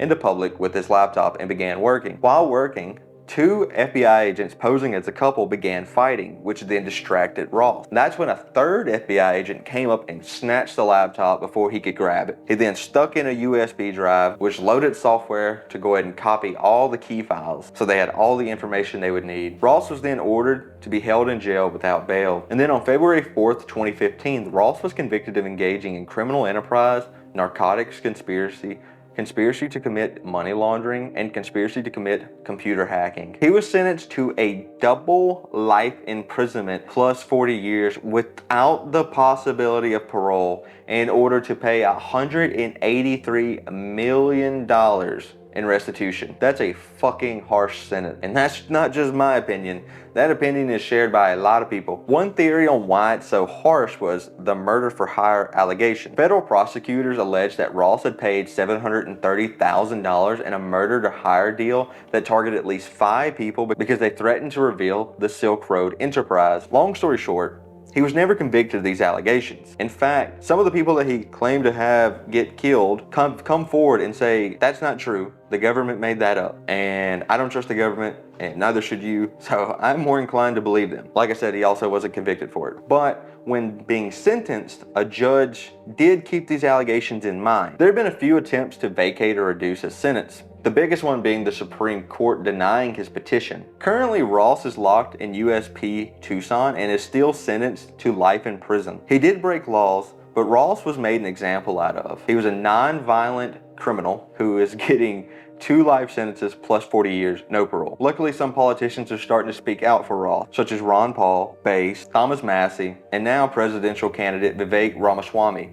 Bela Kiss. Bela Kiss was born in Austria-Hungary in the early 1900s and lived near Budapest during this time. He was an amateur astrologer and allegedly fond of occult practices. Kiss married twice and had 2 children. I cannot pronounce their name. In 1912, Kiss hired a housekeeper, Mrs. Jakubek. He'd done this after his wife had reportedly abandoned him for another lover. Once his wife left him, Kiss corresponded with a number of women, usually through advertisements in newspapers offering his services as a matrimonial agent or fortune teller. That's a hell of a combination. Sometimes though, he got lucky and he would bring the women to his home individually. When he would do this, his housekeeper had very little contact with the women. This would be important. Kiss, while being liked by his neighbors, was never really on friendly terms with them. He didn't have a really good relationship, didn't hang out with them. Townspeople also noticed that Kiss had a large collection of metal drums, and when police questioned him about the drums, he explained that he'd filled them with gasoline to prepare for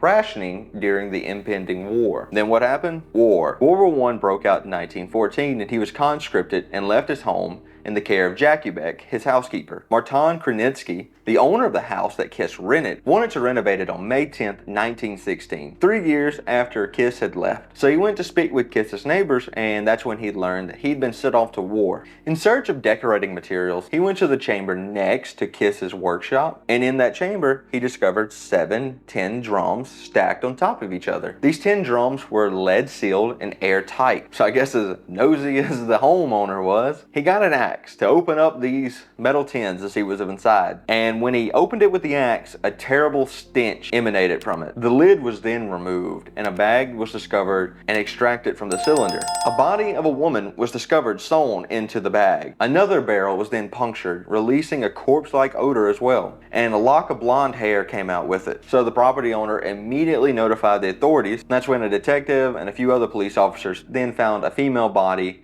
in each of the 7 drums. A search of Kiss's house was then conducted, and 24 bodies were found. The military was then contacted and informed of Kiss's crimes and was told to arrest him, assuming he was still alive. The police also arrested the maid Jackie Beck. After investigating the case, though, it was determined that she had no involvement in any of the murders. In fact, Jackie Beck showed the police a secret room that had a bunch of letters that Kiss had with over 74 women and books filled with details on poisonings and strangulation. After much investigation, it was determined that the victims were lured into Kiss's house where he would then strangle them before pickling their corpses in alcohol and sealing them into the containers. The bodies also had puncture marks on the necks, and their bodies were also drained of blood, leading to believe that he'd been practicing vampirism. After some time, authorities tracked down Kiss to a Serbian hospital, but before authorities could arrive, he swapped his place with the body of a dead soldier. He then escaped and was never seen again. There are alleged sightings of him over the years, with the last one being in New York City in 1932, but Kiss was never caught or found. His exact number of victims remain unknown. Terrari. Terrari was a French showman and soldier who was known for his unusual appetite and eating habit. Boy, is that an understatement. I want to stop right here. Before I go any further, I've researched a lot of people for this list. He is the most interesting one I've come across so far. He's also one I've never heard of before I've done this video. Anyway, back to the video. He was constantly hungry, despite his ability to consume large amounts of meat. His parents were unable to provide for him, and so he was kicked out of the family home as a teenager.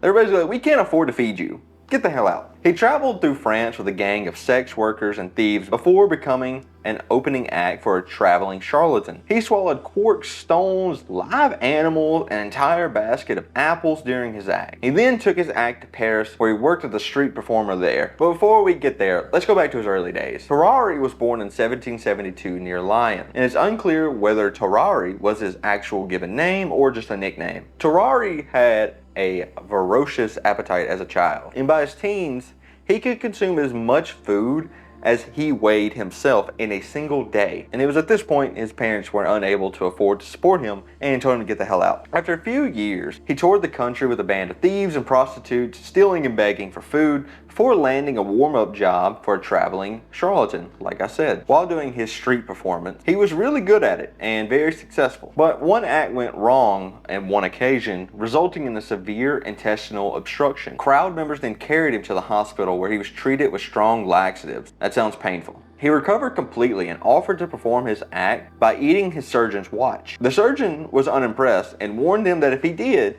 he would cut up Terrari and retrieve the items. Guess he was the early version of fuck around, find out. Despite his unusual appetite, and he was always eating and hungry, Terrari was slim and average height. He only weighed about 100 pounds by the age of 17. He was described as having unusually soft hair and an abnormally wide mouth, with heavily stained teeth and almost invisible lips. Doesn't sound like he was winning any beauty contest. When he hadn't eaten, his skin hung loosely around his abdomen, and when he was full, his abdomen expanded like a huge balloon. His cheeks were also wrinkled and hung loosely, and due to his loose skin around his cheeks and his wide mouth, he could hold up to 12 eggs or 12 apples in his mouth when fully stretched out. Jesus. His body was also hot to the touch, and he sweated profusely. He had a foul body odor all the time and was described as stinking to, quote, to such an extent that he could not be endured within the distance of 20 paces. After he ate, his eyes and cheeks became bloodshot. A visible vapor rose from his body, and he became lethargic during the time which he belched noisily and his jaws made swallowing motion. And he also got chronic diarrhea during this time. Despite the large food intake, he did not appear to vomit excessively or gain weight. And other than his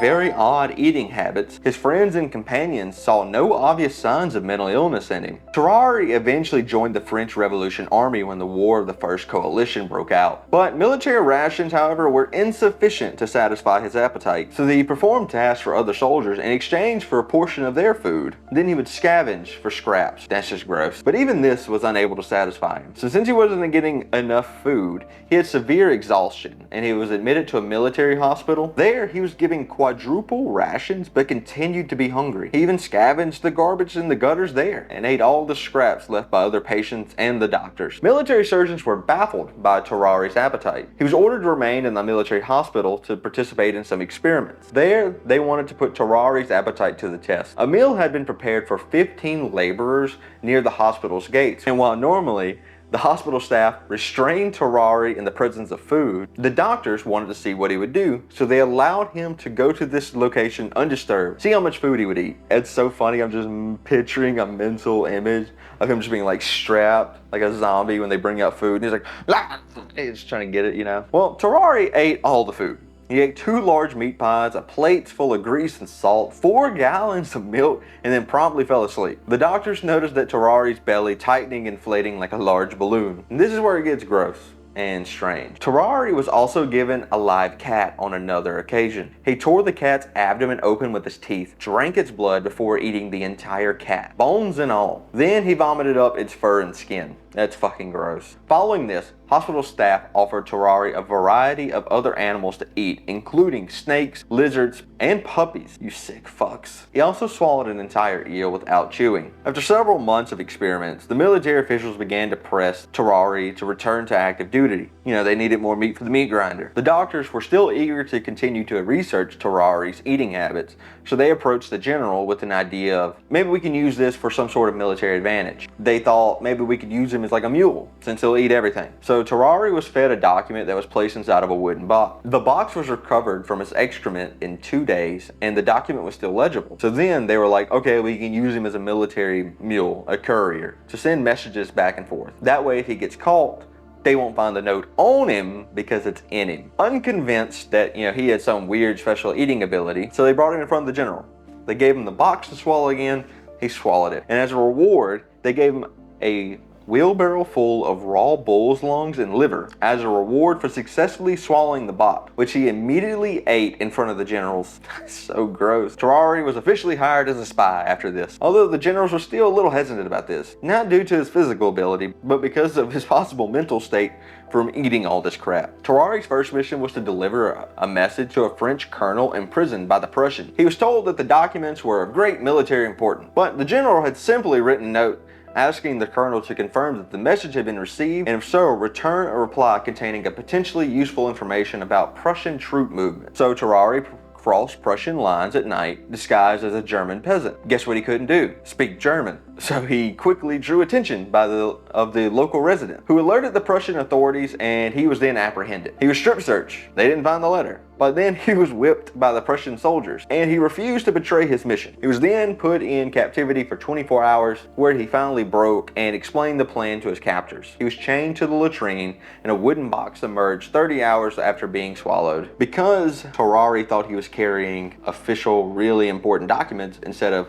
hey, did this work? Instead of a, hey, you up text, you know? The Prussians were very fucking pissed when they dug through his shit, and it was nothing of importance. So he was led to the gallows with a noose around his neck to be executed. According to some sources though, the Prussians never recovered this box because Terrari had the foresight to recover and eat the stool containing it before the Prussians could seize it. I hope this isn't true. It's even grosser. Anyway, he's back at the gallows finna be hung, and the Prussians caved, and they were like, you know what, get out of here. Terrari was desperate to avoid any further military service, so he returned to the hospital, telling the doctors he would try any possible cure for his appetite. Percy tried a bunch of different things, but they all didn't work. They kept trying different foods, medicines, anything to try to satisfy his appetite, but nothing worked. And attempts to keep him on a diet did not work. He would sneak out of the hospital and scavenge for food outside butcher shops and fight stray dogs and search for food in the gutters, alleys, garbage heaps. Man would eat anything. And now is where it's gonna get dark. He was also caught several times in the hospital drinking from bloodletting patients and attempting to eat the bodies in the morgue. Doctors suspected that Terrari was mentally ill and advocated for his transfer to a mental institution. But the main doctor, Percy, that had been working with him, determined to continue his experiments. And so he remained in the hospital for a little longer. Then a 14-month-old child went missing from the hospital, and everyone immediately suspected Terrari. Percy, like I said, the doctor that's been helping him, was unable to defend him at this point. And so he was chased away from the hospital, which he never returned to. Psych, 4 years later, he did. He returned bedridden and weak. And Terrari told Percy, the same doctor, that he had swallowed a golden fork 2 years prior and he thought it got stuck and that's what's making him sick. Percy realized that he had tuberculosis and a month later, continuous diarrhea.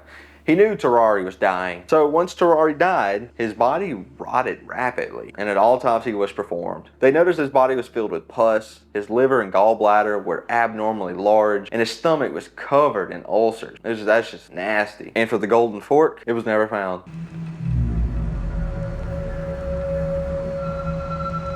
Indrid Cold, aka the Smiling Man, aka the Grinning Man, refers to a human or possible alien that was spotted in West Virginia. In 1966, Woodrow Derenberger, a sewing machine salesman, was returning home from a business trip from Ohio to his home in Mineral Wells, West Virginia. While driving, he noticed some strange lights ahead of him. He thought it was the police, so he pulled over. But to Woodrow's surprise, it wasn't the police. According to him, it was an aircraft, and he said it looked like a kerosene lamp chimney. And then a man stepped out of this aircraft and approached him. Woodrow said he looked natural and as normal as any other human being. He had a deep suntan with dark brown hair and it was combed straight back. His eyes, eyebrows, rest of his face, all normal. But he wasn't normal. He had a large grin on his face and kept his arms folded underneath his armpit. The creepiest part though was, according to Woodrow, when he spoke to him, his smile never moved. He spoke to him telepathically. He asked Woodrow to roll down the passenger window on his truck, and Woodrow complied. The strange man then asked Woodrow what would he like to be called. He thought that was a strange question, and he just assumed he meant his name.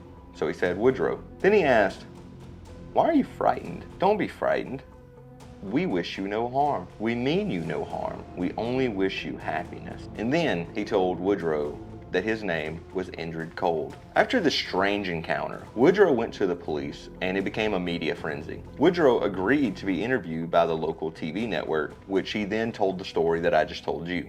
Also part of this interview were local and state police, members of the local airport, and a representative from the Wright-Patterson Air Force Base in Dayton, Ohio. Suspicious? And for 30 minutes, these men asked Woodrow all these questions live on air. And after the interview aired, others came forth and said they saw something very similar in the same area at the same time. Some claimed to have even seen strange lights, and the weirdest of all is some claimed to have passed Woodrow when he was pulled over, and they said he was talking to a strange man on the side of the road. The news ran these stories for a couple weeks, but eventually it all died down. But Indrid Cold's visits didn't stop. Woodrow claimed that he was still being visited by this strange man, and even his family confirmed that they did see him. Woodrow, obviously concerned, went to the doctor. He thought, maybe I'm crazy, maybe there's something wrong with me, but the doctor gave him a clean bill of health and saw nothing wrong with him. Woodrow then decided to go ahead and write a book about this experience, but nothing good came from that idea. His family kept receiving harassing phone calls, and some even lost their jobs due to this. This caused Woodrow to suffer from painful headaches, depression, and eventually his wife even leaving him. Woodrow then moved away to escape the harassment and lived away for many years. But in 1990, at the age of 74, 23 years after the incident, he decided to move back to Mineral Wells, West Virginia. He never recanted his statement, but he also never spoke of Cold again. Since this story has come out, Indrid Cold has become kind of a rural myth and legend, especially in the West Virginia area. He's even been linked to the Mothman, and even had an appearance in the Mothman Prophecies movie. Hello, John Connor. Who is this? My name is Indrid Cold. Probably because they both take place in West Virginia. But this story is pretty wild and interesting. But what do you think? Is Indrid Cold real, or did Woodrow make him up? Comment down below.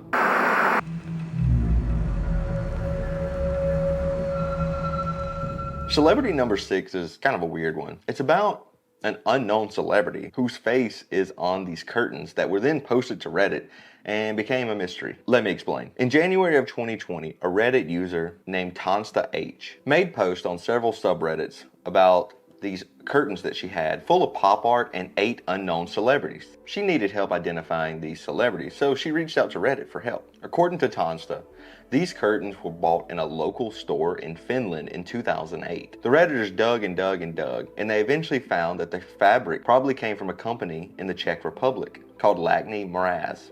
I think that's how you pronounce it. And after making some phone calls and emails, they found that that fabric was most likely an exclusive from that company or produced from a vendor named Robert Kaufman. Since making the post in 2020, 7 out of the 8 celebrities have been identified. They all have a clear-cut example photo that the fabric is imitating. Celebrity 1 is Adriana Lima, a model for Victoria's Secret. Celebrity 2 is Josh Holloway. Celebrity 3, once again, Adriana Lima. Celebrity 4 is Jessica Alba. Celebrity 5 is Travis Fimmel. Celebrity 6 is unknown. Celebrity 7 is Ian Somerhalder, and Celebrity 8 is Orlando Bloom. Whenever they weren't able to decide who number 6 was, they made their own subreddit, Celebrity Number 6. But despite them having their own subreddit, and many people trying to crack it, no one's been able to solve it yet. I mean, it's even disputed on if the gender of the Celebrity Number 6 is male or female. 65% of the Redditors believe it's female, while 35% believe it's male. There's a list of celebrities that they believe it could be. Olivia Wilde, Kristen Bell,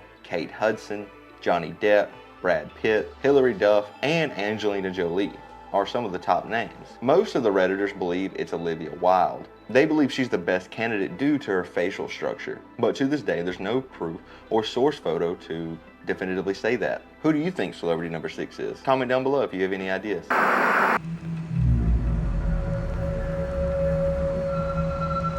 The Black Volga murders isn't necessarily a mysterious person, more of an urban legend. And this urban legend is very widespread in Eastern European countries, including Poland, Russia, and Ukraine. The urban legend is about a black, sometimes red, Volga, more particularly a Gas 21 or Gas 24, with white rims that allegedly used to abduct and murder people. According to the stories, there are different people who are driving this black Volga, depending on what legend you believe. Some say it's driven by the communist secret police, the KGB, Satanists, or even Satan himself. Supposedly, the victims are abducted and then murdered by who's ever driving the Black Volga. Part of the urban legend is also that their blood and organs are then used as a cure for rich Westerners or Arabs suffering from leukemia and other illnesses. All the stories that had Satan driving the Black Volga had a license plate of 666 and white curtains over the windows. The driver, Satan, would then stop and ask you for the time. And then once you walked up close to the car, he would then kill you. In other stories, the driver will say, "You will die at this hour tomorrow." However, if you answered it's God's time, the car would quickly vanish. That's all I can find on this subject. I can firmly say I've never heard of this urban legend prior to researching it for this video. What do you think? Never mind, don't tell me. I already know what you're going to say.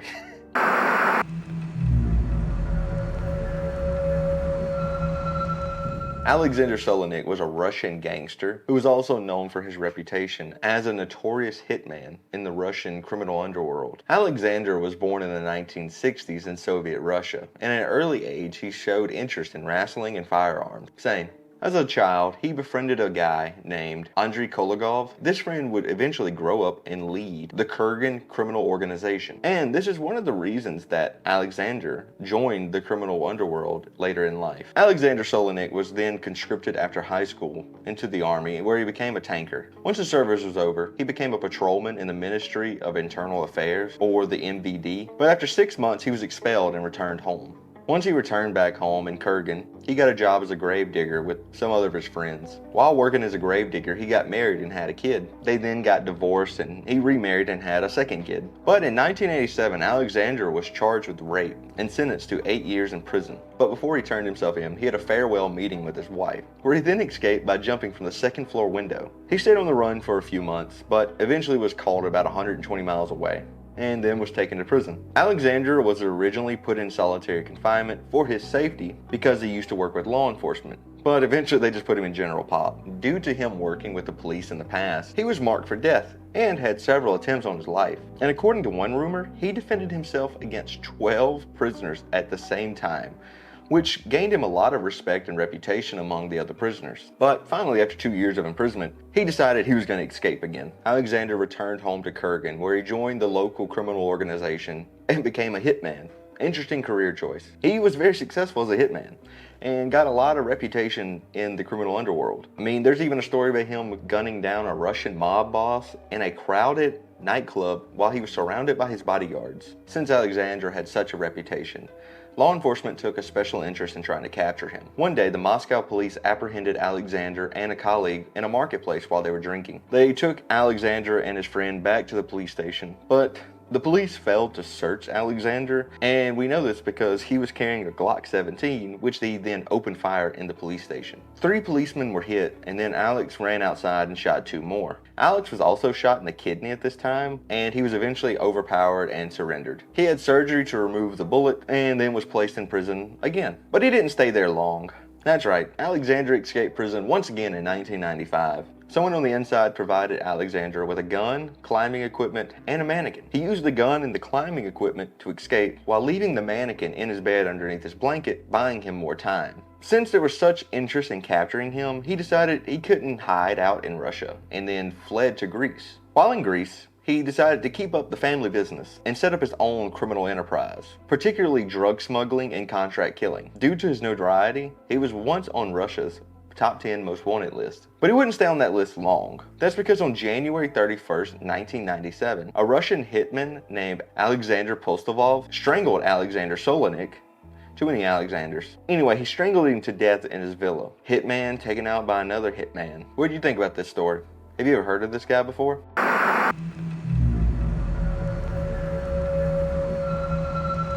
The Monte people are one of the earliest known ethnic groups, or supposedly known ethnic groups, of Aceh, Indonesia, which is the westernmost province of Indonesia. Today, these people are extinct or have disappeared throughout history due to intermarriage with other tribes that arrived later. But to date, there's no strong scientific evidence that the Monte people ever existed or were ever real until March of 2017, which is the reason why this entry's on this list. In March of 2017, there was a group of bike riders in Aceh, Indonesia, and they were recording themselves as they were riding bikes when they stumbled upon a mystery. They accidentally saw and recorded a man that they thought was a Monte tribesman. The alleged Monte man was surprised by the encounter and fled into the woods. The video was uploaded to YouTube and quickly became a viral topic of discussion in the area. The spread of the news was so wide in that area that even the government there got involved. They sent out a search team to see if they could find the man or any of the tribe to see if they really existed. But to this day, we have no answers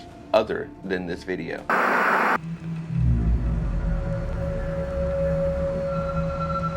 Therese Neumann was a German mystic and stigmatic. Neumann has been considered a servant of God by the Catholic Church since 2005. She was born in Germany on April 9, 1898, and at the age of 20 in 1918, she became paralyzed when she fell off a stool while helping her uncle in the barn. She kept getting injured around this time, which resulted in hysterical paralysis, blindness, and even developed gastric issues when she came down with appendicitis. But on April 29, 1923, her eyesight was restored, and she credits the blessings of Therese of Lisieux for this miracle. Therese of Lisieux, I hope I'm pronouncing that right. If not, I'm sorry. I'm a Christian, but I'm not Catholic. Therese of Lisieux became a saint by the Catholic Church a few years later in 1925. The day that she was canonized as a saint by the church, Theresa Neumann's, her bed sores and all of her illnesses seemed to have disappeared, and she credited these miracles to the new saint. But not all of her illnesses went away. She still had appendicitis, and prior to having surgery, her family took her to the church where they began praying for her. She then announced that the praying worked and there was no need for the appendicitis surgery because it was cured.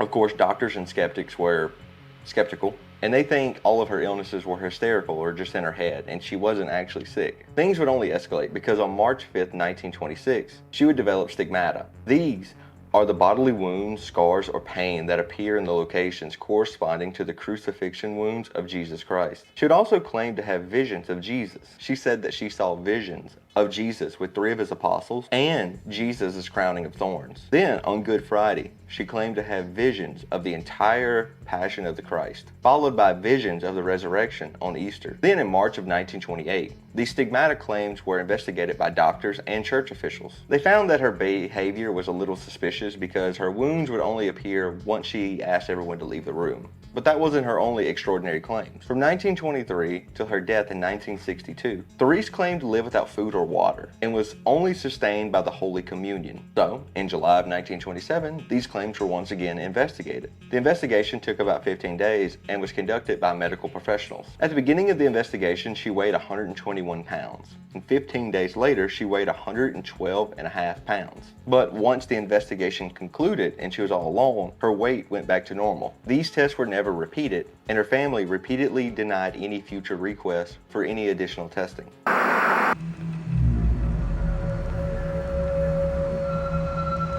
On April 18, 1943, 4 local boys in Worcestershire, England, were poaching for bird eggs, and they came upon a large wych elm. Thinking the tree would be a good location to find eggs, one of the boys decided to climb into the hollow tree. As he climbed up the tree and looked down into it, he discovered a skull. At first he thought it was an animal skull, but after looking at it a little closer and seeing the human hair and teeth, he realized it was a human skull. Since the boys were trespassing and illegally hunting, they decided to all sneak home and not report the incident to anyone. But when the boys got home, one of the kids it just didn't sit right with him, so he reported it to his parents. The police immediately launched an investigation, and inside the tree they found an almost complete skeleton, a shoe, a gold wedding ring, and some fragments of clothing. The skull still had some hair, and it had a clear dental pattern despite missing some teeth. And after further investigation, the remains of the hand were found near the tree. The body was removed and sent off for testing, and it was immediately established that the body was of a woman who had been dead for at least 18 months. This puts her time of death in or before October of 1941.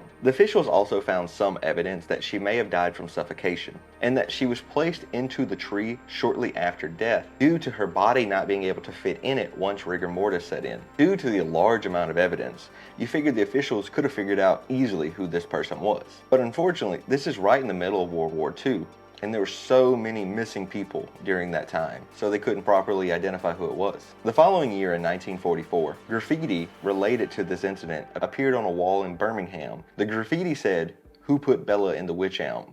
which is the reason why this segment is named this. And it's since at least the 1970s. Similar graffiti has been found on the Hagley obelisk, near where the body was found. Despite all the evidence and the multiple investigations, the police never identified who this person was. However, there are a few theories. One theory is that she was a sex worker named Bella, who had disappeared in 1941 and was reported by another sex worker in 1944. And the name Bella from the graffiti suggests that the writer was probably aware of the victim's name. Another theory came from a police report in 1953. A statement by Una Malsop said that her ex-husband, Jack Mosop, and a Dutchman named Van Ralt had put the woman into a tree. According to her report, her ex-husband and the Dutchman were at a bar drinking when they met a drunk woman. They said that she had passed out and they placed her into the tree as a prank. Just prank, bro. But then they became worried that maybe she died in that tree. Jack Mosop, the ex-husband, was then confined to a mental hospital due to having reoccurring nightmares of the woman staring at him from the tree.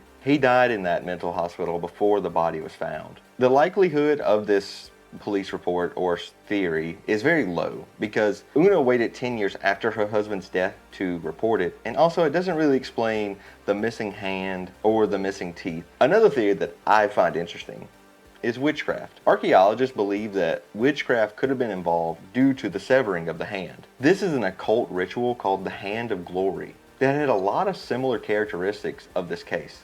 Another popular theory is that this woman was somehow involved in a spy ring, once again, World War II, and they believe that she could have been compromised or killed by a rival spy agency. But anyway, like I said, this case is still unsolved to this day. What's your favorite theory? You have your own?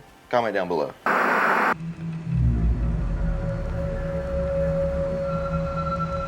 Edward Mordrake is more of an urban legend than a mysterious person. But according to the lore, Mordrake was born in the 19th century with a face on the back of his head. The second face reportedly had a pair of eyes and a mouth that drooled. And the face was also supposed to be able to whisper, laugh, and cry. It's also reported that the face would sneer when Mordrake was happy and laugh when he was crying. The eyes would supposedly wander around and the mouth constantly moving, but no noise would ever come out. According to legend, Mordrake asked doctors to please remove his demon face. He claimed that at night it would whisper things to him, things that one would only speak about in hell, according to Mordrake. But no doctors would touch it. This led Mordrake to live in complete seclusion, even denying visits from his own family, until Mordrake ultimately killed himself at the age of 23. But like I said, this is more of an urban legend. The first known writings of Mordrake appear in 1895 in articles in the Boston Post by fiction writer Charles Hildreth. The article describes a number of cases of human freaks, including the woman who had a tail of a fish, a man with the body of a spider, and Edward Mordrake. Hildreth claimed that these reports were real and got them out of old reports of the Royal Scientific Society. But the Royal Scientific Society wasn't invented until the 1970s. Almost 100 years after these articles are written. Also, if you do search the records of a similar name, Royal Society of London, there's no Edward Mordrake. So with all that being said, it seems like Hildreth just made these articles up and got it published by the newspapers just so they could sell more newspapers. Glad to see the news has always lied.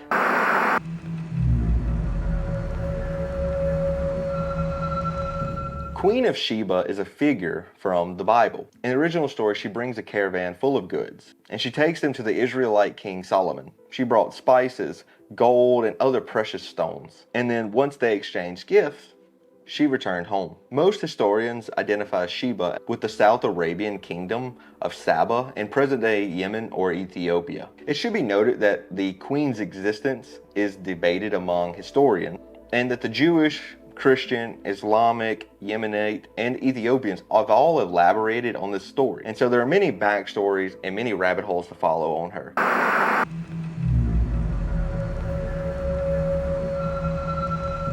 I've looked all over for this guy, and the only thing I can find using the exact spelling from the Iceberg is a single web page. And of course, it is one of the most reliable sources on the internet, an iFunny post. I'm just going to read the post off for you. King Kolasai is arguably one of the most obscure, mysterious figures in history. He was named by multiple ancient historians. What is known that in the 8th and 7th BC, he united all Scythian tribes to form the empire known as the Kolasai dynasty. Since the Scythians had no writing system or documents, there's nothing about this guy that's known and seemed to vanish by the 6th century BC. Once again, all I can find on this guy. If you know of anything else about him, I'm interested. Please comment down below. Please.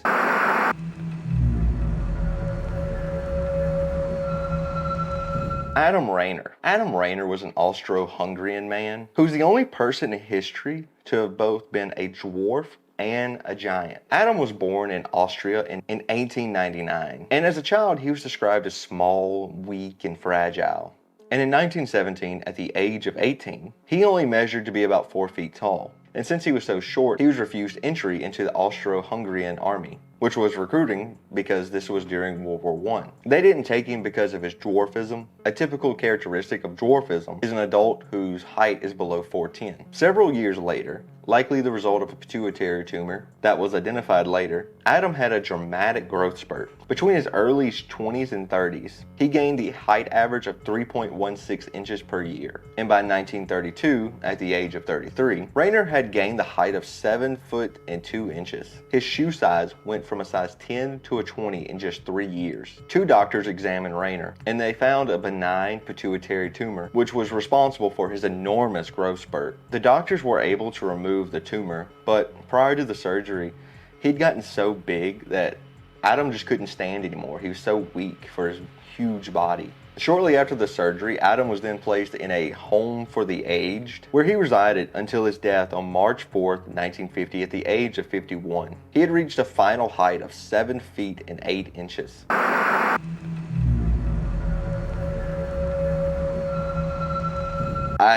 hopefully I pronounced this right. The Iceberg Forest White Woman refers to a ghostly woman who is occasionally spotted near Ebsberg Forest. Ebsberg Forest is located in Germany and is one of the largest woodland areas in the country. And the White Woman refers to a ghostly sighting. According to the legend, the ghost of a woman in white, light, or ghost orbs can be seen near the edge of the forest while driving. The legend goes on and says that this is supposedly a woman who died and lost her kids in a car accident, and she's wandering up and down the road looking for them. However, this should be noted that this is all local legend, and it's not a definitive person like others on this list. It also should be noted that there's no consensus on who this woman was from a crash, because they can't find such a case where a woman and a couple kids died in a car wreck near the area. So, I don't know.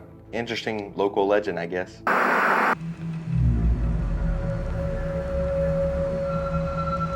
Unveiling was a Russian author who has intrigued me the most out of this entire iceberg, all 7 hours of this list. And that's because, you know, the iFunny post I showed you earlier, I can't even find that about this guy. Apparently he was an author in Russia who wrote extremely controversial takes on such hot topics as religion and government. And because of this, the Russian government didn't like him and has wiped the internet of him. Go ahead.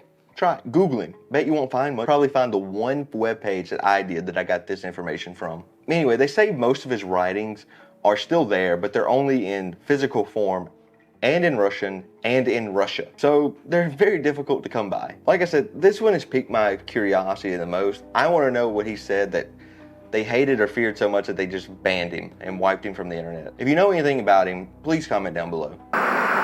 Wow.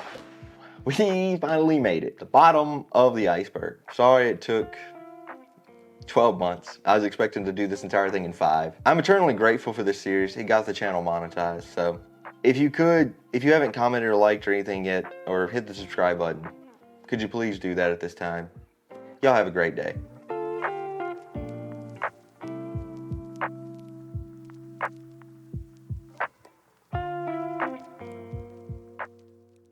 Hi guys, this is the most mysterious people in history iceberg. I started this tier list back in January, it's now December. I've worked on it throughout the year. This video is a combination of all the tiers into just one large video. For those of you who haven't seen this, I got this iceberg from Reddit user RebelPunk2077. The link to the iceberg will be down in the description. You also might be able to tell that the quality of the videos start out worse and get better throughout the year because I got better equipment, got better at making videos, I hope. Well anyway, let's dive right in. I hope you enjoy it.